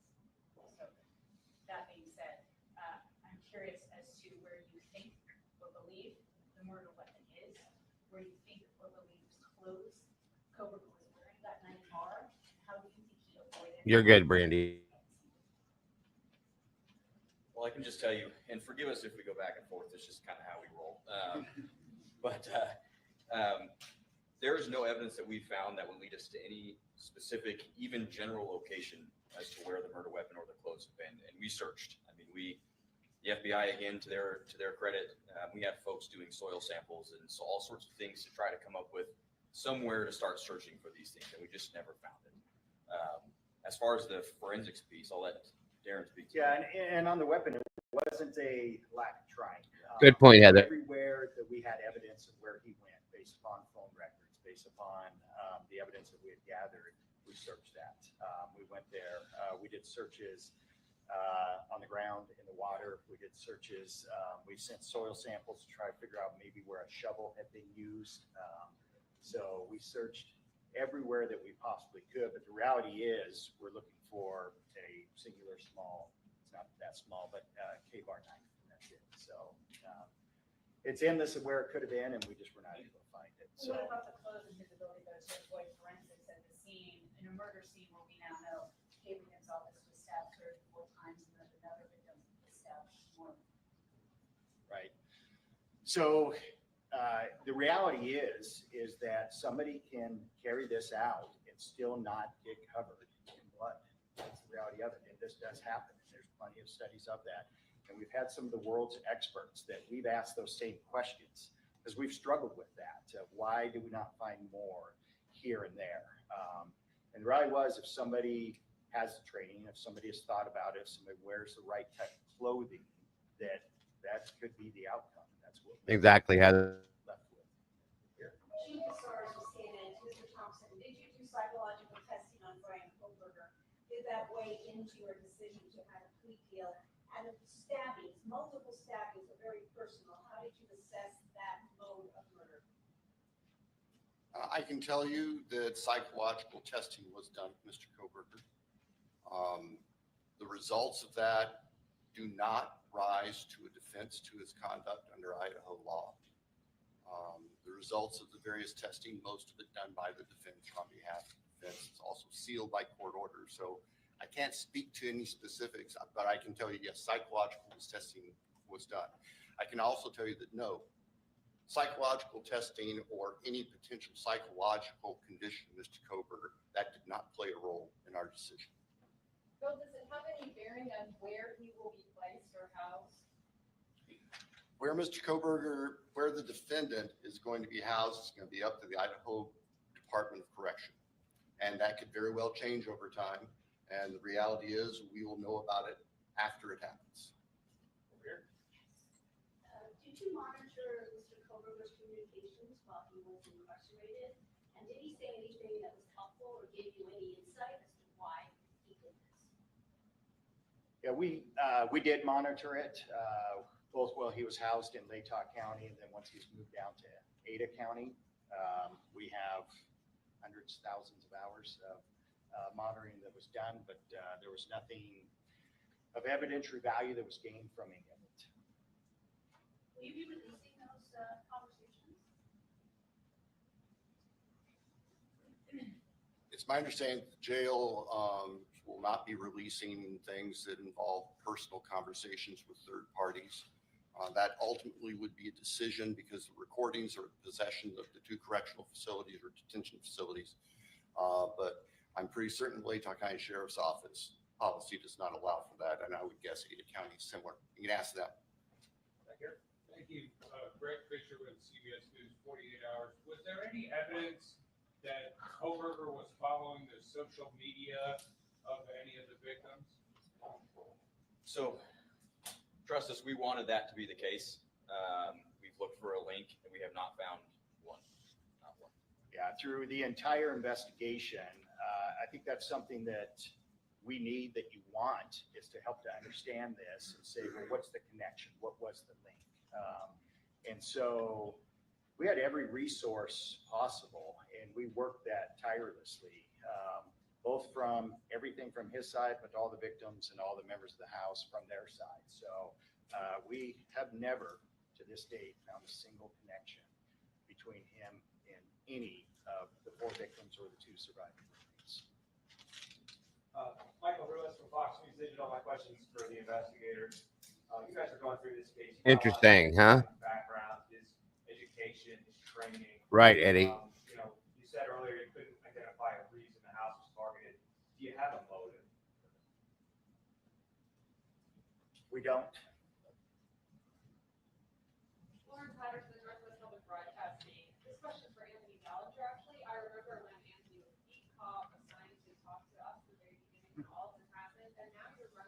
This is dumb.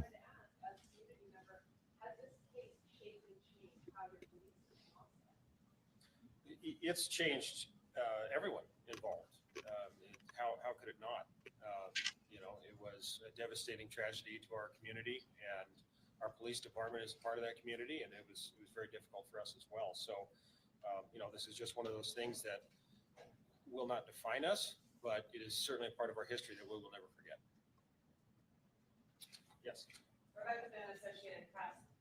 The perhaps unprecedented level of interest in a court case like this in Idaho was matched by an extremely high level of secrecy with the case. The Gonzales family has said that they're desperate for answers about what happened to their daughter. Do you anticipate most of the court documents being sealed, or are there things you will specifically request remain sealed? As far as the court documents, Judge Hippler told us that he is going to work with the attorneys to go through every sealed document. Many, probably most of the documents were sealed for the purpose of protecting against tainting a jury pool. And those documents I would expect would become unsealed. Exactly, Josie. Various things like that. There are also documents in there that contain very personal, private information regarding victims and families. I expect those likely will not be released under Idaho's protections against what the law calls unwarranted invasions of personal privacy. I realize that can be frustrating for folks who want to be able to explore this thoroughly, but we have to balance, and the law balances, the privacy of the people who have suffered, including the victims who are dead, with giving the public as much information as we responsibly can. Alex Duggan, the spokesman review. I'm just wondering, did a lack of knowing the reason or the motive concern you when prepping for trial? Because juries tend to want to explore the motive or reason for a crime. And also, how do you as investigators and attorneys grapple with that? Because if you can't rationalize something irrational, then how do you continue knowing that maybe you won't get an answer? Well, I'll tell you from an investigator standpoint, we already know and realize we often don't get to know that. We want it. We all do. We naturally want that. But the reality is, it's not something that we have to have or that we get. And the reality also is that oftentimes those very things that you're asking about, they're only known to one person. It's the person that commits those crimes. And I think that's probably what we have here. And I would add that going through this whole investigation, I'd probably say it's easier than it was for Bill's offices. We were focused on a task. We had a task to do, and it was discovering evidence and interviewing folks and that sort of thing. So the motive necessarily doesn't play a part in that, right? Obviously it can, but we were just focused on getting the job done in the correct way as best we could. And from the prosecutor's point of view, yeah, certainly lack of a clear motive is something that we think about and consider as we're preparing for trial, because we're going to have a jury of 12, ordinary, honest citizens there who wanted to figure this thing out. But we also, and I've also found that juries tend to follow the law, and even jurors who come in with strong feelings, they tend to follow the law that the judge gives, and there is no element of motive in Idaho law for murder. And so we set that aside as something that we were going to dwell on, whether there was clear proof of a specific motive, because we knew it wasn't legally required. And practically speaking, we knew it wasn't something that we possessed that we could give to the jury without speculating. Zero I'm not gonna connected. stand in front of a bunch of 12 jurors and start speculating. We're going to give them the evidence. And the evidence in this case, what you heard at the time of his guilty plea back on the 2nd, that evidence was compelling, and it showed his guilt without having to worry about motive in a human sense. Thank you for the question. Did he say anything when he was arrested? So, Seriously. Members of the FBI, we traveled back to Pennsylvania. We were there. And I know they hit on it earlier, but I'd be remiss without talking about the cooperation, the support that we had from them was absolutely incredible. From the time that we got on the ground with Pennsylvania State Police and with the FBI back there, it was unbelievable. Anything that we needed, they were there to facilitate it. So we helped to shape what that looked like, what the arrest looked like, what took place once they hit the house on the search warrant and he was taken into custody. Brett and I were at another location, a barracks of Pennsylvania State Police. And then he was brought to us and we conducted an interview with him that night there in Pennsylvania. Can you talk about what he said? So we went into this interview. We used a lot of influence and guidance from the FBI and their behavioral analysis unit to help us a ton in framing our Answer the damn question. Our interview strategy, rather. When we spoke to Mr. Kohberger, we kept it pretty surface level to begin with. The idea being get him to speak and keep him speaking. It was pretty surface level, and then when we tried to get into things a bit more detail, he decided to end the interview. As soon as we tried to walk into the purpose of why we're there, which obviously he knows we're detectives from Idaho, so that's when we really started to shut down, and they just shut it down. So What was his demeanor? Calm, relaxed. Say very similar to what you see. And Have a good day, Mama Bear. Thanks for being here with us today, hon. Thank you. Bye-bye. What do you think about Mr. Kohberger's family, whether you got much cooperation, tips, input from them along the way? The only thing we're really able to talk about is that we didn't get any tips or any evidentiary items from the family. So, Just wondering if you ever had any of your They still didn't answer the question.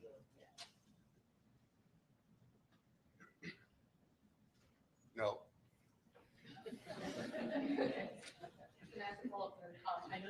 That was a short answer. You probably have time for a short follow-up.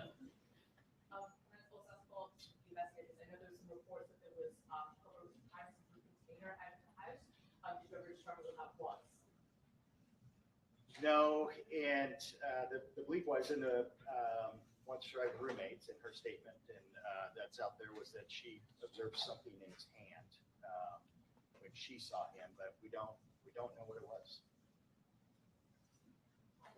You had an expert who was going to testify about cleaning something off of this work computer, this software expert. Was there any evidence that he had tried to wipe anything from his phone, software-wise? The bar articulated this. Yeah, and so this kind of goes into the connection to the victims as well. That's a similar question. We had the world's foremost experts on this look into it, and there was evidence that he had used software to wipe many of his devices relatively effectively. So there wasn't much evidence obtained after that. Including, I think he had two softwares, or was it just one software? I think he had one active phone, but I don't remember, so don't quote me if he had more at his home. So it was more than just the work computer that he had wiped? Yeah, he regularly used software to try to wipe, clear things off, and use VPN on his devices also. Okay. Kevin Fixer with the Idaho Statesman. I'm hoping you can walk us through the decision to hand off the DNA process on the knife sheet over to Offram Labs, who's contracted by ISP, and then ultimately Great question. the FBI takes over that IGG process. And then Prosecutor Thompson, I'm curious if you had concerns about constitutional rights issues based on how the FBI conducted themselves in that portion. I'll start and I'll just There we go. briefly to, when we were notified that we had DNA from the knife sheath, and it was a single source male DNA, touch DNA, then we knew that we had capabilities to take that further. So you're correct, the Idaho State Police has a contract with Offram Laboratories in Texas. So we flew that over there and they started the process of working that in what was the beginning of the IGG process. And at some point during it, we were working with the FBI, which we did closely throughout the entire case and every aspect of it.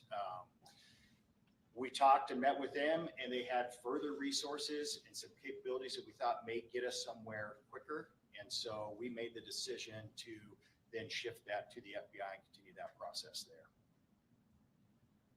And as to your question about legal concerns, my simple answer is no. I didn't have legal concerns about how the FBI conducted their IGG investigation. I know that was the subject of lengthy, detailed, painfully detailed motions and briefing, and Mr. Nye rose to the occasion and was able to address all of that. But in the end, it's simply no different than sending somebody undercover into any place to gather information. And I was not concerned about the legality of it. And the judge came through and made the right decision that there was no violation of the defendant's rights or anybody's Bullshit. rights. Bullshit. You're a liar. We've talked about this ad nauseum, and the answer is yes. Through the car, most likely. We had some amazing people going truly line by line over tens of thousands of white Hyundai Elantras. So we believe we would have got to it through that avenue. The time frame for that is uncertain. It could have been a week later, could have been 2 months later. We just don't know. We would have found it. There's a lot of questions in regards to that initial window. Brett and I made the decision on what that window was, even though the experts were saying there may be more years that match it, but the simple numbers that we began to look at were astronomical, thousands and thousands, tens of thousands of these vehicles. So we chose to try to narrow it and start smaller, and then as we had to, we were going to open that up. But we both believe we would have gotten them through the car. A question for Mr. Thompson. Amanda Rowley with Front 2. It appears that the plea deal, it felt a bit rushed. So the question is, why did it happen so quickly, considering some of the families were against it? And also, the Mogan family at the plea hearing mentioned saying that this is the best possible outcome. Just wondering, do you agree with that, or would you have liked to have seen a different outcome? Well, I think we agree with the Mogan family. Our decision was that this is the best possible outcome, all things considered, and factoring into that, that the defendant was prepared to plead guilty as charged. Now, if that hadn't been a factor, we'd be picking a jury for trial starting right now, or starting this week. What was the first part? Why was this such a quick? It felt rushed. So why did this happen so quickly, even though the family? Now, I hear you. The process moved quickly. There was no doubt about it. And like I outlined for the court earlier today, things changed dynamically the week following the June 18th hearings on the defense motion for a continuance and the alternate perpetrator motion, where Judge Hippler made it very clear that the defense was not going to prevail on either of those. And so the reality of trial was there, and there was nothing else in its way. We were continuing to prepare for trial. We had been doing that for months, and as I mentioned, that's you bringing Mr. Hurwood in to help us because the Attorney General's office was not able, with the manpower, to help us all the way through trial. We were ready to go. When we were approached by the defense about the possibility of a plea, our first question was, is your client prepared to plead guilty? And it took them a little while to give us that answer. In the meantime, we reached out to the families, and we talked to the families, and we solicited their input, and we considered that in making our decision. The fact of the matter is, and I think Judge Hippler commented on this back on July 2nd when we were in court, is that the logistics of the upcoming trial, with 10,000 prospective jurors being summoned in, the court staff making arrangements and preparing to process that part of the case, dictated that if the case was going to resolve, it needed to resolve quickly. And so that kind of drove the pace over that weekend, the last weekend of June, the end of the weekend, when we understood from the defense that the defendant was prepared to plead guilty. The court was notified the next morning, and the court wanted to move quickly to get a plea done on the record if it was going to be done, and if it wasn't, so we were not interrupted in our trial preparations. The trial logistics were the main concern, just as Judge Hippler had said prior, right? With the jury as a factor. Yeah, Thank you, Robert. Same to you, my friend. Is that the trial machine was running, and if it was going to be interrupted, that had to be known as soon as possible. I think that's the fairest explanation. 48 hours. Just had a question about when you were looking into Kohberger's past. Was there any early signs of trouble, or what did his background look like? Well, we can't go into his younger years. I believe that's actually still under seal. Correct me if I'm wrong. But what I can tell you is the things we do know about him was that his education led him down a path that was very much focused on forensics, crime scenes, that sort of thing. So that was really what we focused Right down on. the road from me, Tomboy. What led him down this path? How may he have prepared for this? And I think that was a big component of that, was just his schooling and his choice of potential future profession. And just so there's no speculation here by what Detective Payne just said, documents under seal involving Mr. Kohberger's background, they may or may not be released down the road. I can tell you that there is no evidence of any criminal history of any significant nature. There was no evidence of a history of violence. There was no evidence of a history of a factual predisposition to do the crimes that he committed here. So if there are any concerns among your listeners or readers that somehow he was a serial killer in waiting with all of these prior actions, we are not aware of any behaviors like that that preceded what happened here in Idaho.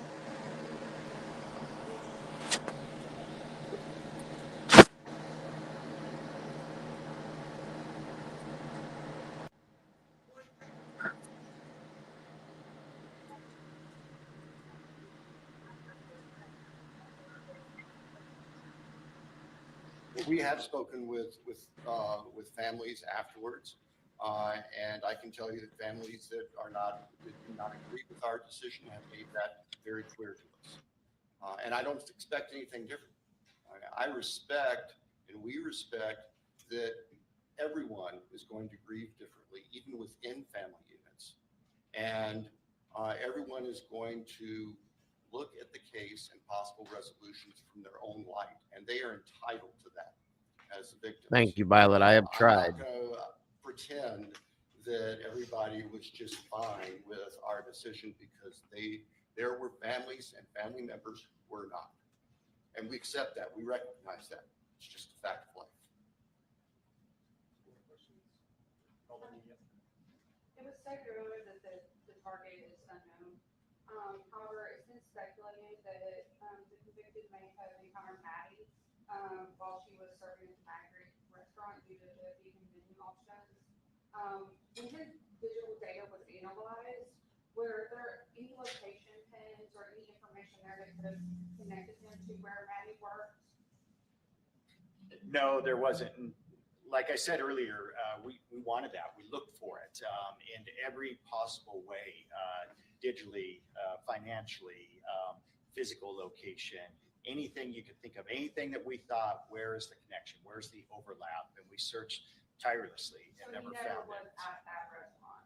I can't say that he was never there at all, but we never found any evidence at all from interviewing everybody that we possibly could, talking to every person that would have that information to be able to show that he was there or that there was a connection through the restaurant.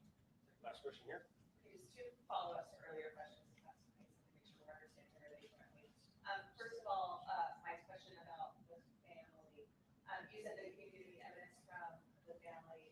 Was there any hindrance in the investigation from the family? And was there any specific evidence you were told to get? Are you talking about his family, Kohberger's? There was not any hindrance, anything, nothing that impacted us carrying out the investigation. Thank you. And then the second follow-up, when you mentioned, like, obviously we follow this line of interest in the studies, did anything in your investigation indicate that that was chosen as part of a planning process as opposed to just an area of interest? There was nothing aside from, we have some of his coursework where he did, a crime scene recreation, that sort of thing, but it was all part of his studies. So I don't think that any of us attributed that to a planning process per se. Certainly it was a learning process, but whether or not it was a planning process ahead of what he did, we'll probably never know that. Yeah, and I would say we didn't find anything that would be any different than a student, a different student in the PhD program. that was then I'm understanding that the planning process, if you're in that investigation for that payment, is part of the plan, maybe that purchase of the Taylor knife on Amazon, you would have been the first, I guess, step toward. Thank you as well, Thomas. I appreciate that very much, you guys. I really tried to. We don't have know. anything to show or prove that. Real quick, just a little bit of breaking news, folks. Don't know anybody that may be interested, but Jeffrey Epstein's lawyer has been found dead in a strange circumstance. So something I'll probably be looking into here, not right now, but at some point. So just a little breaking news for anybody that has followed that case. Well, thank you all. That concludes our Q&A section today. Hopefully we tried to get as many of you folks' questions answered as possible. I'm sure you're going to have further questions. And no, we won't be stopped talking about this case because I may not talk about Bryan Kohberger himself, but I'm going to figure out why this happened. The world needs to know whatever it is they hit, whether Bryan did it or didn't do it. I don't even care anymore about that. Okay. I want to know why we went through what we went through in this case, why we saw everything we saw, what it means, why they just sat here and told us that there was no target. The house was the target. Now we go back to that from day one. Now the house is the target. They don't know who the target was. You're lying. I'm sorry, but you're lying. This is a horrible, horrible investigation. There's no investigation as far as I'm concerned. And now we're being told bunch more and more bullshit on top of this. This is a violation of people's human rights, people, including our own. This could happen to us. That's what my problem is. Like I said, take Bryan out of the picture. I don't even care about that now. I want to know why the hell this happened and how this is okay. That's my issue. And certainly the question was. I'll never stop talking about that. Records requests. Just keep in mind that if you're looking for those in the future, you will need to go to each individual agency or entity that has the keepers of those records. So just to reiterate, the website that City of Moscow is going to be putting up hopefully today, that will only be Moscow Police Department records, and those will be our police reports. So we understand that this case has captured the attention of literally the world, and today's news conference was not held to relive the tragedy, but to honor those lives that were lost, to acknowledge the conclusion of this legal process, and to reinforce our wavering commitment to justice, a commitment we share with you. I want to take a moment to thank the members of the media here today. We understand that you do have a vital role in helping the public comprehend the intricacies of this case, and your continued professionalism in covering this emotionally charged and complex case is appreciated. No additional comments from law enforcement will be made today, and if you have further questions, please feel free to submit those through the agency's public information officers. Thank you very much. Thank you.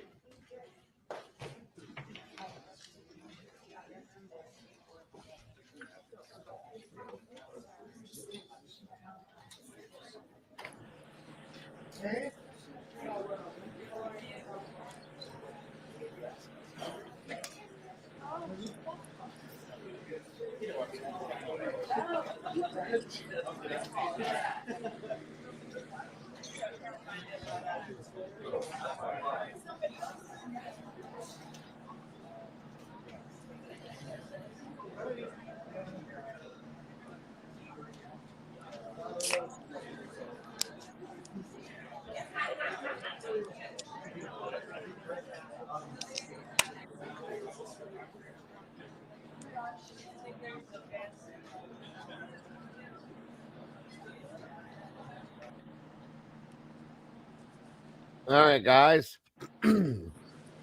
Welcome, Diane, by the way. It's good to see you today. I didn't get to pin it like I did, so hold on. I'm gonna do this one more time. I just figured if anybody wanted to share or express any views or feelings on this, just like I just did, I'm pissed off now. I'm even more pissed off now than I was. Like I said, I'm eliminating Bryan from my thought process at this point for now. Okay. Because the case in itself, the bullshit, the lies, the whatever the absolute hell they're covering up and protecting, that's my issue. How did we get to this point? How are we here? Hold on one second. Let me make sure I pin this right. Welcome, Diane. Again, if you can hear me, thank you for joining us. Thank you for having me. Yeah, I'm not going to go back and forth about Bryan Kohberger's innocence or guilt. It doesn't matter at this point right now. He's been convicted. He's going to prison.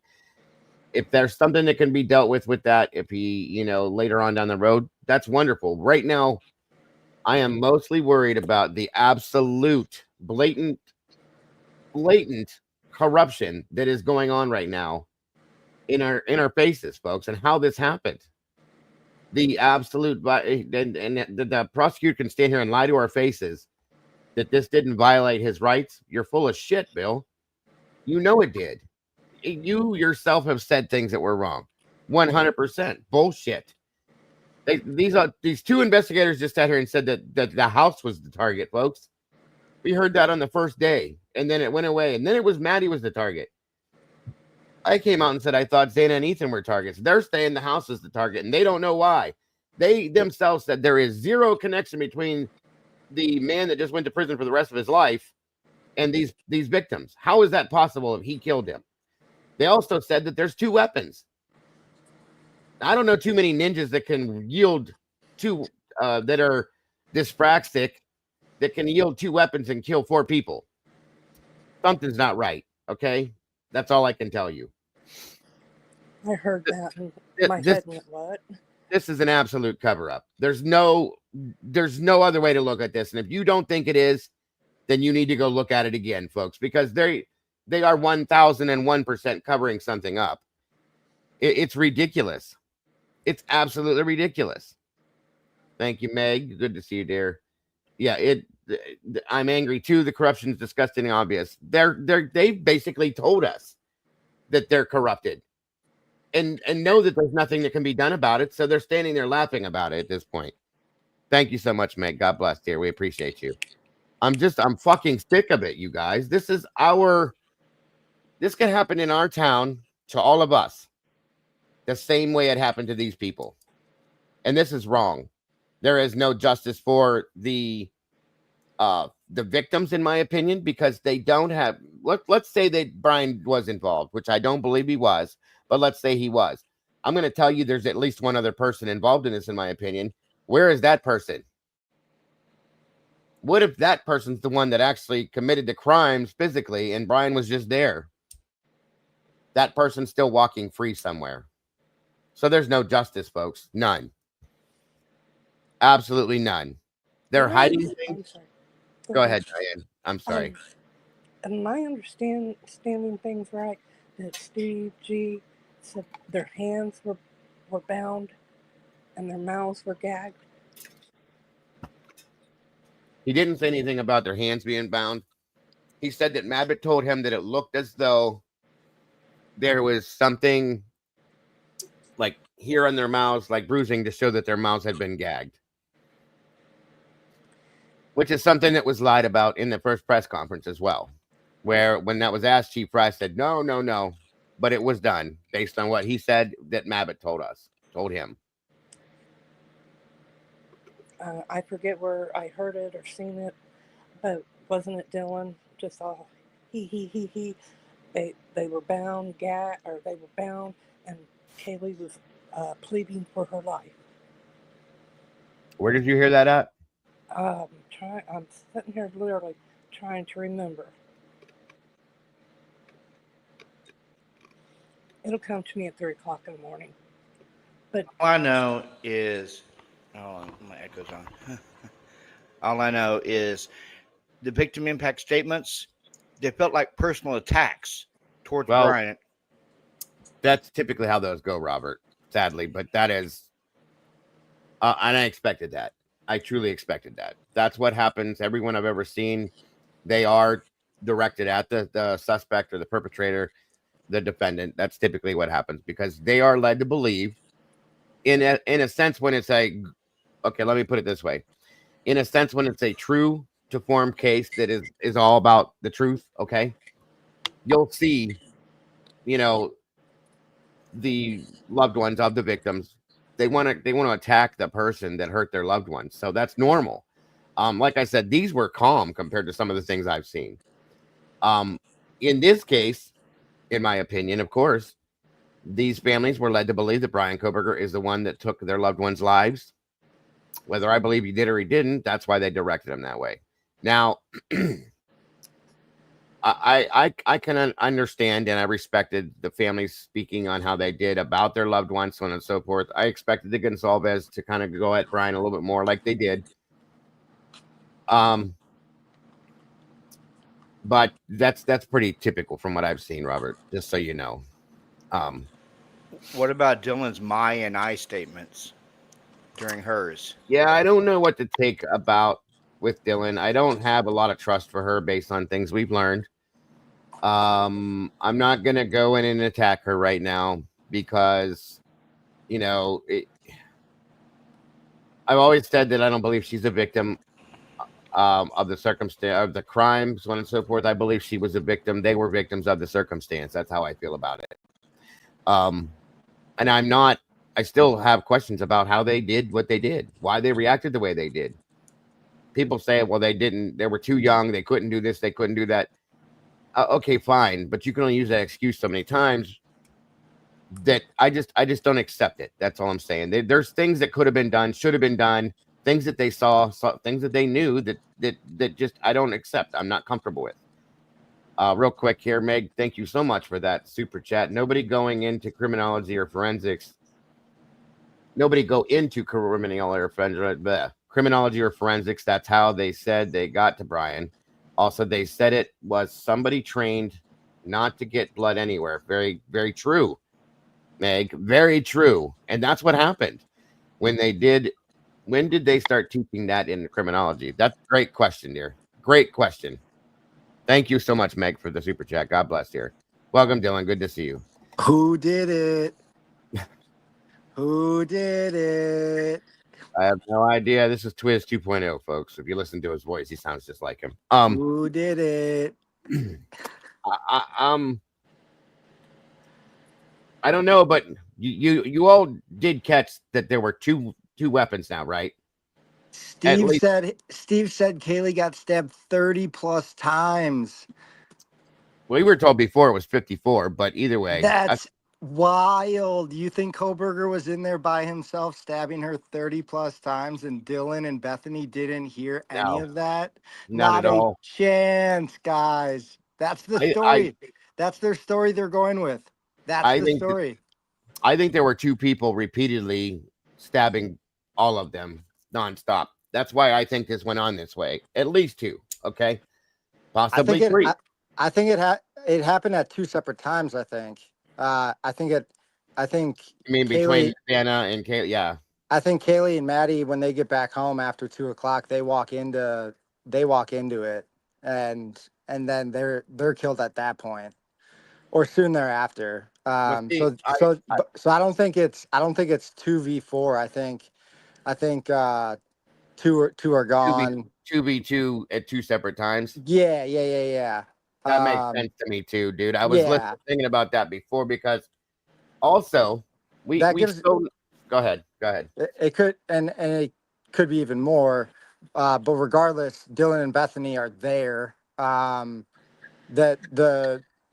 Their statements today did not clear them up. I don't think so either. It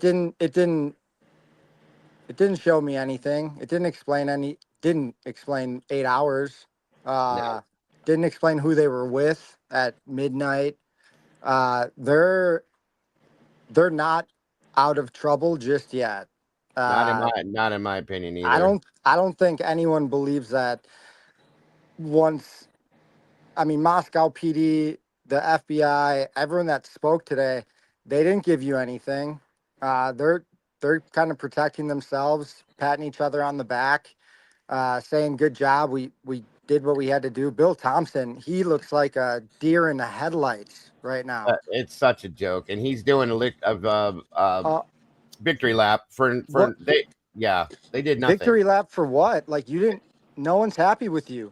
Nothing at all. Nothing at all. He did nothing. They did not prove Bryan did this. They did not do that. what you did was just drag this out for 2.5 years, covering for people for a bad investigation and a little plot job, protecting people for we don't know why yet. That's my biggest goddamn question is what the fuck? Excuse my language. I'm so pissed about this. What are they covering up and why? Well, the reason is it's deeper than just It's a very deep. simple one. Hey, this is the person. This is why. It runs deeper than that. Payne, you could tell Payne's like, we didn't have anything on this guy. They When had nothing. when he spoke today, he's like, he was trying to link his studies to how he studied to commit the crime. Like, it's like, all right, man, like that's all you got. Him being in the field of criminology is all you have against him. That's all you said today. It's like, that's nothing. Did you hear him say how bad that they wanted to find a connection on social media between? They found not one kind of a connection, folks. That is absolute out of the investigators' mouths today. There was zero connection from Bryan Kohberger to these victims. Explain that. And then he also said there was zero evidence of him being a serial killer or any, like he literally said, like, this guy's not crazy. Zero evidence of a sexual aspect too. Yeah, like nothing. So it's like, all right, what'd you have, guys? Then why did you do this? That's it right there, dude. What is a motive? If you take all them things away, what motive could somebody have to kill somebody? Yeah, like, all right, you guys are wrong. It sucks. Like, you're wrong, but why are you wrong? Right. You've taken every motive option away from this man to kill them. Yeah. No, there's no motive for this now. It makes zero, even less sense to me. We'll see how redacted everything is when it comes out. And JFK files, bro. It's gonna look just like the JFK files. Everything's gonna be black, and there'll be 4 sentences. That's it. I mean, they have to give us something. I think, like, legally, that's what they know. Like, they know that. But yeah, they're just gonna be giving us nothing. It's gonna be It's gonna be like, okay. And I was watching him today. I don't know if anybody else was. I was really, really watching Bryan because they centered in on him. Okay. There was no reflex, no, like almost like he practiced this. Okay. He did not move, budge, blink. At one point, it looked like he might have been shaking his head, agreeing with something somebody was saying very slowly. But there was nothing, dude. The guy didn't, nothing they said to him, it bounced off of him, period. Well, he looked like he was medicated. I mean, he could have been. Maybe. Like, hey, maybe LA. some like anti-anxiety something to chill him out or something. I don't know. It could be. Would. I mean, here's the thing. They tell them you're gonna be. This is what's gonna happen today. They're gonna be throwing every obscenity at you that they possibly can. So maybe they did give him like Xanax or something to calm him down. I don't know. They gotta heavily protect him in prison and make his life somewhat decent because just based on the threats. Yeah, absolutely. Joji, there's a link at the pinned to the top of my chat if you want to jump up here, hon. And Jesse, you know how to do it. It's right at the top, outlined in yellow, and you click on that and it'll bring you backstage and I can bring you up if you want to. The thing about it is harming Bryan Kohberger doesn't protect what's really going on. Well, no, that's the thing. It's he's irrelevant. Yeah, at this point, he is irrelevant. He's gonna chill, and if you kill him, okay, whatever. It's not like he can reveal anything to you, because I think he had nothing to do with anything. They just pulled him out and created him as a suspect, and they were wrong. And see, it just makes me think that just because he's studying criminology, are they trying to say everybody who studies criminology is a perpetual serial killer? I mean, that way. They're just really not saying much. And what they do say, they don't say with any kind of conviction or like matter of fact. They're not releasing hard evidence. They're being real loose. They're not giving you exact times. They're not giving you exact method. They're guessing. And they're like, all right, this is over. We got them. They have to say something. So they just say these kind of vague, blanketed statements about the investigate, like little portions of the investigation, but no one's giving you any kind of hard evidence against Bryan Kohberger. And they're just saying, oh, the public records will be open. Go look for it. Well, people are going to look for it. And it's not going to point to Bryan Kohberger. It's going to say his name a lot. Like, Right. And Bryan studied how to solve crimes, guys, not commit them. So that just yeah, doesn't it's for me. I'm it sorry. it's like, all right, how did these people die? Like, really, how did these people die? What weapon was used, guys? Who was in the house? What time did they die? Let's figure out these basic facts. But we're not going to believe two 19-year-old college students. We're not going to believe their 911 call because it's fake. It's just not what happened. You can get that because of their text messages, and the timeline doesn't line up. And you put together the correct timeline and the actual suspects and the actual DNA in the house that's unknown because you guys haven't tested it yet. And you figure the case out.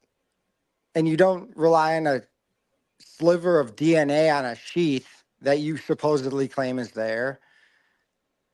That's it. That's all you have. And try to pin it on that guy for 4 murders with no other evidence. Right. Josie, send Brandy an email if you don't mind, hon. And you're welcome to jump into Discord. You're always welcome to jump in there at any time. So if you want to join the Discord, just send Brandy an email. She'll send you a link there. And I'll check the email. Welcome, Jesse. And I agree with you, Dylan. What's up, Jess? Man, that was a tough watch, Dago. That was a real tough watch. I agree. I wasn't kidding when I said, I'm balling here. When Jeff Kernodle spoke, I mean, I was balling. The Kernodle family, I thought, was pretty classy, to be honest with you. Agreed. And Mogan, Ben Mogan really got me. He always has. You can tell the love that he had for Maddie as a father. And it always reminds me of how I feel about my daughters. And listening to him speak, it just takes me to how I would feel. And I put glasses on for a reason. I didn't do it just to look good. You know what I mean? It was rough. It really was hard. Certainly made me feel like it's ironic when they say they can't force Bryan to allocate because he has rights, but they can basically strap him into a seat and have people hail insults at him and threaten him with Big D. You got a lot of Big D coming. They said some of those comments were pretty outrageous. It was. Yeah, I agree. I don't really see the point of that, but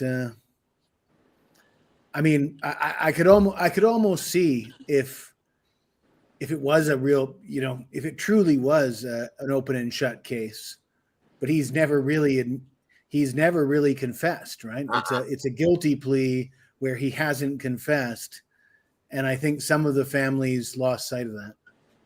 That's why I think that some people questioned about how Bryan could have stood up to apologize to the families. And I said, well, if he did that, he in turn would be admitting actual guilt at that point. Why are you apologizing if you didn't do so? You know what I mean? Well, and if you criticize Bryan's demeanor, I mean, I was looking the whole time and I was thinking the same thing. Like, how could you possibly listen to people speak to you this way and hold your composure?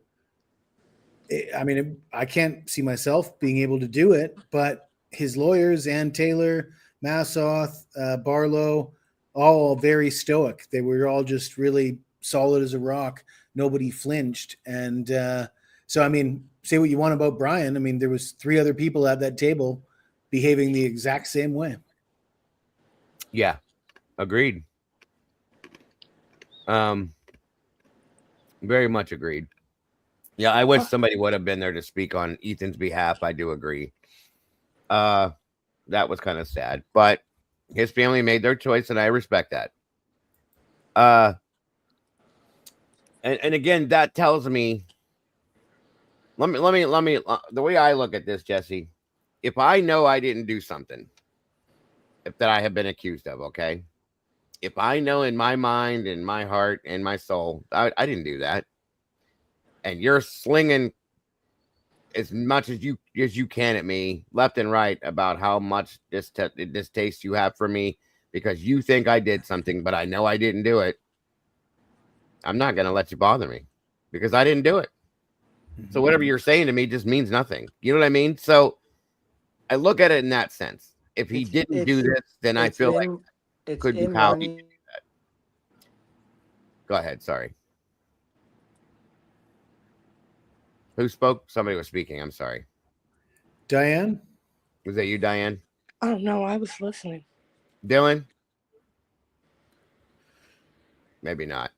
Okay. Very yeah. There was no, it didn't bother him. And again, that's my thought is if you didn't do this, it's not going to bother you. Go ahead, Dylan. Can you hear me now? Okay. Are you on a delay, bud? No, sorry, I don't think so. It's coming in and out like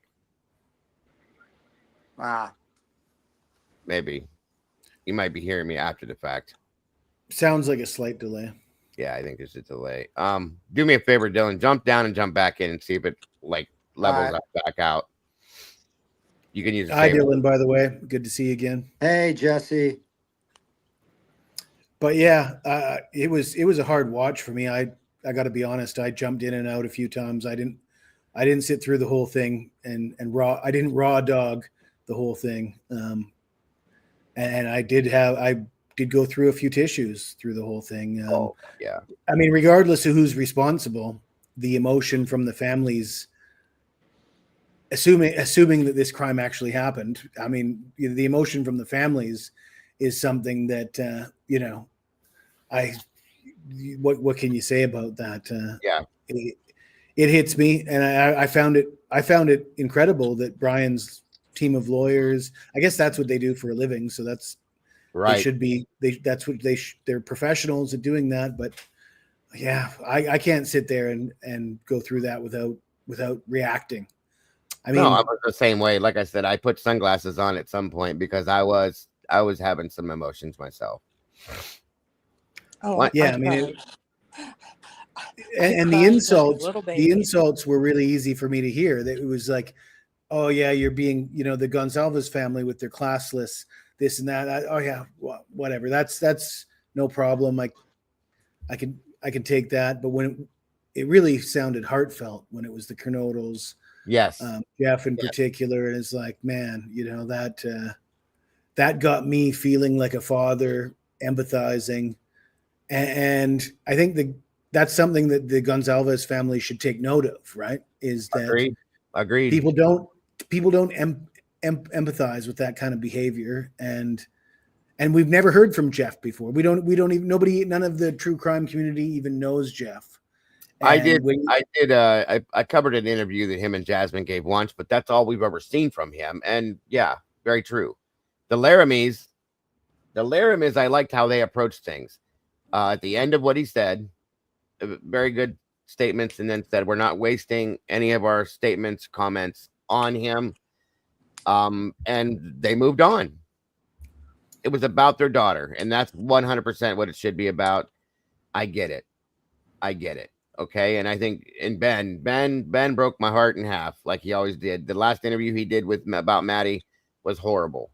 I think Kara looked amazing, Xana's mother. And she did pretty good too. So everybody, and I expected the Gonzalez family to be the ones that were going to, sling it. I just did. I truly expected a lot more from Steve, to be honest with you. And I don't think Christy was able to speak as much as she probably wanted to. I will say, though, I liked what Steve Jr. said after the fact at the press conference or the outside, the way he kind of threw Thompson under the bus. That I did like, truly did like that. So, yeah, that was a hard watch, Jess. It really was. I agree with that wholeheartedly. My camera was on and off more than normal, and I was wearing sunglasses for a reason. We're all parents in here. I think at least most of us. And when we watch stuff like this and we go through stuff like this, I think we feel it as parents as well. And we look at it as the thought of, unfortunately, what if? Nobody wants to deal with that. But that's why I do feel compassion for these families so heavily. Even the Gonsalves family, I do, because they're still victims. Okay. Do I agree with how they've approached things? Not always. No, not at all. But they're still victims, and they still have had a huge loss. And I attribute most of what they've done is just not being able to deal with things like that and not having the ability to handle it like you should. Okay. So that's how I feel about it. I missed most of what Dylan said. I didn't understand a lot of it. I mean, a lot of it was basically she talked about her loss of her friends, what was taken from her, and somebody made mention that there was a lot of my and I in what she said. It sounded very performative to me, like well rehearsed, and yeah, I just was shocked that she was even there speaking. I was too. I was very surprised to see her. Has anybody seen Bryan Nitten's latest thing? He's standing outside of a prison. Is that the intake, or is that actually prison? That's him going inside the prison that Bryan's going to. Intake. University of Idaho issues statement after Bryan Kohberger. Is that what I was supposed to be getting from you, Josie? Hold on a minute, guys. And thank you, Josie, I think. Yeah, Steve was definitely chill, and Olivia she put it out there. She definitely put it out there. The University of Idaho released a statement following the sentencing of Bryan Kohberger, who admitted to killing 4 university students. Let me see here. The sentencing of the man admitted to killing 4 young ambitious vandals in their off-campus apartment on November 13th. It marks the end of a drawn-out criminal case and brings some sense of justice to our vandal family. We will not forget the 4 we lost on the fateful day: Kaylee Gonsalves, Madison Mogan, Xana Kernodle, and Ethan Chapin. They live on in our collective memory and will forever be honored at the Vandal Healing Garden and Memorial. We remember the families and friends, surviving roommates, and those deeply impacted by the sinister actions of one person. We hope healing can come with time.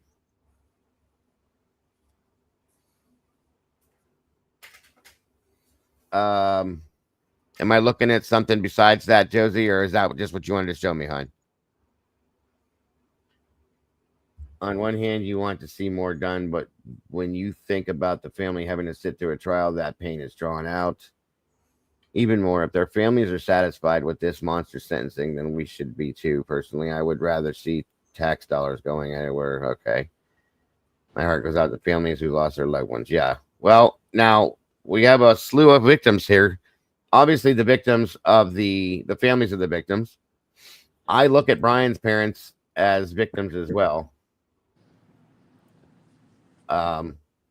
Truly. And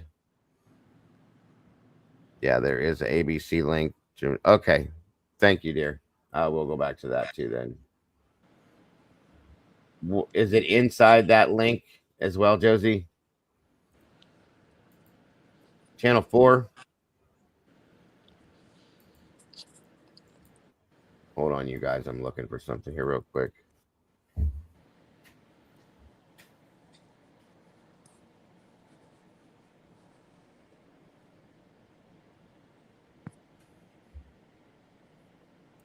Yeah, Christy was actually she was kind of rough too. You'll be forgotten. A lot of them said stuff like that. Nobody cares about you. You will be forgotten. You're a loser and stuff like that. Yeah.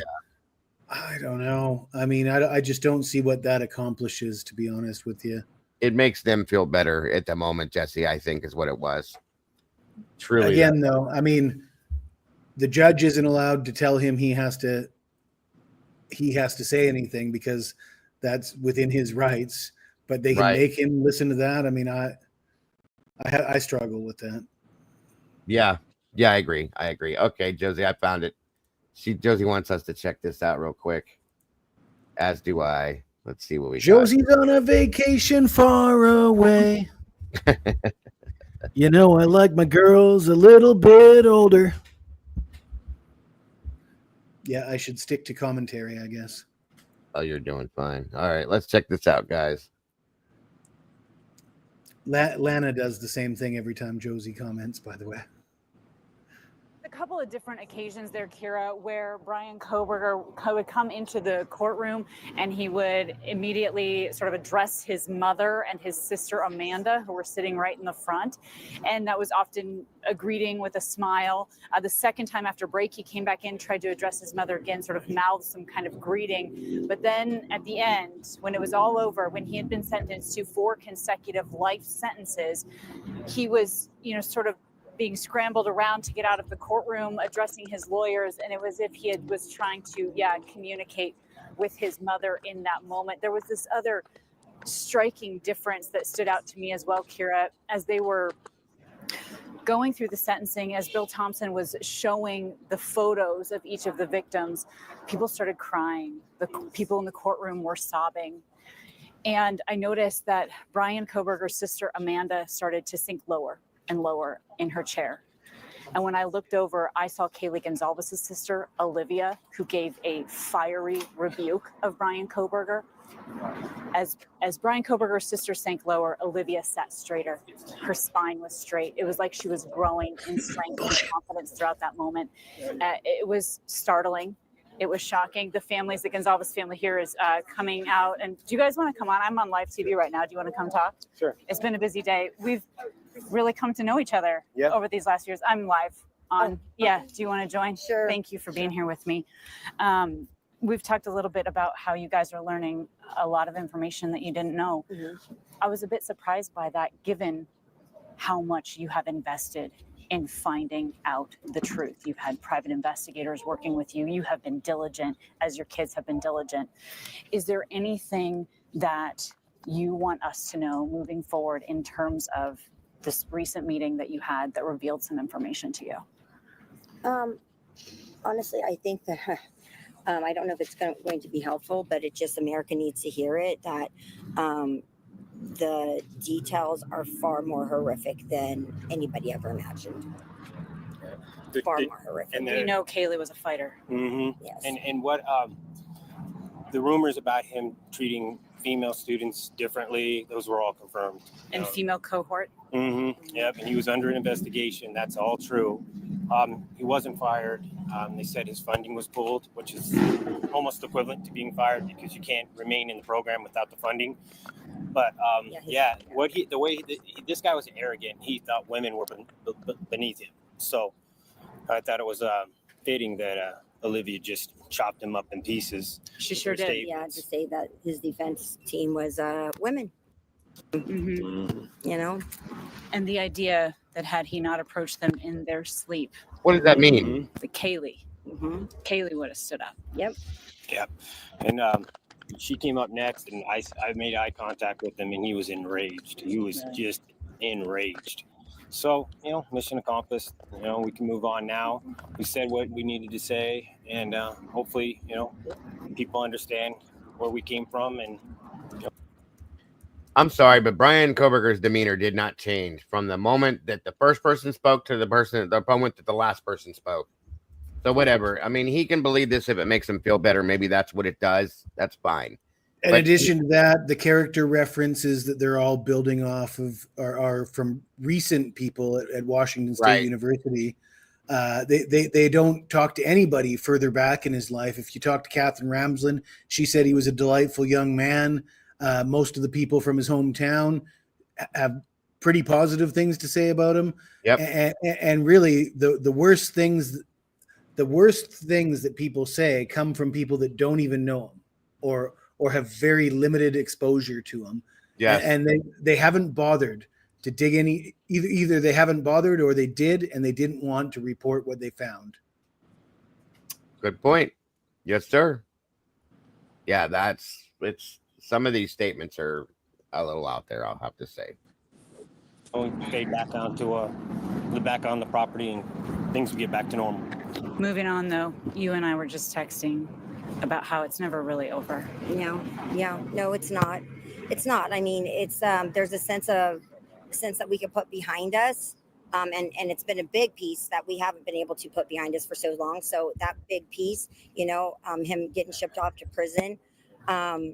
But, with that did come a new can of open worms with the new stuff that we learned from the investigators.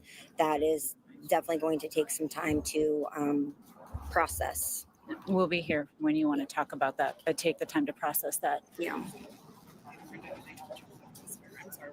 Yeah, go ahead. What they told you in the presser. I think it's great for us to have. Yeah, we were just discussing here a little bit about what you learned from this meeting, and I brought up what Olivia said. She said she asked a number of very fiery questions directly to the defendant, to the convicted. And one of them was, what was the other weapon you used on my sister? And you said that it was much more horrific than we could imagine. But is there anything we know about that? And was Kaylee the only one to your knowledge? Yes. Yeah, they That said had a that different the weapon? marks that she had was unique just to her. The other victims did not have that same striping marking pattern. So, yeah. There it is right there. Two people got two separate weapons. That is exactly what that tells me. I'll be damned. Wow. Wow. They did confirm that. But they also A stripy confirmed, mark pattern? yeah, she had marks on her mouth. Another thing that I found was interesting was she was stabbed over 30 times, but there was somebody who was stabbed more. We don't know who that is, but 34 times. Yeah. So Kaylee was stabbed 34 times? It was probably Xana, because Xana's the one that had all the defensive markings on her hands and everything. So I'm going to guess that it was Xana. In my opinion, of course. And there was someone else who was stabbed more. Yeah. We just said, was Kaylee like the most? Because it seemed so excessive. And they said, no. And that was all they said. So that other family, well, if they want to share it, they can. If they want to keep it to their own, they can. We feel when people hear how atrocious this behavior is, it helps expose him. And the more that he can be exposed, the better it is for us. So It's not easy to talk about these details of our daughter, and I could see why a lot of families want to keep those private. I want to keep them private, but then on the other hand, I'm like, no, people need to know, It's like, quite the picture, that one there. the monstrosity of this, like, literally, like, What'd you say, Jesse? Just that picture doesn't really look like Kaylee. And No, it's definitely a different picture of what I'm used to seeing. it looks a little provocative. I mean, it looks like an advertisement almost. It could be. It could be. Yeah, it looks kind of like a nightgown or some sort of something, maybe. It looks like there's happy birthday something in the background too. I can't really tell, but yeah, it does look like it could be. I don't know. Ladies, I don't wear these things, but that looks like maybe a neck lingerie, maybe. I don't know. Definitely I don't know if we've been banned from talking about it, but I mean, the Gonsalves women, all three of them really, their weight has fluctuated an awful lot and their appearance has changed an awful lot. All three of them, really. Yeah, well, like I said, the first time we met Olivia, she was pregnant and she had another baby back to back, I believe. So she stayed in the pregnancy mode. I think she's lost her baby weight. She looks healthy in that sense, or maybe a little underweight per se. And stress does that to people. I definitely think that Christy has probably lost weight due to stress. I don't care about any of that stuff, but yes, they do definitely look different. I don't know if it probably has to do, especially with everything that's gone on around the case, in my opinion, is stress. A lot of different stressors for different reasons. Yeah, we did see the heart on the desk in front of Kohberger. Josie caught a close up of that. I seen it through the whole trial, and I was just kind of trying to figure out what it was and how it was there or why it was there. I don't know.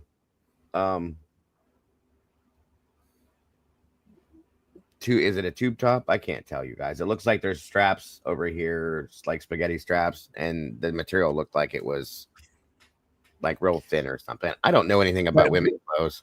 But she just looks. That's the point I was getting at with Olivia and Christy. Is she looks way thinner in the face and the cheekbones, the lips. She looks like a thin woman there. Yeah, And yeah. most of the other pictures I've seen of her, she looks more younger, childlike. Yeah, thicker. You know, like not right. You wouldn't call her thin. Let's say. No, I understand. Right. Yeah, that. No, Well, that it says right Kaylee Gonsalva is right on the picture. That's not Maddie. That's Kaylee. That's absolutely Kaylee, Alex. Well, I guess that's the point I'm trying to make. Is this guy doesn't even think it's Kaylee because it doesn't really look like Kaylee. That's definitely a different picture than I've ever seen ever, because the pictures, she has a whole different facial like look to her, I guess. So yeah, that is noticeable when they seem to lose weight. Their facial features change a lot. Makes them look a lot less like who we see from the beginning. So yeah, again, it doesn't matter to me, but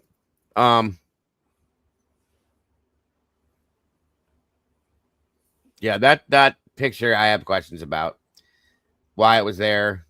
I just, you don't expect to see something like that. I don't know if you noticed the picture on Bryan's desk, the table he was sitting at that was in front of him. There was a pen, looked like he was maybe doodling and drew something. I didn't see anything like that. I'll show it to you once we get through this here. Hang on. Yeah. The judge called him a coward who slithered into 1122 King Road. Yeah, that's very accurate too.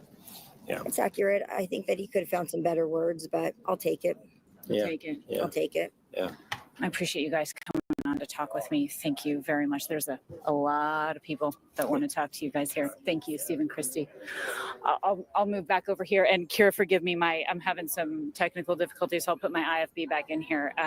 But yeah, so again, you just heard there, that's really new information, Kira, from Stephen Christy Gonsalves, that their daughter, we now know, was stabbed 34 times that night, and that someone else was stabbed more. That gives you an idea of the brutality of this murder scene, Kira. These people are kind of sick.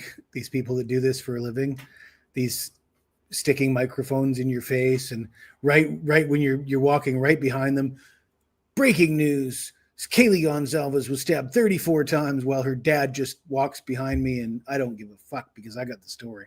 Yep, and they ask the questions that they probably shouldn't. That's their whole job. It is. I couldn't do it. Nope. Part of the reason probably why mainstream media is dying and more people watch Joe Rogan than they watch CNN. I can agree. Definitely, I can agree. Let me see. The question I have is, how could the trial have possibly proceeded after this book came out? And I mean, if Bryan had not have accepted this plea and the trial was supposed to go forward and all this reporting coming out of this book, how could we even have a trial? I mean, it wouldn't have been any bit of a trial. I mean, that at that point, everything's there. It's all out. That was the last hit piece, I guess we could call it. Well, I saw an interview with Vicky Ward, and she said that the secret to her success is you have to have good people on the ground when you arrive. You have to arrange it weeks and months before you get there.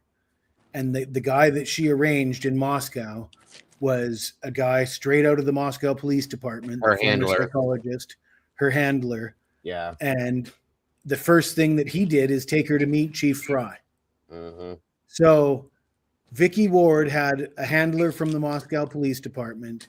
She went straight to meet Chief. And what about the gag order? What is Chief? Why is she meeting with Chief Fry? Chief Fry should be declining meetings from somebody writing a book, right? Yes, sir. Should he not? That's right. If there's a gag order in effect, you should not be talking about these things. I'm sorry. I mean, yeah, he should just be saying, "I'm sorry, I cannot meet with you." That yes, 100%. that's it, right? But there's money involved, Jesse. You know that, right? There was money So- handed out, in my opinion, to these people for their testimony to be able to write the book. That's where. So they paint themselves as investigative journalists, Mhm. and then they only really follow the leads that they're directed to by their police handlers. Right. And not only that, Vicky Ward, she really rubbed me the wrong way. Her demeanor just Yeah. stunk of privilege, like a Yes. wealthy woman. I'm better than you.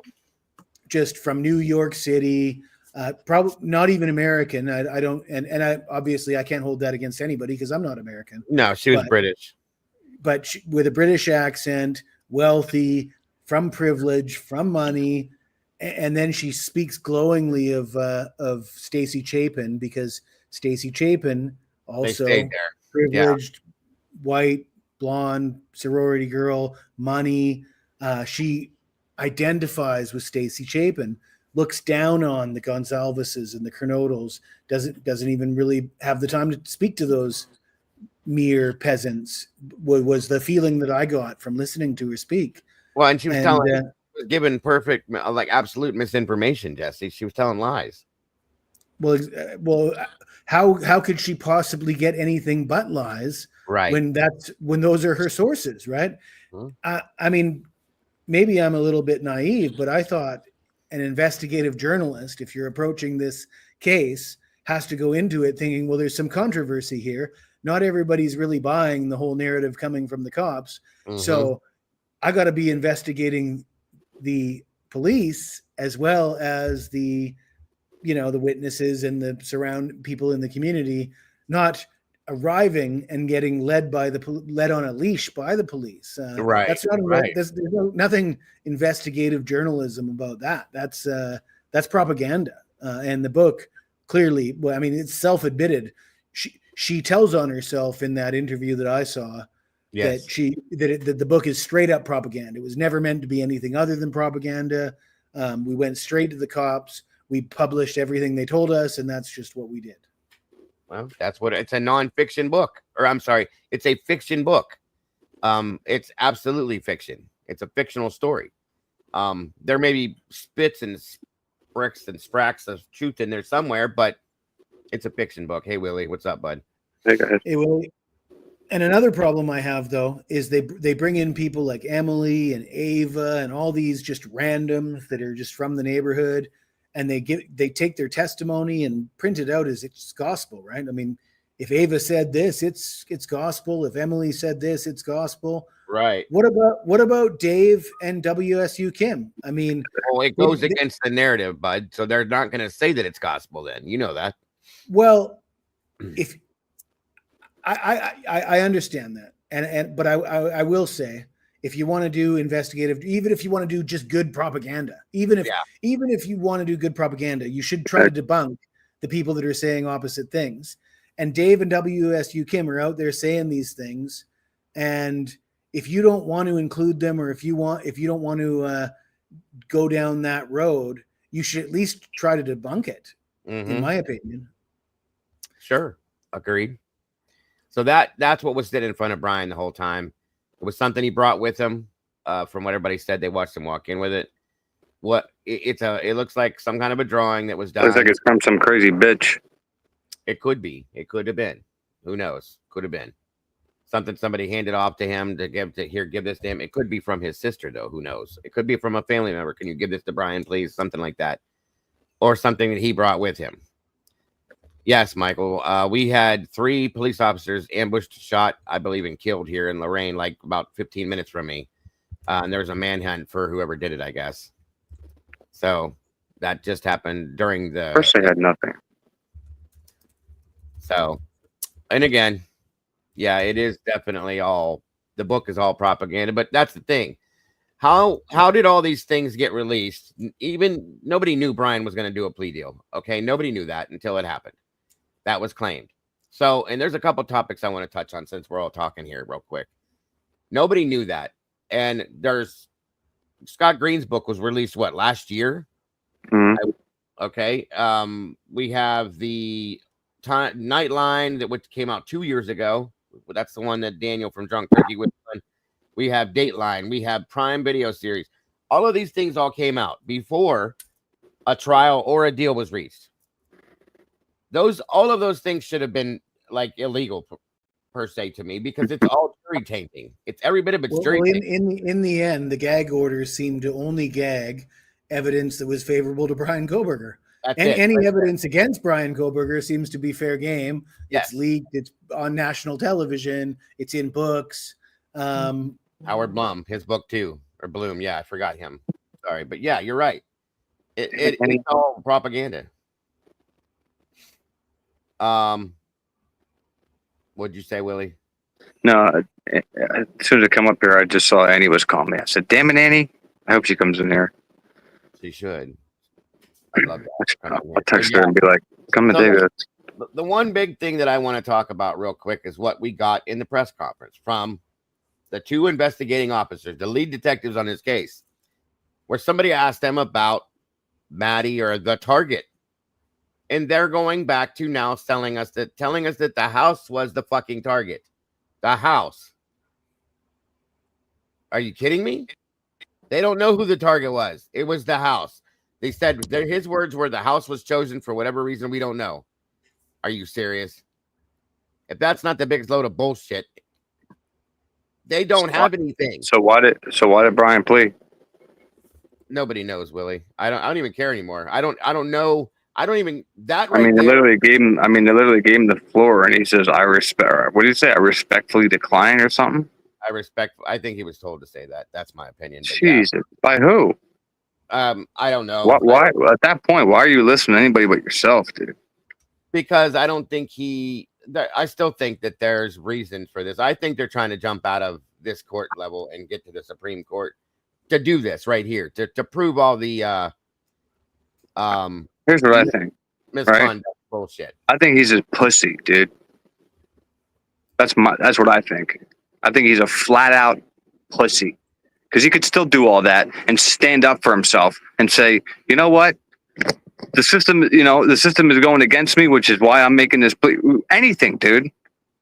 Literally the whole world was watching. Everybody, every single MSM was going live, but everybody was watching. If there was a time to tell the world, like, it was then. And he respectfully declined. He could have just said, I am not a murderer. And yes. Then Mike drop, and that's it. He could have said anything. He could have said anything. Agreed. Would that have nullified the? Wouldn't they have just ignored that? If he just said, "I am not a murderer," mic drop. I don't know if he didn't say anything because he doesn't plan on appeal. If that's the Hitler said right there, he can appeal. Maybe that's why he's being quiet, because he plans on appealing. I don't know, you guys. I don't know that stuff, but I certainly think that would help his public, the PR battle. Yeah. He could have definitely denied any. But he don't care about it. Like, he don't care about the PR. He don't care about leveraging the public. He never cared about that. He was complacent with whatever the hell they gave him, which was Ann Taylor. So and he said because they would have crucified him if he said that, and I can see how. No, they wouldn't. Who would? Who's crucifying? Who gives a shit at this point? You're going to jail for the rest of your life. Open your mouth. I don't even know how people are defending this shit. The fact that he didn't say a goddamn word. People are going to have the balls to sit here and say, "Oh, he didn't do it." Come on, man. How can we say that? Then believe that he fucking did it. I don't know. I don't care. He didn't do it the way he didn't do it the way that they're telling him he did it, which is a bunch of. That's what pisses me off. He's pleading to some. Fine, plead to it, but don't plead to this delusion of 6 minutes and multiple. What's her name said that her sister was struck with multiple fucking weapons. So that means at least 2, yeah. So somebody told him that. Well, and Kaylee was stabbed 34 times, but somebody else was stabbed more. That's an awful lot of fucking stabbing. Well, here's the thing, though. Minutes or whatever. Why? My biggest thing, with if no that's blood. True, 2 weapons, at least 2 weapons. I'm going with 2 people at least. Okay. one person for one weapon, one person for the other. Bryan, there's no way in hell the dude had two weapons going at one time, like some kind of a ninja. So why is he not talking about a secondary person if he was there? Exactly.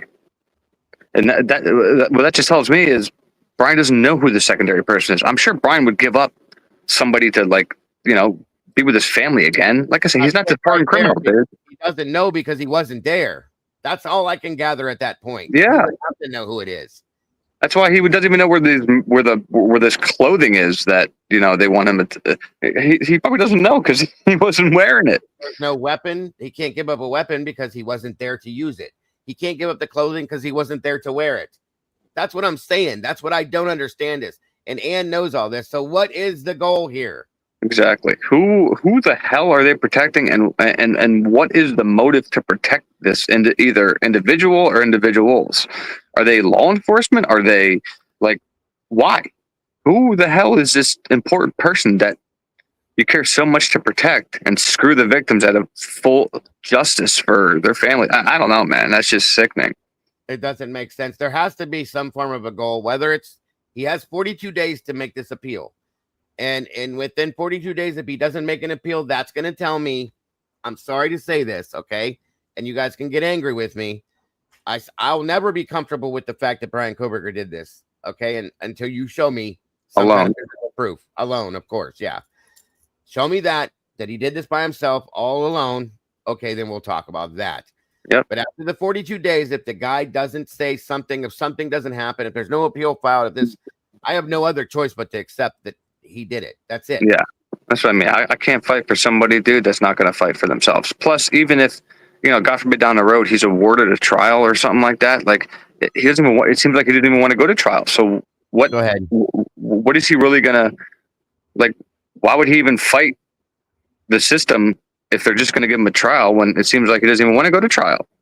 I mean, if it wasn't his counsel that, you know, that was the problem, then what's going to change in the future that all of a sudden he's going to want to go to trial? So I don't know. It's coming out to be almost like a suicide mission. You know what I mean? Like it's like he kind of found some kind of peace in jail or whatever, but he's going to prison. So it's like you're going to a completely different ballgame, dude. You know? But you can get stabbed at any time, piss thrown at you, you know, like, I mean, they can pop your cell whenever they want if you piss off a CO, or they think that it's just, I wouldn't take that chance, dude. Whatever. It's not my life. I'm not in this position, so I'm just saying what I would do. At least, I'd at least be shaking my head. I'd at least be shaking my head when the families are like, you know, saying all this shit to me and putting me down. I'd just be shaking my head like, you know, I didn't do this shit, but you know, you can keep going. He just sat there and took it. Since he pled guilty, I've been pivoting to Bryan's guilt does not explain everybody else's behavior. So all the questionable behavior around this case, from the roommate, from the witnesses, from everybody, and Dylan's balls to get up there. None of it's explained by who the fuck is she to get up there and start crying? Like, holy fuck! I was shocked. I was pissed. Shocked. And actually, a lot of the people that came up and spoke, I was shocked that they were so articulate, if you know what I mean. Yeah. I feel like some of them, you've listened to these people in interviews, right? A lot of the people in this case don't strike me as the most sophisticated among us. No, and that's not what Steve wanted to say, in my opinion. Some of them might have been in college or whatever else, but they're, you know, they're not particularly well spoken. But in their victim impact statements, it all seemed very well rehearsed and choreographed. It was almost like Eddie said, you know, it was rehearsed and I don't know. I just don't know. It seemed a little bit too Hollywood for me. Yeah. To me, it's just like, dude, you know, you have all this working against you. You have a trial coming up. Yeah, you have a shot in hell here. And it's just like, you throw it all away for the death penalty coming off the table, which would have had to been voted on anyway by the jury. So it's not like it was automatic. So he got just such a bad fucking deal. Bad plan, bad whatever. Instead of just fighting it at trial. And laying all your cards out. It's really hard to make an argument for his innocence right now because It is, dude. if he truly didn't do it, give us some kind of a sign or something. Yeah, say something. Yeah, I mean, there's guilty ass people all the time that are sentenced that scream that they didn't do it. You know what I mean? If you really didn't do this and you're just gonna take this 4 consecutive life sentences, fuck that. No way. That gives nothing for the public to show that you have any fight or that you might not have done this. You just kind of sure, yep. I'm nothing to say. Have a good day. It's very difficult to accept. It really is. It's. I'm not the guy that's out there saying this is a psyop. Yeah. But I can see why people say that though, because it's just really hard to wrap your head around any logical explanation for why things ended up this way, how they ended up this way, and how convinced so many people are, and the families and everything. Like, how could nobody be? And it's literally common sense, dude. Like multiple weapons. I mean, come on. How do you not put 2 and 2 together and get fucking 4? Well, and the mainstream media likes to paint us with a really negative brush, and they say, "Oh, that's fine." We're just using common sense, though. Losers, right? But Steve Gonsalves has aligned himself with Gray Hughes, Daniel from Drunk Turkey, and JLR. So it's not that the people that do what we do are, aren't credible and that we don't have any authority. He's just chosen who he wants to align himself with, right? What makes him find Daniel any more credible than anybody else, or JLR is a convicted felon, right? Ex-con. I guess. How could anybody view JLR as more reputable than any other true crime channel? I don't know. No, not even less, in my opinion. That's the picture, Candy, that hasn't been changed. That's what I was seeing throughout the whole court hearing. Go ahead, Willie.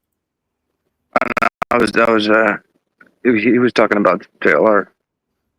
Yeah, JLR is probably one of the least reputable, in my opinion, based on his past and the things he's said and done. I wouldn't trust him to walk my dog. So I can't stand watching him. I'm just glad I don't get any notification anymore about him going. I must have done something to where he doesn't pop up anymore at all. So I'm grateful. I took him. I guess the point I was trying to make is that Steve has dipped his toes into our world. Yeah. And then said we're bad guys because we're wrong. Yeah. But he's asking the same questions. But I mean, why, how could he be so sure that Daniel and JLR and Gray Hughes are right and we're wrong? I mean, it's not, do they have a track record of being right about everything? Weren't they all like, no, it's just, weren't they all on the wrong side of the Karen Reed trial? Yeah. Of course. And yeah, real quick, Violet, Dago speaking when Hitler said BK had 43 days, blah, blah, blah. So Hitler said he filed. What he's meaning is it goes against, it's in direct violation of his plea deal. That's all he meant, which means nothing because it will violate the plea deal. Sure. Does that mean they can throw the death penalty back on the table? I don't know, but I don't think so. He still has that appeal right. Like I said, guys, he can file an appeal within 42 days. But now what did that appeal do then? Like what? It'll take him to a different court system. That appeal will have to take him up to the Supreme Court, which is what I think the goal might be, Willie, that they're trying to get the hell out of this level here to get away from this whole thing and go up one to the Supreme Court systems and possibly bring to the table the misconduct that went on through this whole trial and then possibly have it thrown. I don't know, but it could possibly admonish the whole everything if they can do it, if they do it the right way. That's what I think this goal could. How many appeals does he have? I don't know. I know this for sure. He has the I think 3, the ability to go up above 3 different times with this type of appeal. I think I'm going to have to look at it. I have to look it up, but standing silent again and so on and so forth, I do believe helps with that process. Not saying a word will help with that process, and it fast tracks it to the appeal process. as compared to if he were to go to trial, be convicted, give him the death penalty, and then he goes for his appeal process. He's still got to wait and wait and wait and wait, and it takes forever to get through that. This takes you directly into appeals. You see what I'm saying? So I don't know. That could be the goal. What this whole thing was. It could be that they said we can't get you anywhere else, Bryan. We've done everything. He's denying everything. There's nothing else we can do for you. If you don't do this, then you're gonna have to. They're gonna, the death penalty. So let's go this route and see what happens. Maybe, but maybe they have the ability to say, hey, if we get this in the Supreme Court, we can prove that you're innocent. We'll be able to give them the information that proves that you're innocent, and maybe that's the deal. I don't know. It makes a little sense. A little, not a lot, a little. Because not much in this case makes any sense. Just saying. Yeah. Oh Yeah, man, that's fucking crazy. It is a big mess. Big mess. He waived the state level appeals, not Supreme Court. Also, right, exactly, Heather. Also, the Idaho Supreme Court says it's not constitutional to waive appeals and plea. See? So no plea does not mean no plea. 100%. Thank you, ma'am. It should be interesting. I do believe, and I've felt probably for a week or so now, that this might be going to Supreme Court stuff. That's what my thought has been. That's why I've kind of relaxed a little bit with it. Not to mention, once again, we are shown the fact that they didn't have a case. If you watch the interviews in the press conference, law enforcement had nothing. Not to mention that the state had nothing. Nobody had anything against Bryan Kohberger. They said there was absolutely zero connection. They wished they could have found a social media connection. There was nothing. Zero connection between him and the victims. How does that make any sense if he did this? It just really pisses me off that they're losing the battle of public relations in the mainstream media. The stuff that we're talking about isn't getting out there in mainstream media. Hell no. And when you compare it to the Karen Reed case, and I recently listened to the Turtle Boy. Willie, did you see Turtle Boy interview Yes, Alan Jackson? but now you see the difference between paid counsel and somebody working for the state. I mean, when you listen to Alan Jackson talk, and Turtle Boy said, Turtle Boy says, Karen blurted out, and Alan Jackson corrects him and says, listen, Turtle Boy, we didn't blurt anything out. Anything that came from our camp was curated. It was put out there with a purpose, and whether he was just bragging to hear himself brag doesn't really matter. He got the results. It's hard to question that guy. I mean, but that's what I think Bryan needs. And I think that's what, and Anne is like the opposite of that. She's getting just slaughtered in the court of public opinion, and she's doing nothing to combat that. And that's where I have a problem with it. Oh yeah. Not coming out and saying one word. Letting Bicca answer in the plea hearing, and then I defer. And then she was back here. She was speaking in today's hearing, but what's going on? Like, is she his lawyer or is she not? And how dedicated is she? She's no Alan Jackson. Let's put it that way. Oh no, there is nobody like him. Everybody thought, and I've heard people say that it wouldn't make a difference. I have to disagree with that. I think a high, the lawyers that I respect, that I've talked to, have expressed doubt about this case because of lack of evidence, and that's would be like Andrea Burkhart, Mark Garagos, and we're talking some pretty big. Burkhart might, she's quite popular on the. Andrew D. Myers is a lawyer too. He thinks it's fucked up. Very much so, but Garagos, I mean, he's big time, right? He's on TMZ. He's a mainstream I like him. guy. I think he's great. He's basically just said, you could call him every name in the book, but there's no evidence. Right. And he's right. And I think Myers was in here last week. Oh, really? Yeah. Yep. Cool. He's been in here actually a couple times, I believe.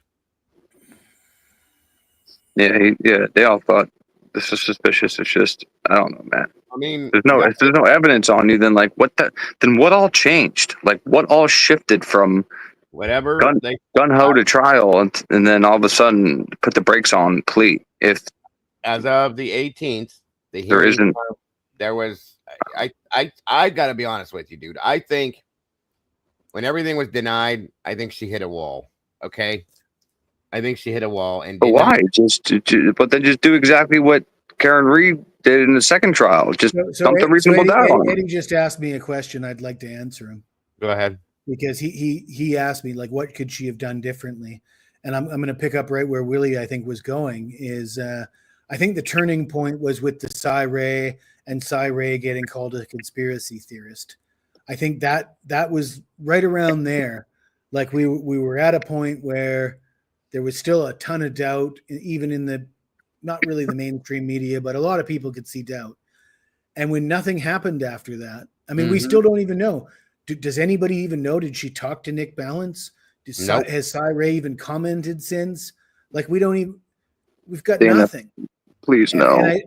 And I think at that point, if not well before, but by that point, Anne should have known that this is a trial being tried in the media, despite the gag order. The prosecution is using the gag order as a strategy. They're leaking what they want, withholding anything else, and they're using it to their advantage.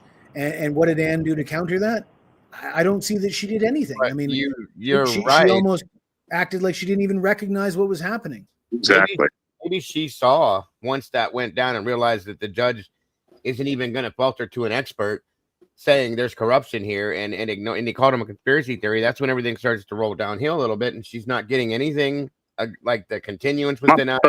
But like, doesn't she do her homework? Like, before you ask for the trial to be moved, don't you kind of fucking get a feel of like who the judge is going to preside over the case? And then she doesn't get to pick that, Willie. That's I understand that, but you kind of have somewhat of an idea, right? Like, I don't know.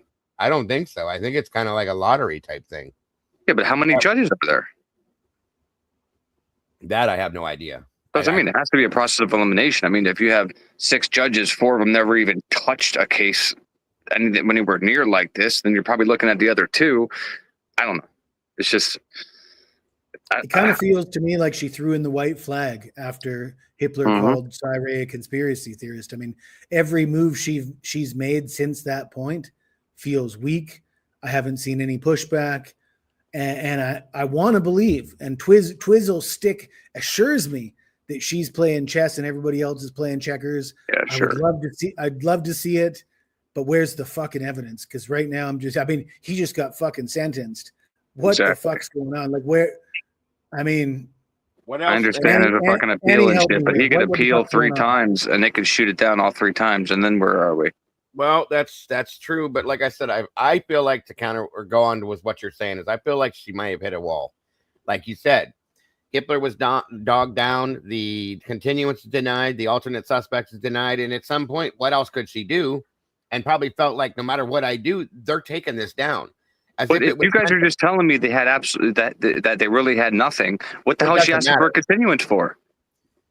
Because so she could go through her shit to find more. She had how fucking long to prove what she had? Yeah, but well then bitch about a trial by ambush. Why is there a fucking plea?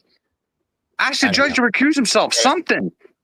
No idea. Hey, Annie, you know what I mean? Like, I'm telling my lawyer, do everything, you exhaust every option other than me pleading before I fucking, you know what I mean? Like, before I plead. I didn't see her ask judge to recuse himself. I didn't see a hearing on that. Did you hear me, Annie? Can you hear me, Annie? Oh, hi. I was just waiting for Willie to end his rant. Sorry. I didn't mean to not welcome you so soon. Welcome. Good to have you here. Thanks for joining us. I didn't even know you were down there. Hello, fellas. What up? How are you? Can you hear me okay? I'm in my car, so I hope you can hear me all right. You always sound fine. You're great. Thank you. Oh, all right. Cool.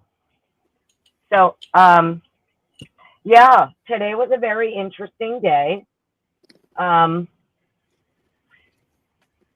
do think that it's really, really interesting that Bill in the press conference made it a point to let the media know that, or I'm sorry, it was Steve.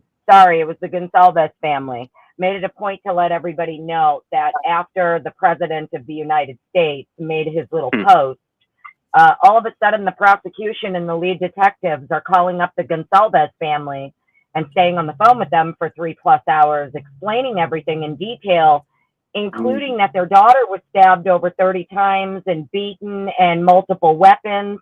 2 different And weapons. my question is, okay, I needed explained how it happened in 6 minutes or less then. It did not. And you know it didn't. Not by one person, Annie, and you know that. And he cleaned up. And now that he's been sent to prison, now it's okay to tell us that, of course. Now we know they're not going to be looking for any other. We know there's another person, at least one other person, okay? And they're not looking for him. Because they knew if they told the family, dude, that there was multiple weapons fucking prior to this, and they would come out and they were, talking about it. Yes. Oh my God, dude. Absolutely. So right there just shows that they're little fucking schemers. Not to mention, Annie, did you hear the rest of that in the press conference between the 2 investigators? Little rinky-dink guy there and what's his name? Burrows. No, not Burrows. Jesus Christ. I forgot. I lost his name. Forget it. How Grover. That's it. Thank you. There was no target. Or Gilbertson. Are you talking about Payne and Gilbertson or? Yeah, Payne and Gilbertson. I'm sorry. When they were standing there talking, how all of a sudden now we go back to the fact that the house is the target. No, there's no. They don't know who the target was. It's the house. Yeah, what the fuck fuck is is that? that? I find it interesting that, so based on the press conference, according to the investigators, no motive, no connection, no weapons, right, no clothes, right, no evidence that actually leads them to believe he is connected to them in any way, shape, or form other than the sheet. Absolutely. Which they can say, yes, the sheet itself is a key piece of evidence. But even that investigator said trace DNA from the sheet.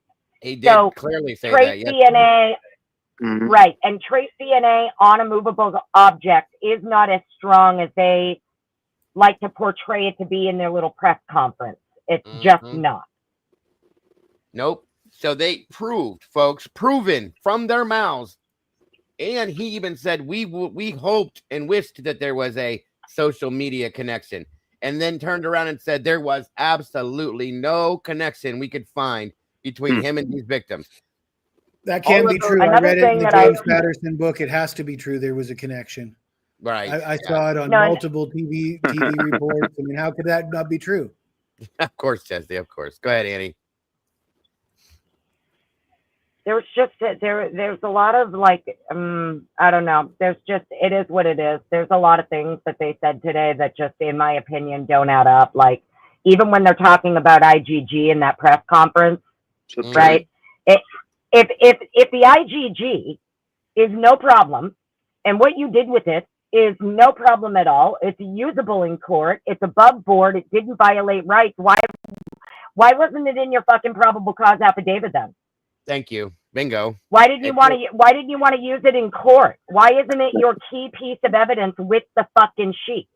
Why can't we let Cy talk about it then? Why can't that be brought out? Well, Cy wasn't going to talk about the sheet anyway.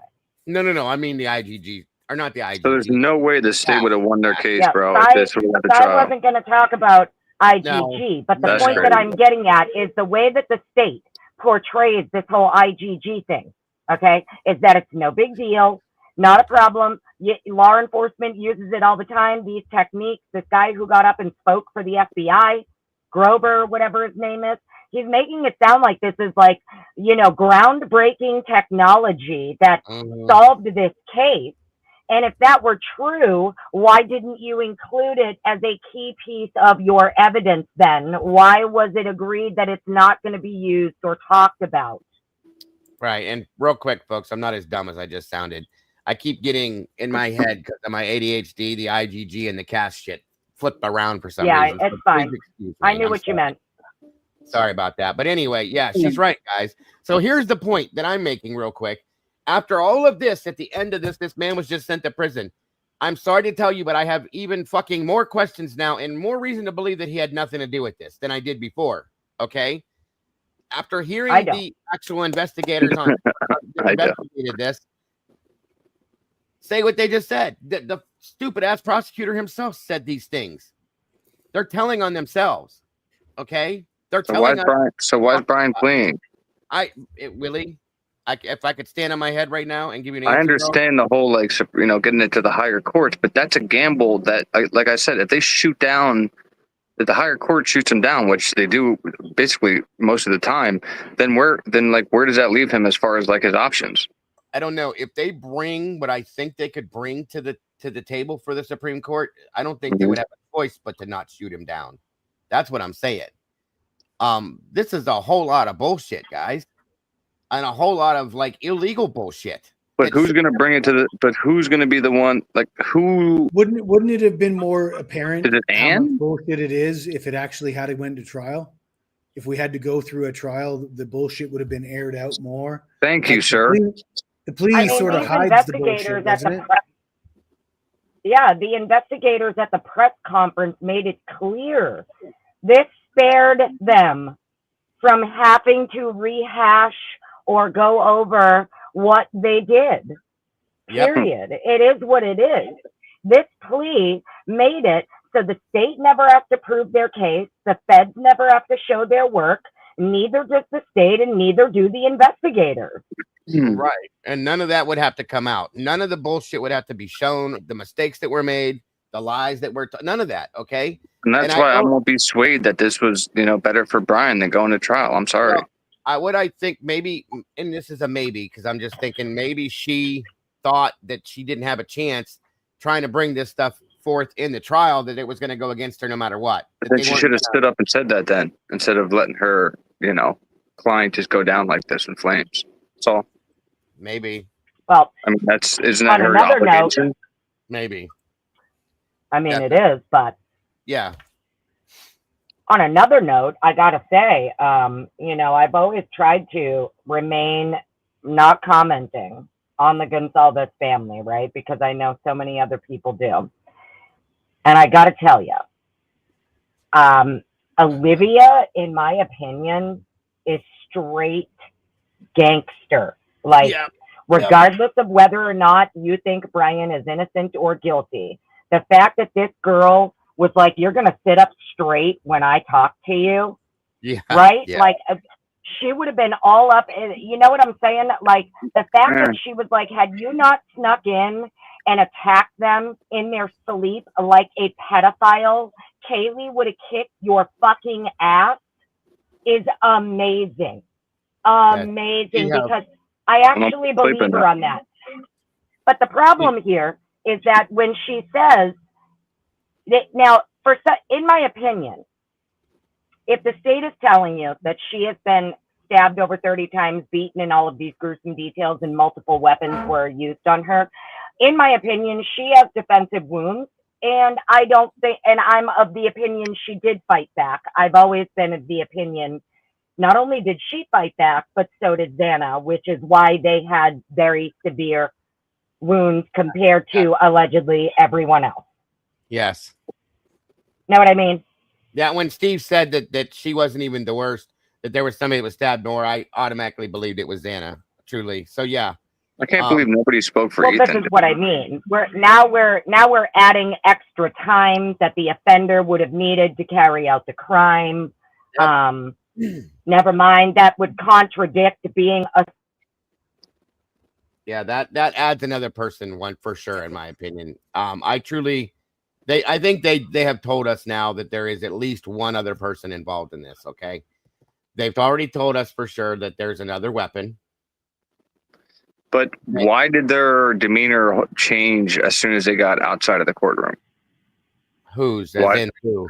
The whole Gonsalves family. I mean, the whole time they're going on MSM saying, I mean, even today, saying that, you know, the prosecution this and the, you know, this about, you know, we were told over an email about the you know, the death penalty and yada yada yada. But yet they stand up and they only address Bryan. They don't address the prosecution. They don't address the judge. I will say, like Steve No, Steve Jr., even though he didn't speak in court, when they finally got outside and they were doing their little meet, like, that's what I bro, mean. he ripped the fuck out of Bill. That's I mean, what I it just is what said. it is. Yeah. Yeah, I So if wonder how you're long gonna he's do been that, get up and investigating fucking Bill. do it. Get up and do it in front of all the cameras. If you know, it's an impact statement. Say how you feel. I wish he would have got it on the court record, right? Exactly. I do wish he would have put it on the court record. Yeah. Yeah, I don't give a shit what people say to the media. Maybe he worried that Hitler would have shut him down, so he wasn't. Oh, what? No, well, hold on. I asked a question already because me and Annie had a conversation this morning. I asked, are they allowed to say whatever they want? And supposedly they're allowed to say anything they want except like threats or whatever, like except like immediate threats or something. Yeah. Okay. Well, maybe that. I don't know that.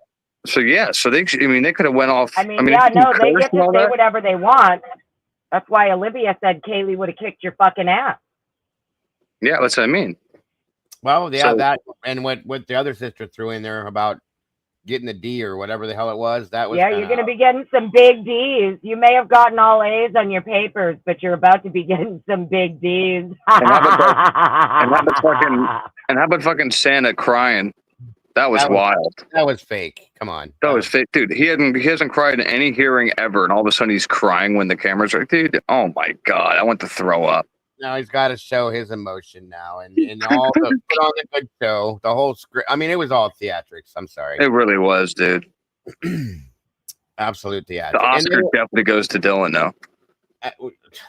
Yeah. Well, bitch. Listen, I gotta tell you, I'm being it. Look, as a person who understands entirely what someone with severe PTSD acts like. Mm-hmm. Okay. After witnessing Dylan with my own eyes today, I have a different perspective on her now. I understand it's hard because of the documents and everything and the delay, but that girl, in my opinion, is severe PTSD. She has severe PTSD. She could barely like I said, fucking hold it together. Yeah. So what do you think then, Annie, happened that night with her, with everything we saw besides that? I mean, I've always wondered, I think even way back in the day before Kohberger was even mentioned, I had made a comment like, for all we know, these two girls were told, stay in your fucking room, and they just did what they were told. They followed orders. I mean, that's always been my opinion. Obviously, back then, I didn't think Bryan, because we didn't even know, like, Bryan's name then, but, I don't know.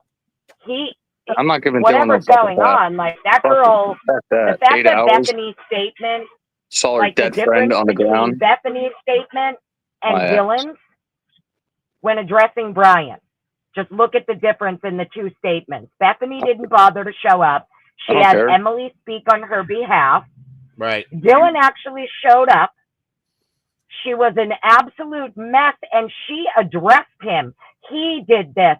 He took away blah, blah, blah. Bethany didn't address Bryan at all. No. At all.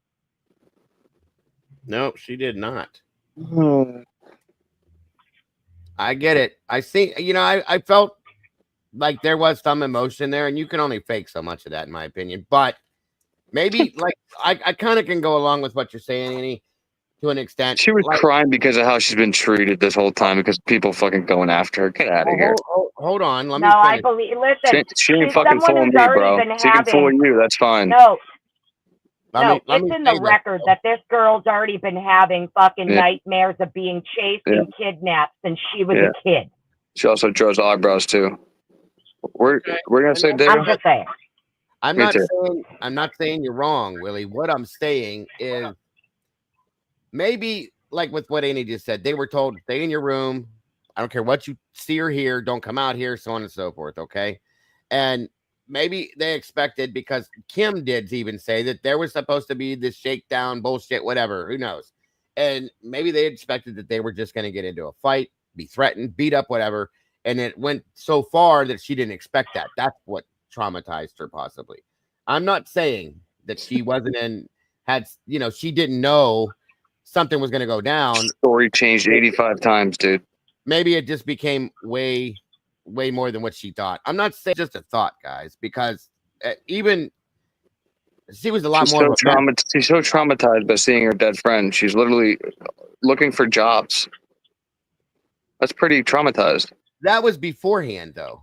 What are you talking about? That was after. She was on Indeed, bro. We have her whole log for the whole night of what she was doing. You have the time. What I'm saying is, it was before she went and saw Xana and brought them over. That's when that happened, when she was on Indeed. Yeah, but we know that they already went in the house, dude. That she put on an Oscar performance on the 911 call. Yeah, I'm supposed to sit here and believe this impact statement? What? That's no. That's not what I meant. But okay, I know what you're saying. No, I'm just talking in general, dude. I'm not coming at you or anything. I'm just saying. I know like, that. I know that. That's not what I meant. I'm just saying. I don't know. Seems like most of the chat agrees with me, so at least I'm not crazy. Thinking that, because I'm not letting her off the hook with that little performance. Sorry. If she would have got cross-examined, she would have shit herself. Well, I guess the point I'm getting at, right, is this. So if you're still having nightmares and you have to lock your doors, you're terrified everywhere you go, even though the perpetrator is in jail and in custody, and you're someone who, for whatever reason, whatever happened earlier in your life, that you already have nightmares of being kidnapped, chased. How do you know that's true? My guess is that Willie is that when the police, more than likely, especially if the FBI is conducting these interviews with these witnesses and shit, and these people who were in the home, these are things that were verified. They're not just going to take her word for it. So it's verified that she needs to lock her doors all the time now, and yada yada yada. No, what I mean is that whatever her prior PTSD situation is, that already was prior to the crime. So she booked it across. So she booked it across the house with PTSD.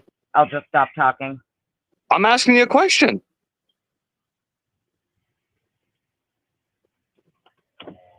I'm just saying, to have PTSD and to say, screw it, I'm going to dash across the whole house when there could be 3-4 people out there with guns, knives, whatever.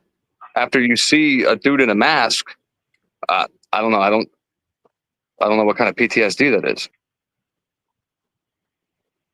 So there's obviously something already going on with her, which is why she has lucid dreams of being kidnapped and chased prior to the crime even occurring, is the point I'm getting at. And if she's all fucked up on drugs and Borgs. Know what I'm saying? So then what did she really see then at night if she was all fucked up? She probably truly doesn't fucking know. And that's why she told them over and over again, I don't know. And I thought it was a dream, and I'm not even sure of what I fucking heard or saw.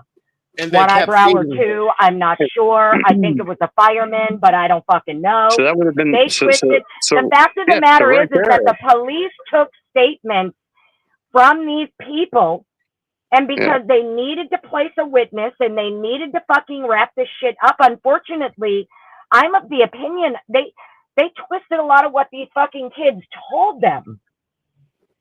They did. You understand? She's telling them over and over again, I don't know.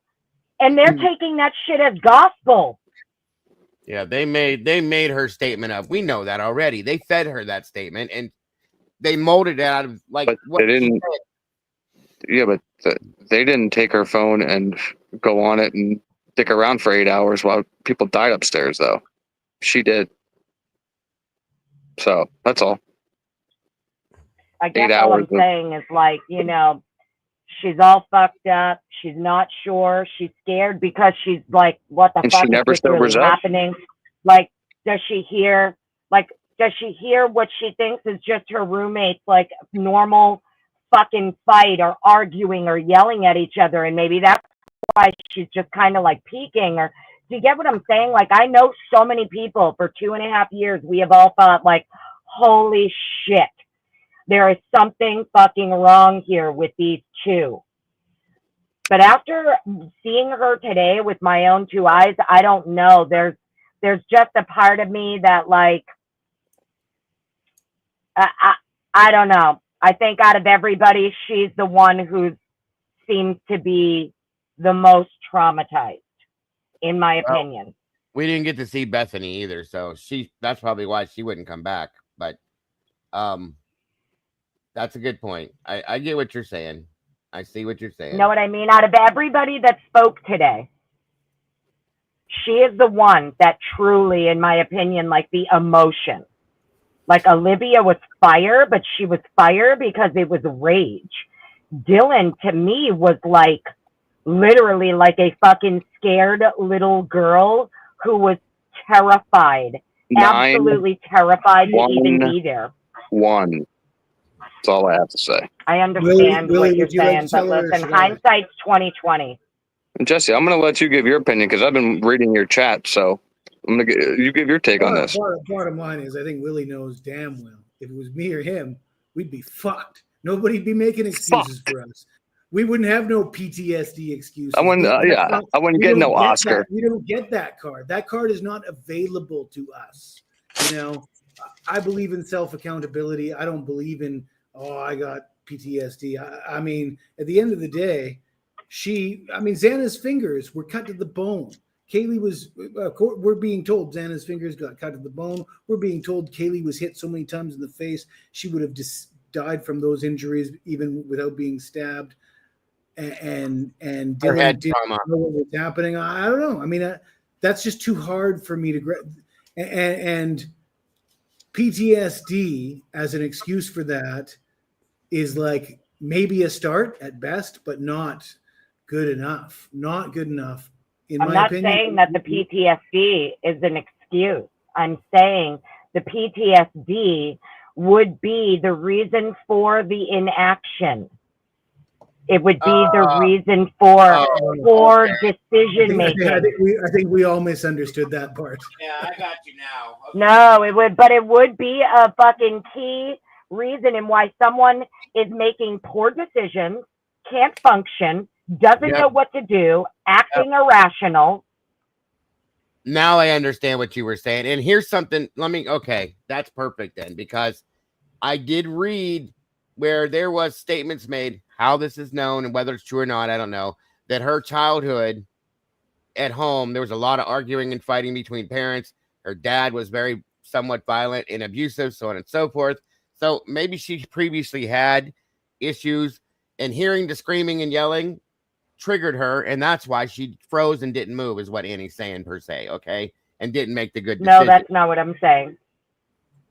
No. Like the PTSD is why she didn't I don't know that she went into a frozen shock phase. I don't believe the frozen shock phase thing is from Dylan. I believe many of the statements that law enforcement has attributed to Dylan, okay, are because they twisted words in statements that she made to police and investigators. Okay, then I didn't understand you either, because I thought you were saying. Then why is she even making a statement?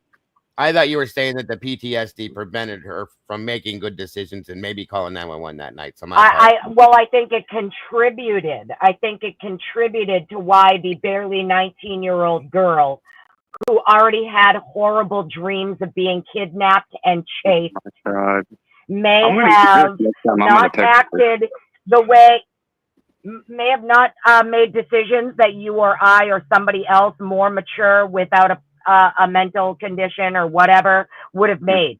Do you get what I'm saying? Like, some people just don't know what to do.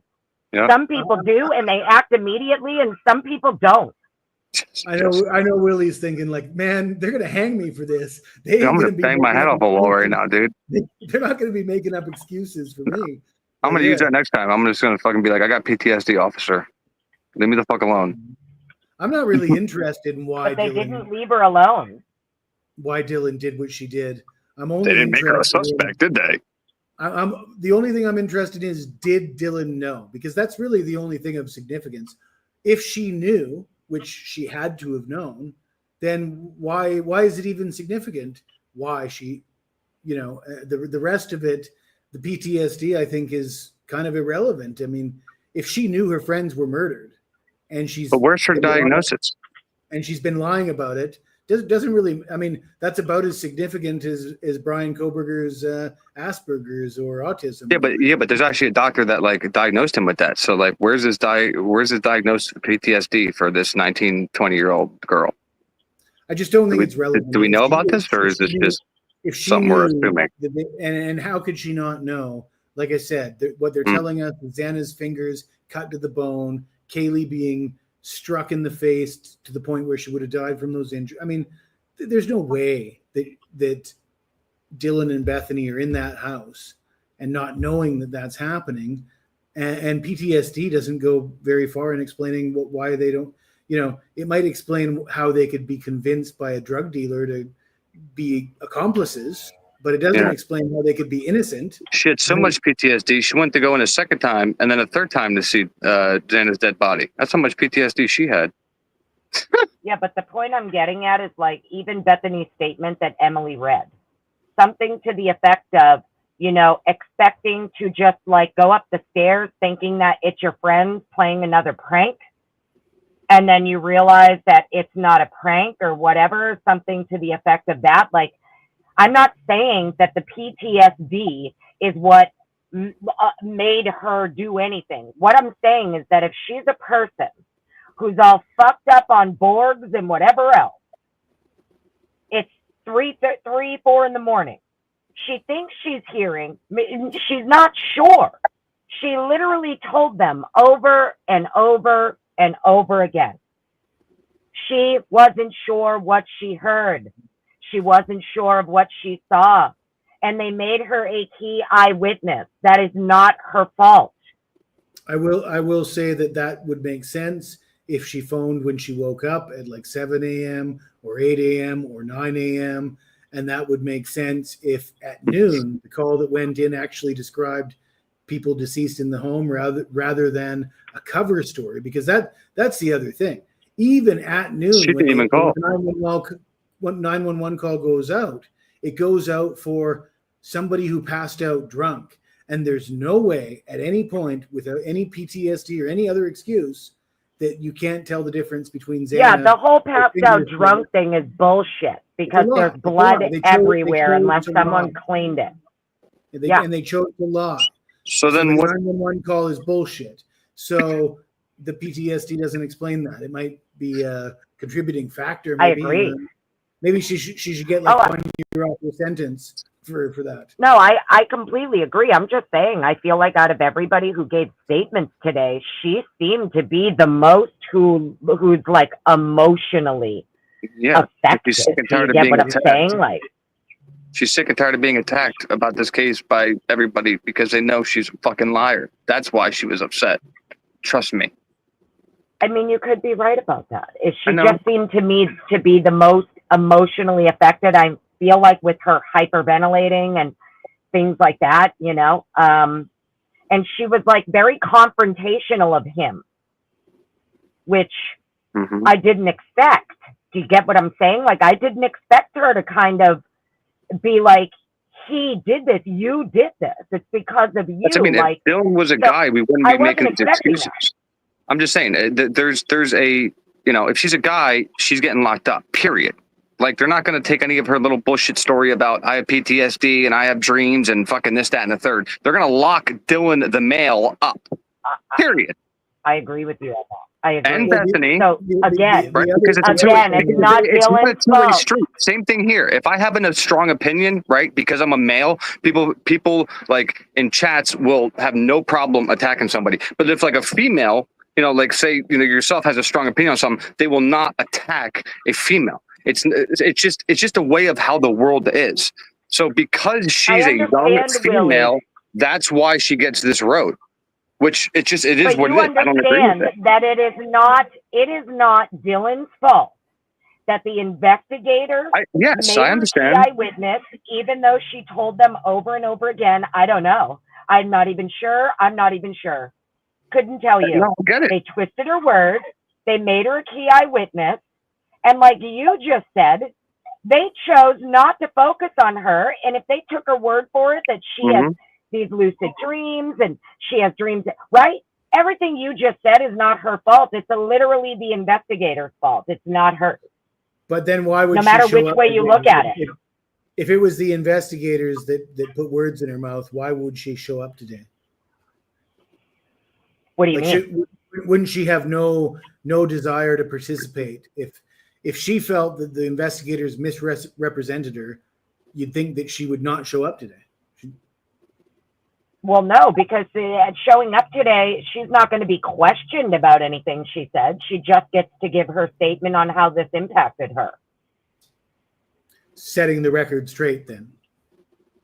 You know, she doesn't necessarily have to, she doesn't have to answer any other questions if she doesn't want to. She doesn't have to speak about anything she doesn't want to, There's nothing we can do about that. None of these people have to tell us a goddamn thing if they don't want to, I'm just saying the difference between Bethany not showing up at all and having Emily speak for her, between Dylan actually showing up, you got to give it to her. She had the balls to show up, the balls to give her statement, and the balls to confront him, even though seemed like she wanted to pass out and couldn't breathe at times. It took me a while to figure out that it wasn't Bethany, because like whoever the hell that was crying so much, and I'm like, it didn't even go through this shit. Yeah, it didn't look that like was the weird. pictures either. It looked like it did not look like the pictures of Dylan that I've seen. I just tried to see it for what it was, like the difference, the fact that like one of these survivors showed up even and through her what appears to be fear and pain still got through it, right? I'm just trying to look at it like put yourself in her shoes. What is it, your first fucking day here, Jay? That's relax. She delivered a pretty good performance, whether it was authentic or not. It was a pretty good performance. Well, it's not, but that's what I mean though. Like that's not even, I'm not here to determine whether or not it's a performance. It doesn't even matter if I think she was being fake or real. What I'm saying is that you have two survivors of this crime. What I mean, though, is you have two survivors and only one of them actually had what appears to be the courage enough to show up. And 8 one hours. Of them did not. That's right, lady. Yeah, I don't know why Bethany didn't show up. She might have been pressured to show up because she was the more important of the two, right? Like, maybe they told her. Could be, yeah. Maybe they told her, with all the bad press you've had, might be a good idea for you to show up and make a statement. Maybe that'll lighten up the load on you. People will see you in a different light, something like that. You know what I mean? Yeah. Hey, real quick, LBT, just so you're aware, we're all fucking friends up here. So don't try to I see what you're doing down there. I don't know who the fuck that is, dude, but who? Relax, you little troll. Fucking people that think that there's sides here. That, me and so for anybody who doesn't know, Willie and I, Willie and I talk every day. Willie and I will argue with each other for an hour straight. Privately, and it's fine. It's totally must be their first fucking day. We're all on the same team, and we all talk constantly. Yeah, I can tell whose fucking first rodeo it is here, though. Yeah, we all talk constantly, and we debate different things, have different opinions. If we I just want to make that clear because it's starting to get annoying down there, and nobody's doing anything about it. So I'll say something. I didn't even see it till just now because it's fucking. I mean, it's fine. It's fine. It's Annie's right. You guys are wrong. It's not even about that, nobody here is enemies. So relax. You're not gonna win sides or I don't know what the fuck these people want. But there are no. That's part of the problem with this entire case is that exactly sides on this, and it's people want to have a side and the drama that people love, dude. It's crazy. What we don't see the chat. You don't even know what side you're on or who the enemies are. What? Annie, Dago, Willie, do you know? I'm not on anybody's side. Or who the enemies are. It's pretty hard to define those terms. No, I don't. I try to be cool with everybody. That's my motto. Just try to be cool with everybody. We don't need to. I don't know. The mainstream media is an enemy of mine. Mainstream media, I don't have any time for them. The mainstream media is the enemy of the people, in my opinion. It's us versus them. I don't know whose side I am. I'm not going to say I'm on Bryan Kohberger's side because I don't know. I'm on the side of the truth, bro. Yeah. I don't know what the truth is. I'm definitely not on Kohberger's side. I've never been on Kohberger's side. I've been on the side of our rights. And if they had to violate his rights and our rights to get to him, then that needs to be exposed and called out. And that's bullshit. And that's kind of the side I've always been on. Because the amount of money that we pay these people, FBI, state, local law enforcement, with our taxpayer dollars, and they are not held accountable, and they don't have to explain what they did, and they get to hide everything they did and backdoor everything, is bullshit. Sounds like the government's the bad guy.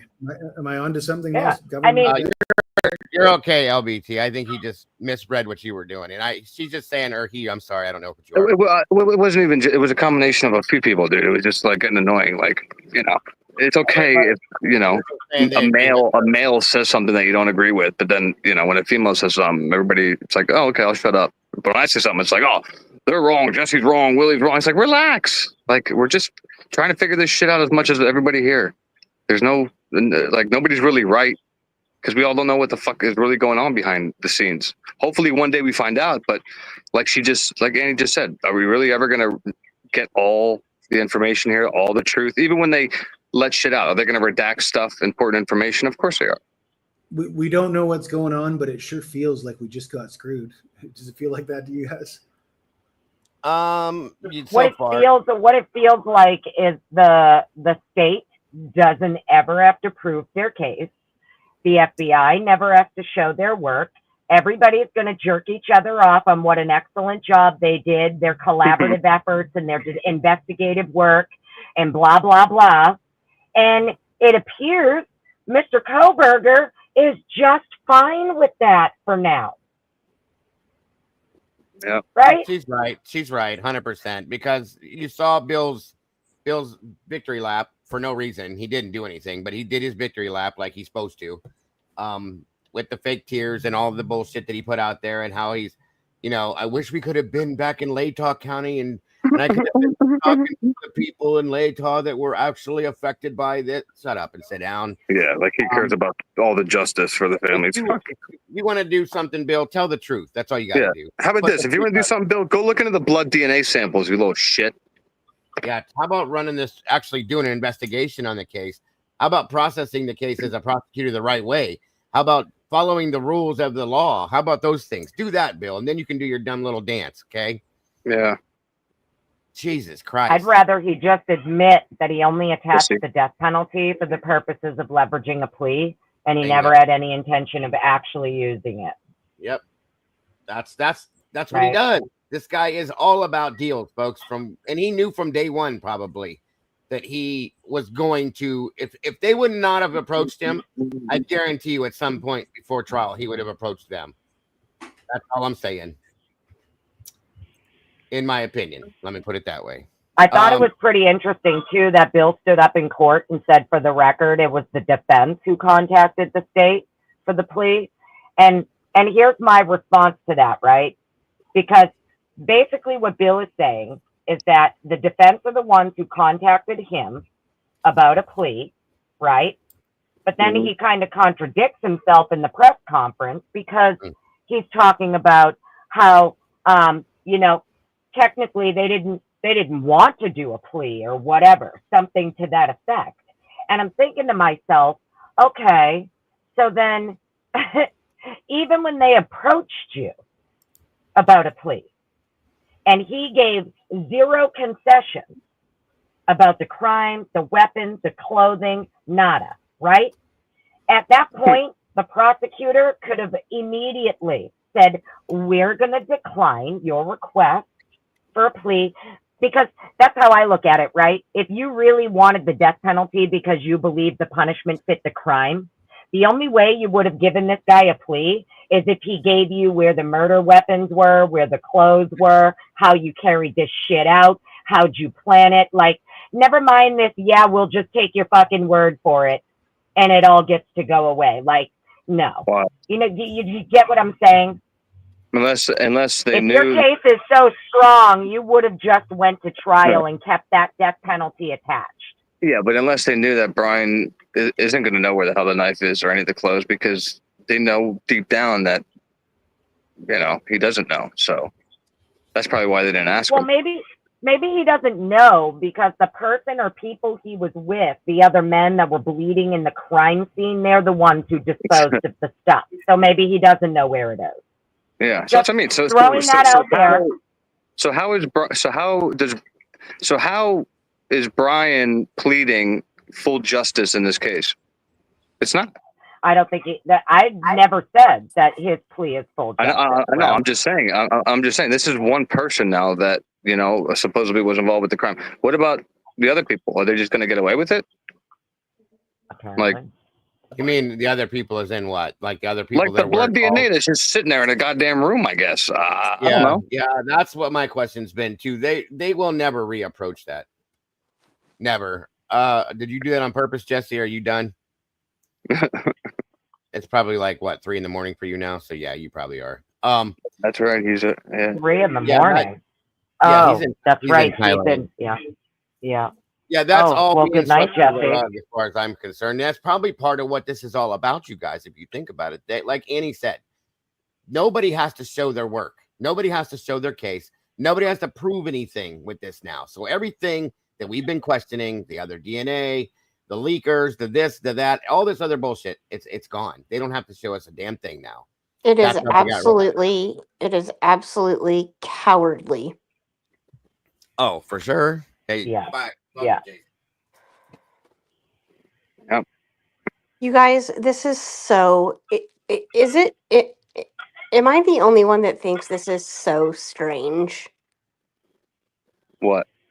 This whole situation. Which why part? it was drug out for 2.5 years, only to come to this point. Exactly. It's Why not so plea 2 strange. years ago? It's so strange. And Willie, I have a question for you. Okay. What up? You and I have been on the same page on this whole situation. You got me on your page about 2 years ago, right? Mm-hmm. But I have a question. Because he didn't make a statement today, and because he didn't rescind this yet, and I know he still has a chance to, but is it harder and harder for you to think that he's innocent now? No, fuck him. I already said, I don't know where everybody's been. I saw somebody in chat was like, I can't believe Willie thinks Bryan Kohberger's in. Where the fuck did anybody not hear me come in and say like he's a pussy for not standing up? And you know what I mean? Like I'm pissed off. So I'm very conflicted and very. If he's content, right, with pleading and going away for the rest of his life and yada yada yada, and he's not going to fight, then like I'm not gonna fight for somebody that's not going to fight for themselves. So right, that's my thing. That's my thing. I just don't understand that everybody out here is going to. I still don't think he did it. But my question is, why would he take it this far if he didn't do it? As much as we don't think that he did it, this and the third, he still took a goddamn, yeah. So that's still a fact. For whoever asked up here, I lost can be it. Right. Twiz is in Moscow, or I'm sorry, in Boise, folks. He was at the hearing, so that's why he's not in here. I don't think. He's probably sleeping right now because he's staying up all night. Go ahead. Sorry to interrupt. But Dago, I don't know. What about you? Does it kind of make it harder for you to think that he's guilty, or do you know yet? You're muted. You're muted. Innocent or guilty? I don't care what has happened. I can't believe that he did it. So not by himself. Let me say it this way. Okay? Well, yeah, that's the thing. Is like there is no. I just cannot fathom that he did this alone. And why is he's basically, if he's involved, he's taking the fall for something absolutely major. And that to me is sad. Well, I mean, we don't know. This is the problem why I keep saying this. We know what we know. We know what we've seen. We know what we've been told. We know what has been televised through their streams. We know that's what we know. We know what the documents have told us. We don't know what the conversations between Ann and Bryan have been. We don't know what the conversations between Ann and Thompson. Eliza and Bryan, whatever has been taught. We don't know any of that stuff. Okay. We don't know what is truly going on in the background behind this. Okay. And that's what I keep sticking to that because I don't.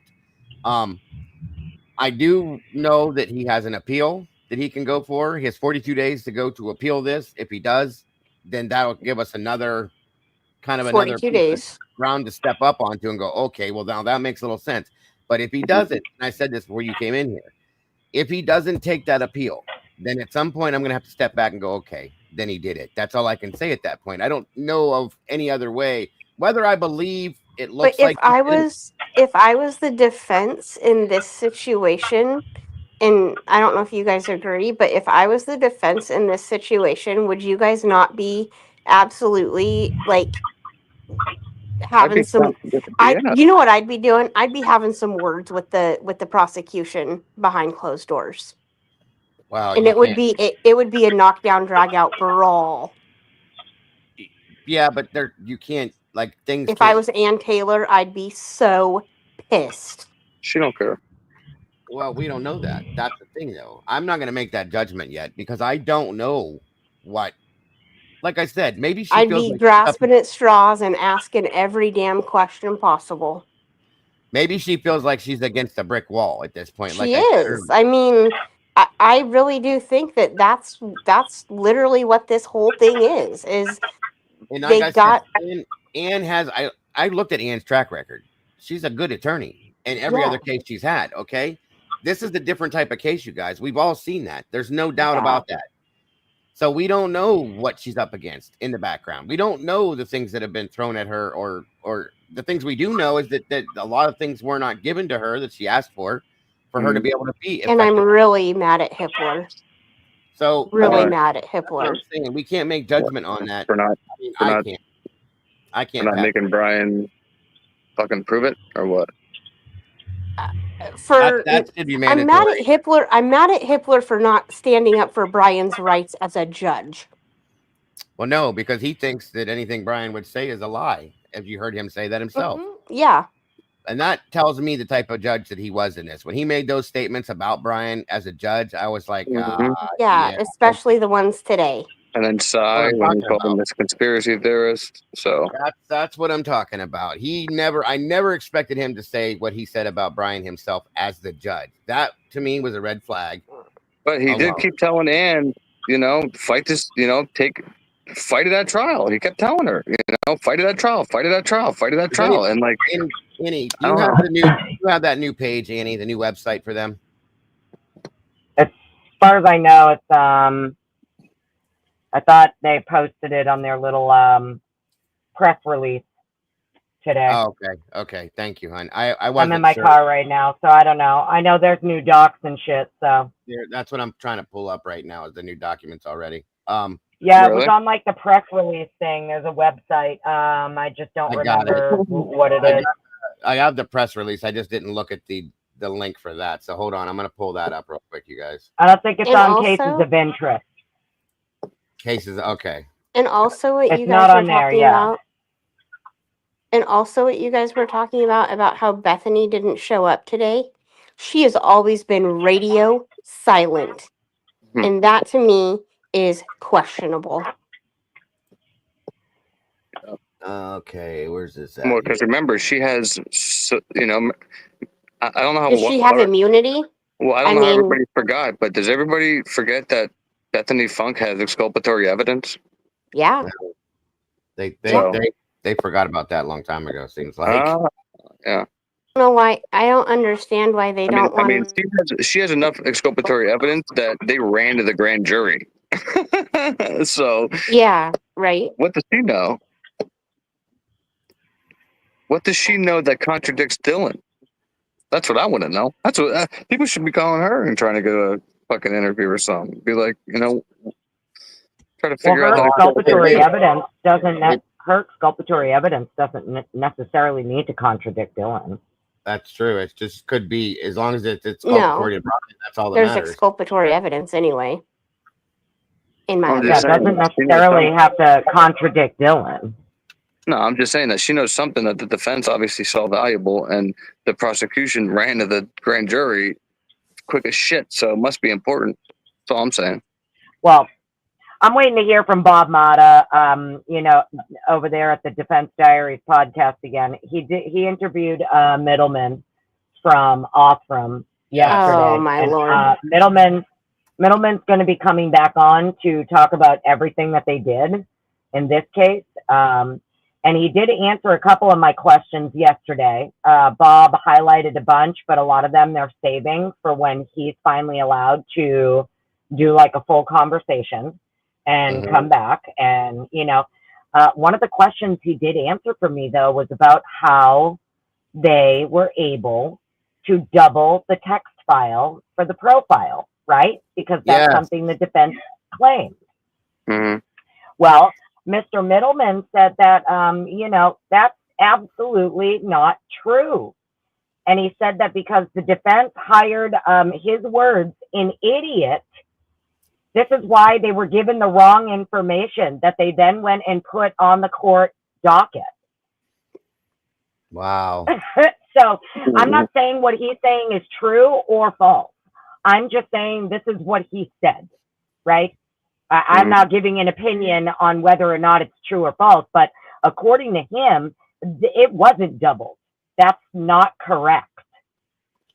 Yeah. Gotta love it. Yeah, I was gonna There you ask go. you. Did you have you been live since the hearing, or did you start a new one? No, this is the same one, dude. Oh, really? Holy Yeah, shit! this is 7 hours. Oh, I don't. Oh my god! I don't. You remember that one hearing I was What? live for 10 hours? I don't care. That's I didn't know because I'm gonna have to I'm at like 16%, and I could probably cook a fucking egg on the back of my phone right now. No Yeah, bullshit. that's what you gotta do, Dude, bro. my camera lens, if I touch it for more than 2 seconds, I might get like a 3rd-degree burn. 3rd-degree burn on your I'll finger. never understand why these iPhones get so hot like that. Well, no, it's I've my been on my- well, the reason why is because I'm on StreamYard 1, but I have it on a wireless charger outside in 90-degree weather, so I'm triple fucking myself here. I'm just trying to survive. But Go put it in the refrigerator, bro. Use your tablet. What I Use do your is tablet. I stick in the little. Yeah, you're right, Annie. I gotta set it up. I stick in the little compartment in the AC, and literally, within 30 seconds, you're good to go. So, but I'm gonna charge it for a little bit. So if you guys are still here, I'll come back up. But it was a good convo. Like I said, it's unfortunate that this played out how it is or how it did. It's just, what are we gonna do? All we can do at this point is wait.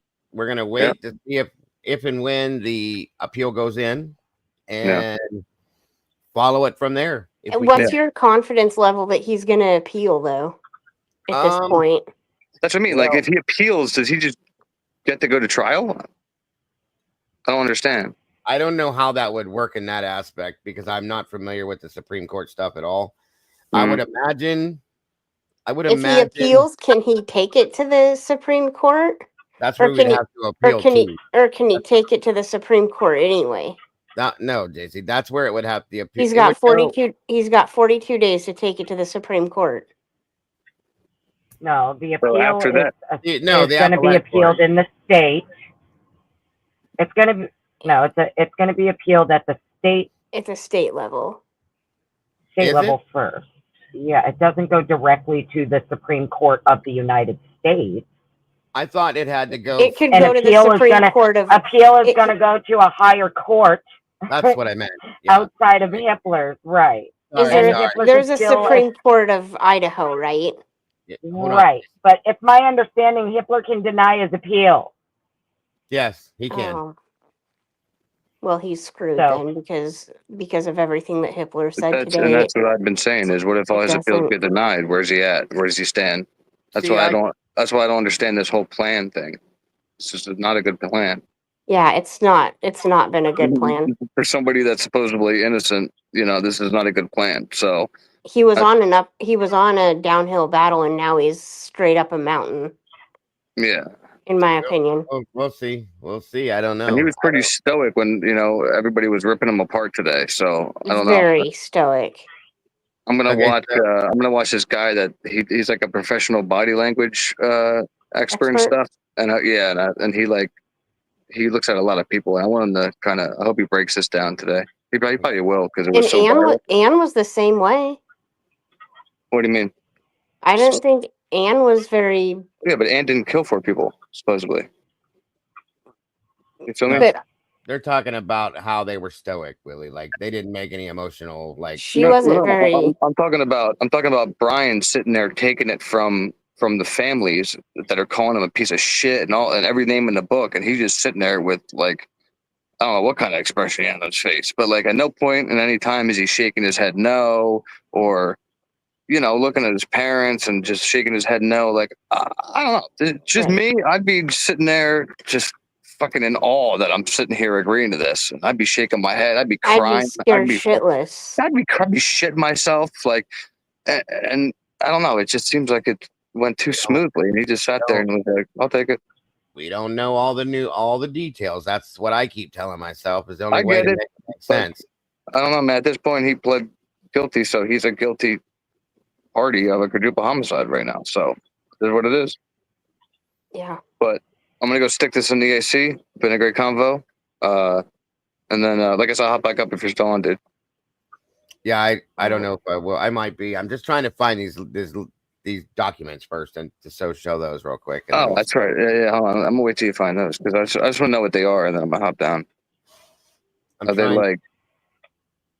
What do they have to do with? Well, there's a new website that they said they put together that they're going to take everything that's being given back to us. Does nobody in chat have the link? I'm looking and I don't see it. Somebody said there were how many people you got in your chat right now? I can't tell, but 234. Nobody has the link to where these docs are. There's someone in chat, right? I can't really see the chat, but there's people who say they're reading the docs. So don't they have the link? That's what I was looking at right now, trying to see. Oh, wait a minute. People can't put links in chat unless they're a mod, right? Right. Oh, okay. My bad. What is it called? I went to that press release document thing they put up real quick. I don't see it on there. They gave me a website, but when I go to that, it just takes me to an Idaho page. It doesn't show anything about that specific website. So I'm looking. Well, you're gonna have to, because I don't remember what it is, but maybe whoever has it, make them a mod real quick and then unmod them after they drop the link. Or you can come I'm back. Sorry if that sounded mean. No. Link. Jesus, Meg has it, I think. Meg, drop that in the back Discord for me in private DM. I can't grab it from in here. There's the link. Oh, gotcha. But Annie, I have a question for you, I guess, since I have the opportunity.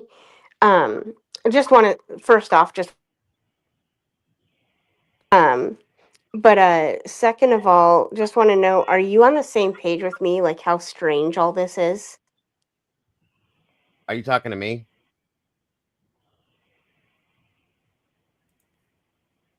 Are you there? JC? Digger, are you muted? No, I'm here. I'm not muted. I can't hear you guys. I think it's on your end, JC. Can you hear me?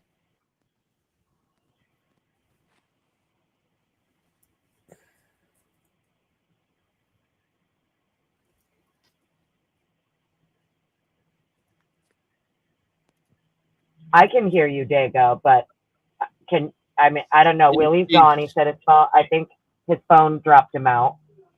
But I can't, she keeps going in and out, and now I feel like she's either muted or it's like trying to boot her off. I'm not sure. No, she has problems like this every now and again. Can you guys hear me now? Yeah, we could hear you. Oh yeah, before. I can hear you guys now too. Okay, that was weird. Anyway. Yeah, I'm on the same page. It's definitely strange. I agree with you. If that's what you were asking me. I was asking Annie. Oh, I'm sorry. I will shut up. Go ahead. Oh, I'm sorry. What was the question? I thought you were talking to Dago too. No, I just wanted to say, like, I admire you, and I just want to know if we're on the same page. Like, and how strange you think all this is. Like, it's the weirdest thing I've ever encountered in my life. Oh, well, thank you. And I mean, yeah, I do think a lot of what has gone on in this case and is still going on is strange. But I also have been of the opinion for a very long time that if I'm right about how they got to him, who got to him, and when, then in my opinion, they got to the right person. They just did it the wrong in way. the wrong way and in a way that they don't want us to know, because the way that they did it didn't just violate his rights. It probably violated a lot of people's rights. That's what I'm saying. Including family members and stuff, victims of his, etc. So, you know, that's just kind of my opinion on it. I mean, like, I don't know who he was with. I mean, there's other men's blood collected from the crime scene that the crime scene people felt was pertinent to the crime and the scene. And it was never done nothing with. So if you had no problem taking this trace DNA from the sheet to run through IgG, you should have done the same with the 2 other bloods. Right. And if Bryan knows who those 2 other bloods are, he needs to cough that shit up. Oh, absolutely.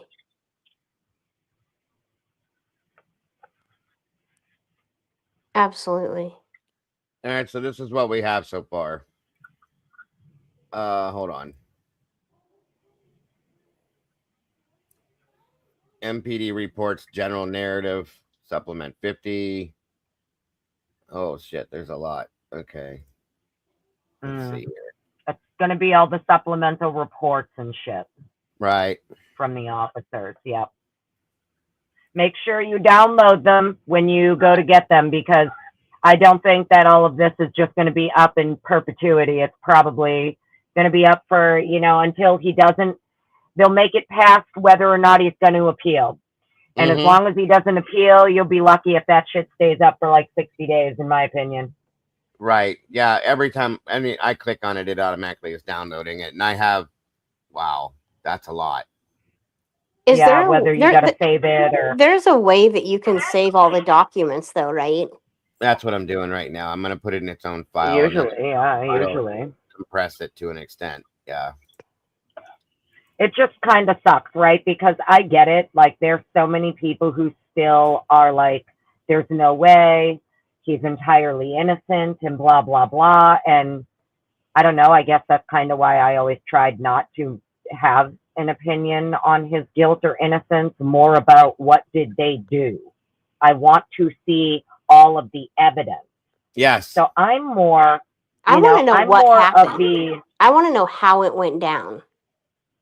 No, I wanted the state to prove their case, because that is what should have been required of them by the court. Yep. Yes, ma'am. In my opinion. Nope, you're right. So this is one of the first. This was from Officer Smith. So there's a bunch of this stuff, guys. We could spend probably 2 weeks, and we may, who knows, going through all of this. This shows the additional responding officer. Is it just his report? Sorry, Diego. Yeah. Is it just his report or his body cam too? Because he was the first arriving officer, and he's the one who allegedly had on the Smith and Nunes are the ones who had on the body cams and like first arrived. Yeah, this is Smith's report, his own personal report. It doesn't show body cam. I'm gonna have to go back and look, but right now this is just a report page of the, and it shows that additional responding officers were Gunderson, Corporal Snyder, Officer Warner, Officer Nunez. So yes. Yeah. And then it's just a detailed report of what happened.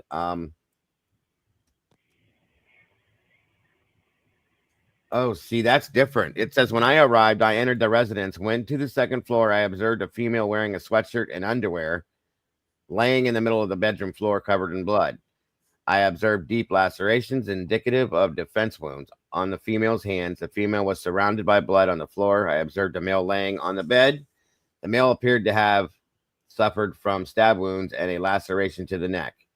The male was covered in blood, and the bedding around him was soaked in blood. In a third floor bedroom, I observed two, hold on. Hang on.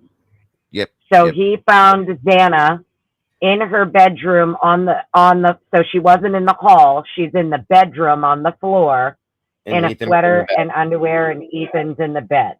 Yep. Okay. So this is I just threw a trigger warning up just in case some of this stuff. And he said there's blood everywhere. So, like, how is it that your 911 call is someone's passed out? Yeah.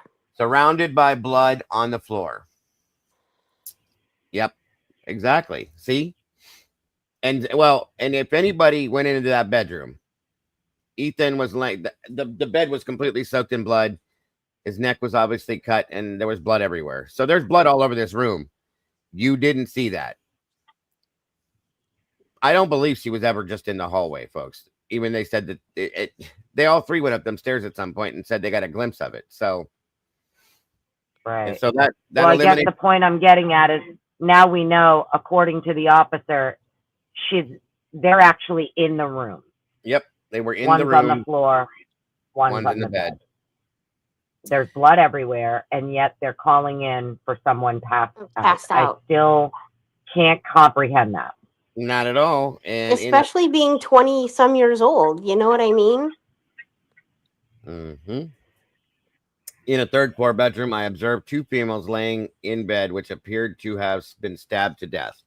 The female laying on the left half of the bed, as I looked at it from the doorway, was unrecognizable. Her face was completely disfigured and was stabbed several times. That's going to be Kaylee.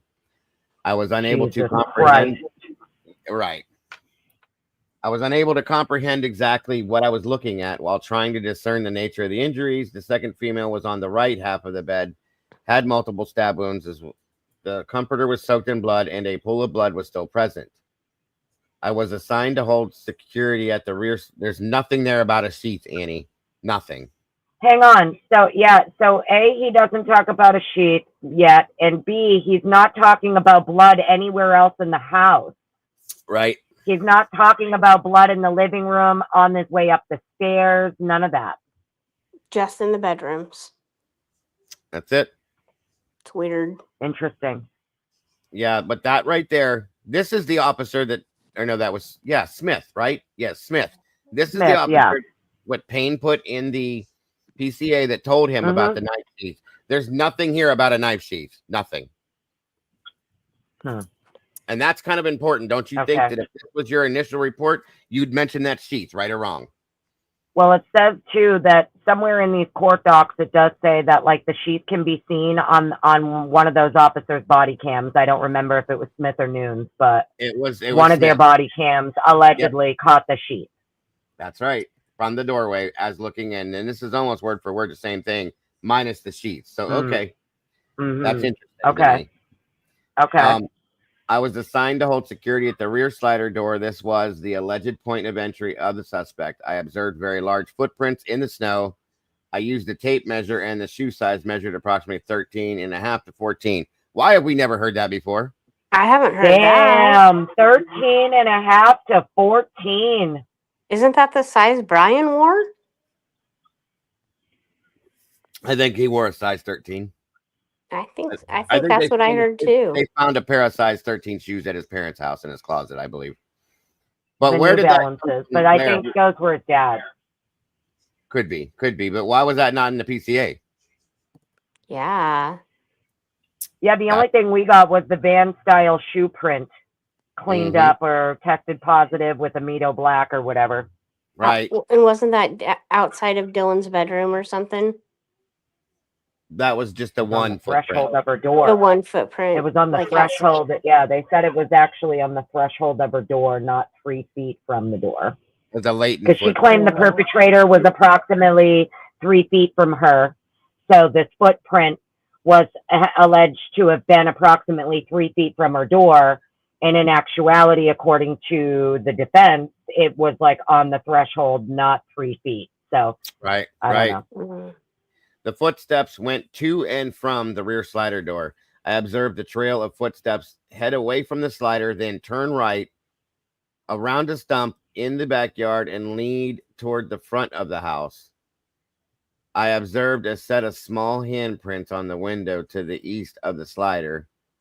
The screen to this window appeared damaged and was laying on the ground. I located smudged fingerprints on the glass slider door. There was a discarded black backpack, in the backyard. I photographed these items and attached them to the case. I maintained rear security until... Go ahead. What? He secured a backpack at the rear of what? Read that again. I located smudged fingerprints on the glass slider door. There was a discarded black backpack in the backyard. I photographed these items and attached them to the case. That's never been talked about either. I was going to say there was a backpack. And he doesn't say what's in the backpack, or he looked inside, nothing. What was in the backpack? He just gave it to because the wasn't it case. said? Yeah, but wasn't it? Didn't Bill say something about Bryan was seen carrying something allegedly? Mm-hmm. The perpetrator was seen carrying something. First, it was Yep. like vacuum type object, and then container and whatever. Yes, that's Yeah. right. So that was Interesting. discarded in the backyard and left there for whatever reason. Maybe it had clean clothes in it. Fuck, I don't know, guys. I'm just saying. Well, it would also have his fucking DNA all over it if it's his backpack. I'm sure. Yeah, there's no way he cleaned his DNA off a damn backpack. You're absolutely correct. I maintained rear security until I was relieved by OFC Warner. The only person to enter from this point was Captain Lanier at about 3:27 hours, 15:27. I certify or declare under penalty of perjury pursuant to the law of state of Idaho that the foregoing is true and correct. November 13th, 17/17/40, Officer Corbin Smith. And that was approved by Sergeant Sevierding, whoever that is, November 16th. So that's the first statement that came from Officer Smith. Pretty short and simple, too. So there's, 3 different nuggets in here that we were not told about before. Yeah. The footprint outside leading from the slider to and from and around and going towards the front of the house. So whoever this was did not go out and leave out the back of the house. They went out and left out of the front, going towards the front of the house. 13 and went around the corner. 13.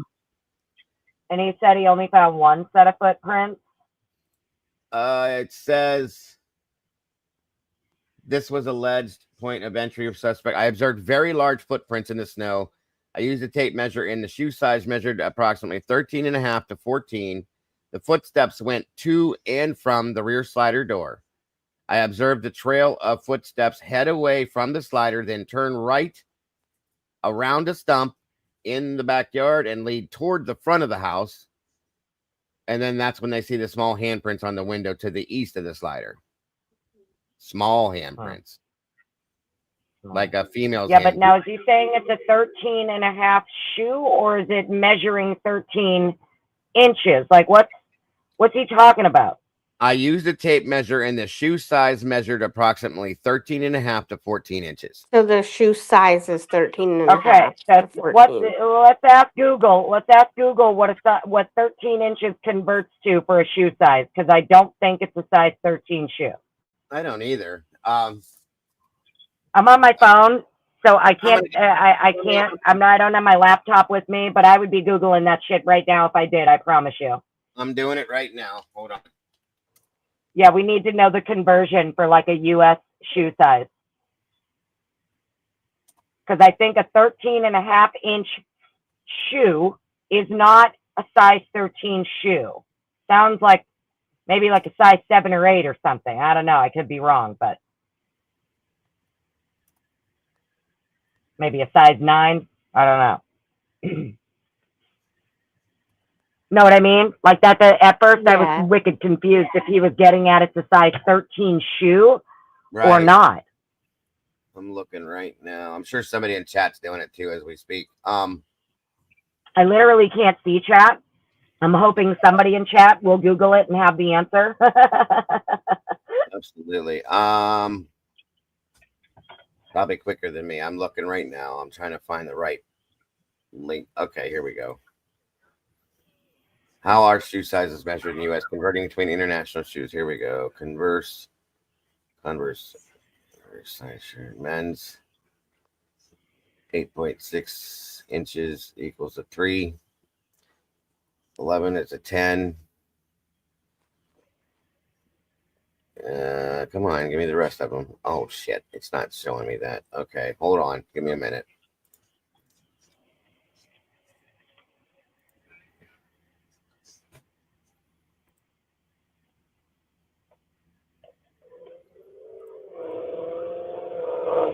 All right. Oh wow, is it going to give that to me? Inside diameter 13.5. Wait, no, that's 14.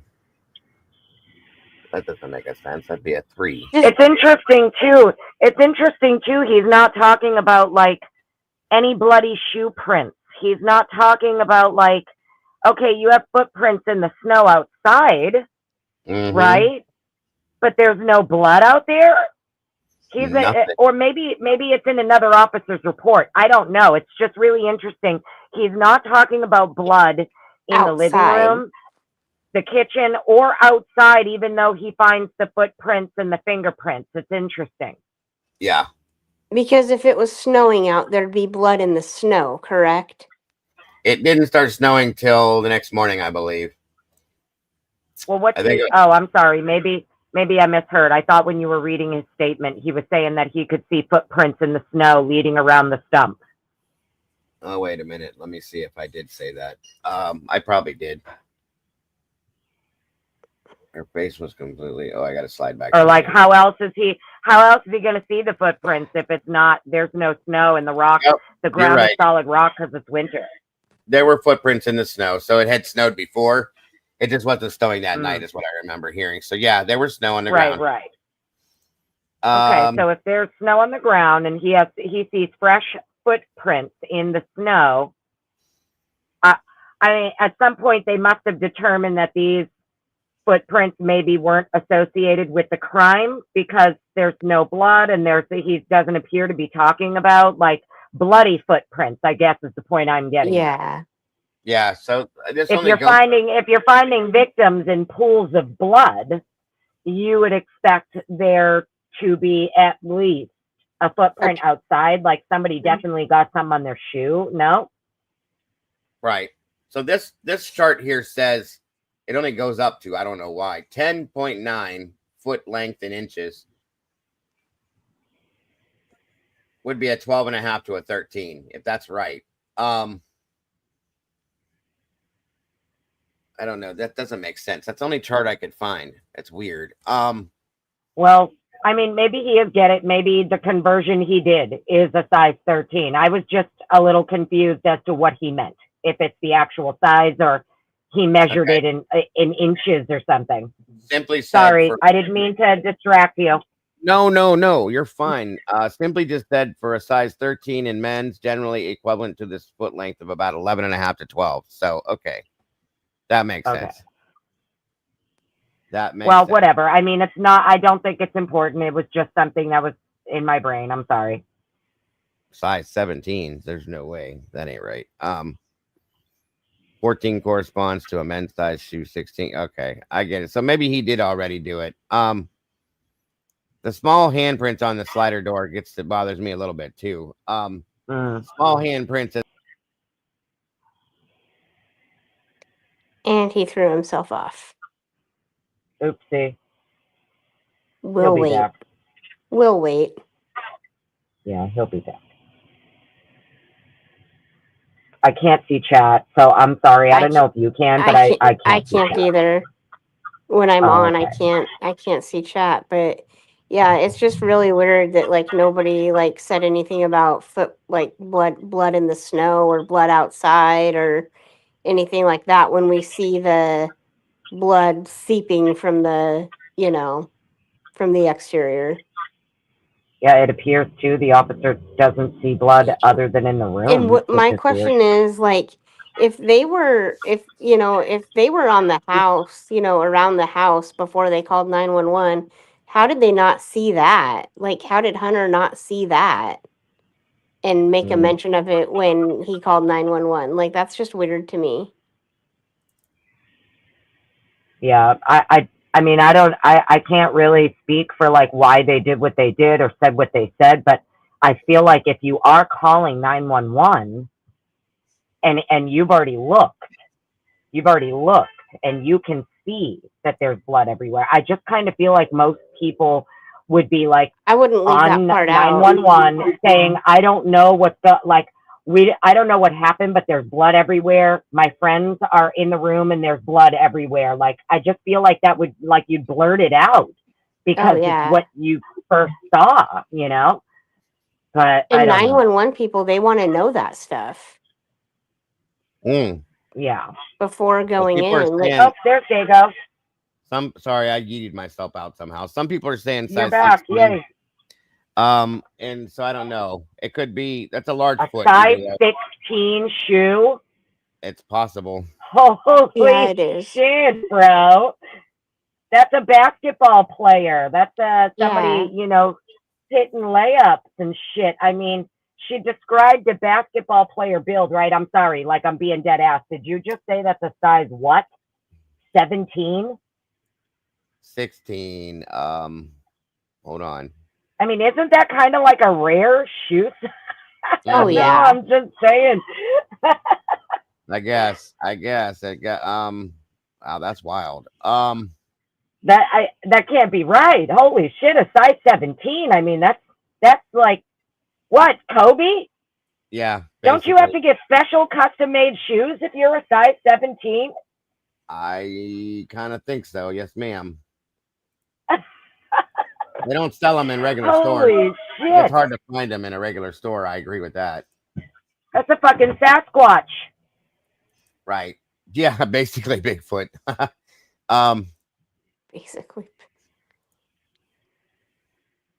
Okay, so this next one here is number 4. Somebody said to look at this one, so I'm looking at this one. Response canvas interview. So on 11/13, about 1200 hours, I responded. I think this is right. Yeah. Responded to 11/22 for the report of an unresponsive subject. Upon my arrival, I noticed there were several college-age subjects, several out in front of the address. As I was directed to use police caution tape to cordon off the crime scene, as I was working around the residence, I noticed the back door was open and there were footprints in the snow coming from the back door on the back porch. Officer Smith took photos of these prints with a measuring tape. He watched the backyard area to make sure no one else came into the area. I noticed there were a few footprints that left towards the west of the backyard. Oh, wait a minute. This portion of the backyard was connected to other residences. So there's footprints going 2 different directions, Annie. Yeah. Yeah, can you, I'm sorry. Yep. Can you just read that one more time? I will. Just the footprints thing or the whole thing? The whole thing, please. I'm sorry. All right. I So was on listening. 11, you're I okay. am listening, but my brain is also has like a question. So That's all I right. just want to On- hear it again to make sure I'm. At 1200 hours, I responded to 1122 King Road for the report of an unresponsive subject. Upon my arrival, I noticed there were several college-aged subjects out front of the address. I was directed to use police caution tape to cordon off the crime scene. As I was working around the residence, I noticed the back door was open and there were footprints in the snow coming from the back door on the back porch. Officer Smith took photos of these prints with a measuring tape. He watched the backyard area to make sure no one else came into the area. I noticed there were a few footprints that left towards the west of the backyard. This portion of the backyard is connected to 2 other residences, 1118 King Road and 1126 King Road.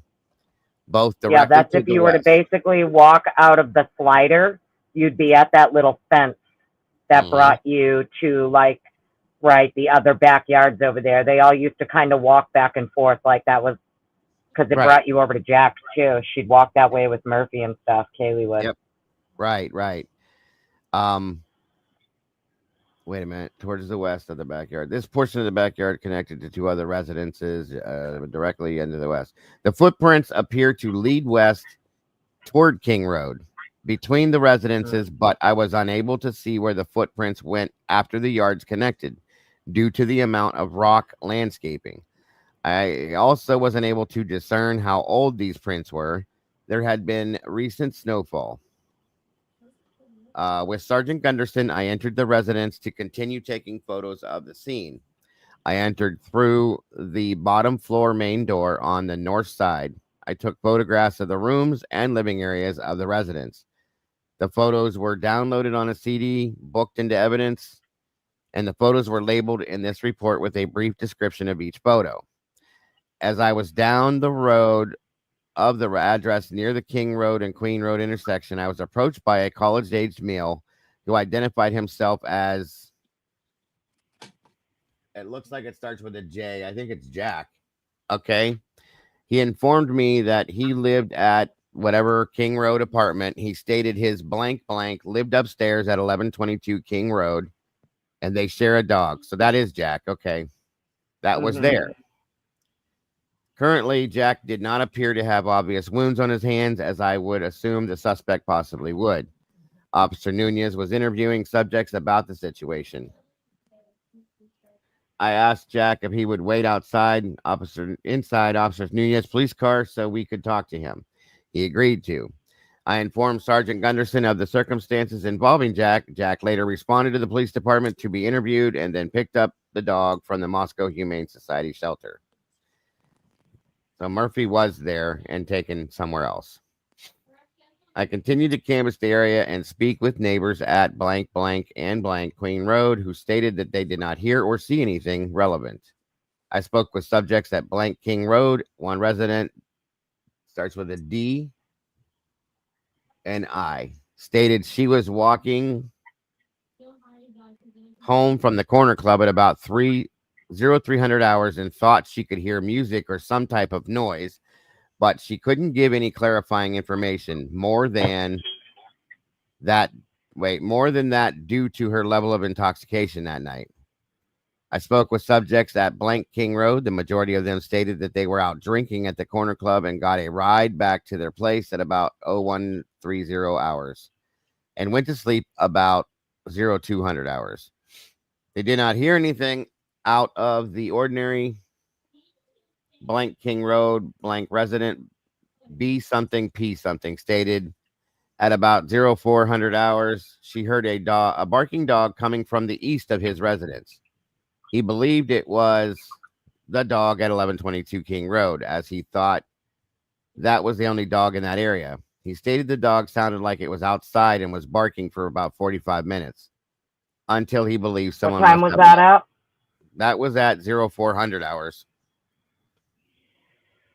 So they're saying that Murphy sounded like he was outside barking at 4 o'clock. Well, it's interesting. The witness is saying that the dog is losing its mind at 4 a.m., but according to the state's filings with the court, the dog allegedly didn't start barking until approximately like 4:20 and continued to bark until about 4:50, right? Yep. Wow. So that more coincides with the original timeline, Dago. I know. And the other person is saying approximately 3 a.m. They thought they heard something. You said 0300 hours, 3 a.m.? 0400 hours. No, the one before. The other person walking her dog or whatever at 03. Oh, yeah. I'm sorry. What? Zero. The person walking home from the corner club was 0300 hours. Yes. Said she could hear music or some type of noise. And the dog is already outside, apparently losing its mind at 4. Interesting. According to the witness. Right. These are the witnesses. He stated the dog sounded like it was outside and was barking for about 45 minutes until he believed someone must have let it inside at 4:45 when it stopped. Now that's interesting. B stated he had a female with him in bed at the time, who also heard the dog barking at this time. I spoke with residents at blank King Road, starting with a P and a C, it looks like, informed me they had a camera facing the west of the address and that they believe captured a portion of the road. They first provided me with the SIM card out of the camera. However, they could not get it to work, and neither could I. They gave me the username and password to the camera, I informed Detective Mowry of the information, and they gave me permission to access the camera footage and record the necessary surveillance video. I cleared the scene at 17:49 hours. So there's a photo log here. I wish they would have showed it. And it's photo 1 through 19. Image. The first image says key on retaining wall of 1122 parking lot. The second one is 1122 front of address, and then front of address and east side, front of address and west side, 1122 parking lot, 1122 vehicle, black Ford Explorer. Wait a minute. Black Ford Explorer, WA. Yeah, that's the Chapin's member, Right. Maisie. Yeah. The Chapin's car was, yeah.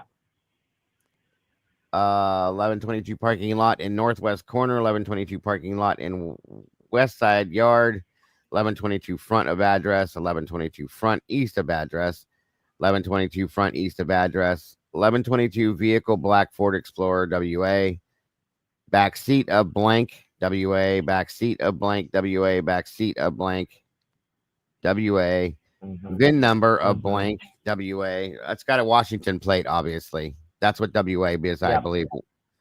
And then we have VIN number or 1122 vehicle, red Jeep. That's Ethan's Jeep, Washington. Wait, yeah. Yeah, both of the Chapin's vehicles were Washington registered.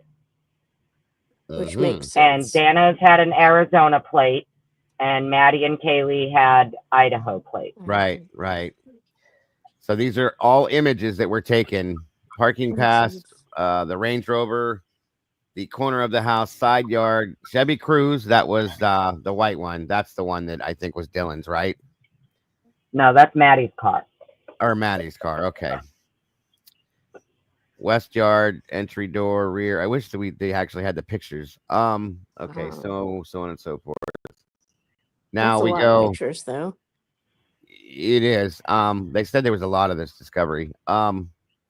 Second floor facing west toward west bedroom, living room toward bedroom, living room 3, kitchen knife on beer pong table. I wonder what that's from. That would be probably the knife that what's his name grabbed when he came into the house. Hunter. Yes. Okay. And Hunter wasn't there today, was he?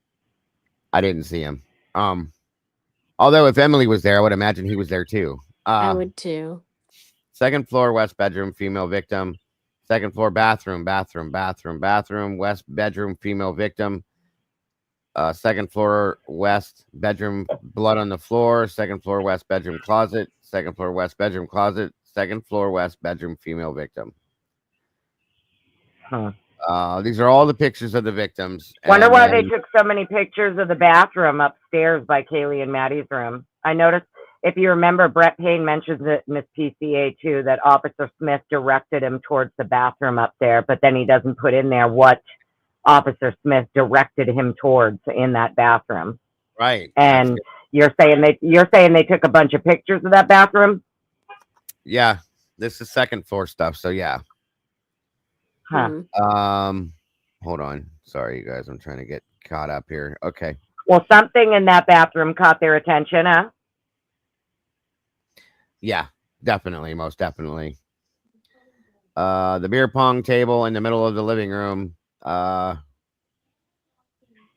then we have the sink, the table, the stove, in the kitchen, counter, glass doors, patio doors, kitchen window, handprints on the window, the kitchen window handprints, small handprints, left handprint window, right handprint, face mark, kitchen window face mark. That's weird. Kitchen window sill, window screen, third floor, stairway to the third floor landing. Oh, my bad. Oh, wait. Okay, now you're on third floor. I was thinking the bathroom you were talking about was the third floor. You're talking about the bathroom. Gotcha. Okay, sorry, my bad. That's okay. And then the rest of this just says bedroom bed, bedroom desk, dresser, dog kennel, foot of bed, dog bed kennel. Yeah, I guess there was probably Murphy's dog kennel upstairs in the bedroom. It So probably then had they a had cage. to put it back in the rover then, because when Christy says when they got the rover back, Murphy's crate was in it. Oh, yeah, that's true. That is true. They must have just put it in there from inside the house. Okay. wild. Door blood cast off. Bedroom door blood cast off. Bedroom door from doorway. Floor from doorway. Bed 2 feet. Bedroom door, blood cast off. What? Yeah. Yep. There's two of those. Bedroom door from bedroom from doorway. Bedroom floor from doorway. Bedroom bed, 2 female victims. Bedroom above bed. Bedroom 2 female victims, and bedroom closet. There's some shit in here that's redacted too. That's interesting. Bedroom floor, bedroom 2 female victims. Bedroom north and east wall. Bedroom 2 female victims. Bedroom north wall cast off. Bedroom desk. Bedroom west wall. Blank parked on Queen Road. Blank interior 2. Blank parked on Queen Road. Blank VIN. Blank interior 3. 2 and 3. So these are redacted vehicles. It's the I'm sorry. Image Subaru ID is blanked out. So there's a two Subaru 3 photos of a Subaru interior parked on Queen Road, and 1, 2, 3, 4, 5 Chevrolet photos blacked out, and then 1, 2 more Subarus, 1, 2 Pontiacs, 1, 2 Toyotas, a Ford parked on King Road, another Ford, a Buick parked on King Road. It looks like another Ford, Washington plates, a Volvo parked on King Road, Dodge parked on King Road, Hyundai parked on King Road, Subaru parked on, and Chevrolet Washington plates on, I guess, King Road, Toyota, Ford, Jeep, Subaru, Volkswagen, all on King Road. Wow. Volkswagen times 3, blurry photo. Volkswagen in the rear. These are probably all up and down around that area there. That probably the back parking lot Yeah. to the left, I'm gonna guess. And then we have miscellaneous vehicle parked at King Road. Then we have a medical mask outside King Road, medical mask outside King Road 2, medical mask outside King Road 3. Hmm. So like a surgical mask then. Okay. And this was again, what's his name? Hold on. 1 minute. This was Corporal Ryan Snyder initial response and canvas interviews. Was he one of the first ones? If I remember correctly, Snyder is their Like officer. forensic. He's the one who brings in the drug dog, doesn't he? I think you might be right. That does sound familiar. Interesting. And Currently, the Smith guy was the first one, right? one of the first. Yeah, he was actually, him and Nunez were the first 2, I think, and then Gunderson. And I'm guessing this all went to evidence per se. It doesn't say that, but okay. So those 2 are in. That's number 4. Somebody said to look at number 4, so I did. It would be 11:56 and 3. Okay. Interesting. Very interesting. Well, Dago, I'm gonna drop down, but I'm still gonna be in chat, okay? Well, yeah, we've been here for 7 and almost 8 hours, you guys. So I need to bring this to a close myself. You probably need a break too. I definitely do. My face hurts, my mouth hurts from talking. But I'm gonna come back. We're gonna do a show where I want to go through these documents, and break down basically what we were told and what we're reading now, because there's stuff in here that was not in the PCA, which I understand that. That's fine. But some of these things we got footprints going 2 different directions out the back door. Now, are they new footprints from that specific part of the night, or are they from before? We don't know. They're saying they don't know, but there's a lot to break down, and I'm interested in it for sure. So yeah, we're gonna do this tomorrow, maybe sometime. I need a break tonight, you guys. This was a long day. Oh yeah. I fell asleep for a few hours and came back and you were still on. Yeah. Well, I said I'd be here for the whole hearing, and then we talked a little bit afterwards, and Annie dropped off already, I see. Thank you, Annie, if you But can hear yeah. me, for joining us. I appreciate you very much. But Jesse, yeah, I will see you later. yeah, so I'll set this up for tomorrow, guys, and I want to break down some of these documents. Thank you, JC, for joining me today. The rest of you guys, yeah, I haven't eaten anything at all today, you guys. I'm kind of hungry. And my wife is home, so I want to go hug her a little bit. But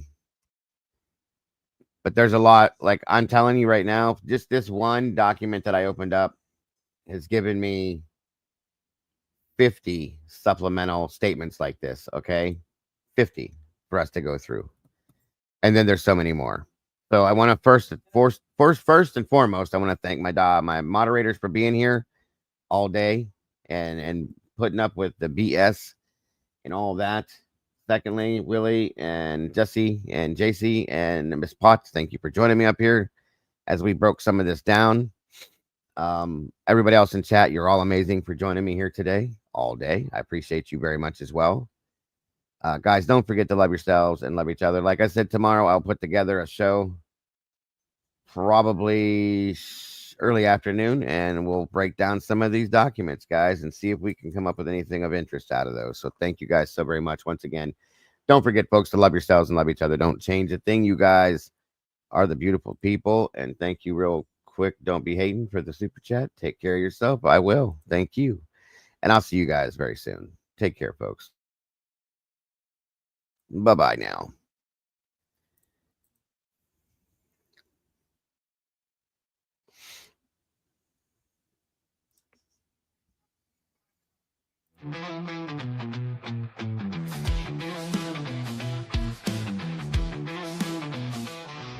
Sticky floors, coffee stains, buzzing neon light remains. Faces murmur, shifting blame. Fingers tap on worn out wood. Shadows move where nothing should. Secrets hiding under hoods. True crime cafe, where the whispers play, where the lies don't fade, where the sinners stay. True crime cafe, nothing's black or white, just a bloody fight on the flickering light. Cops and questions, mouths shut tight. Truths and ghosts in the middle of the night. Everyone's guilty, nobody's right. Shattered glass on the floor like stars. A world of bruises and broken scars. Justice choking in a smoky bar. True crime cafe, where the whispers play, where the lies don't fade, where the sinners stay. True crime cafe, nothing's black or white, just a bloody fight on the flickering light.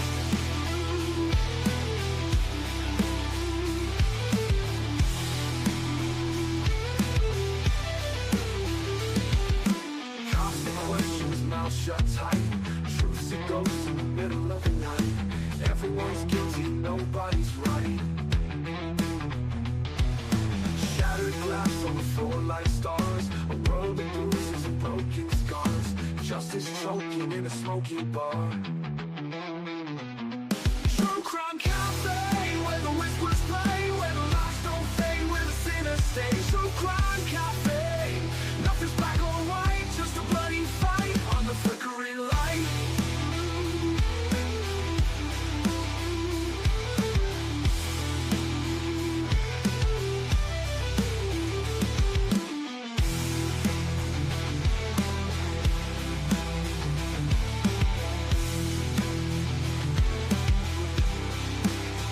On the flickering light.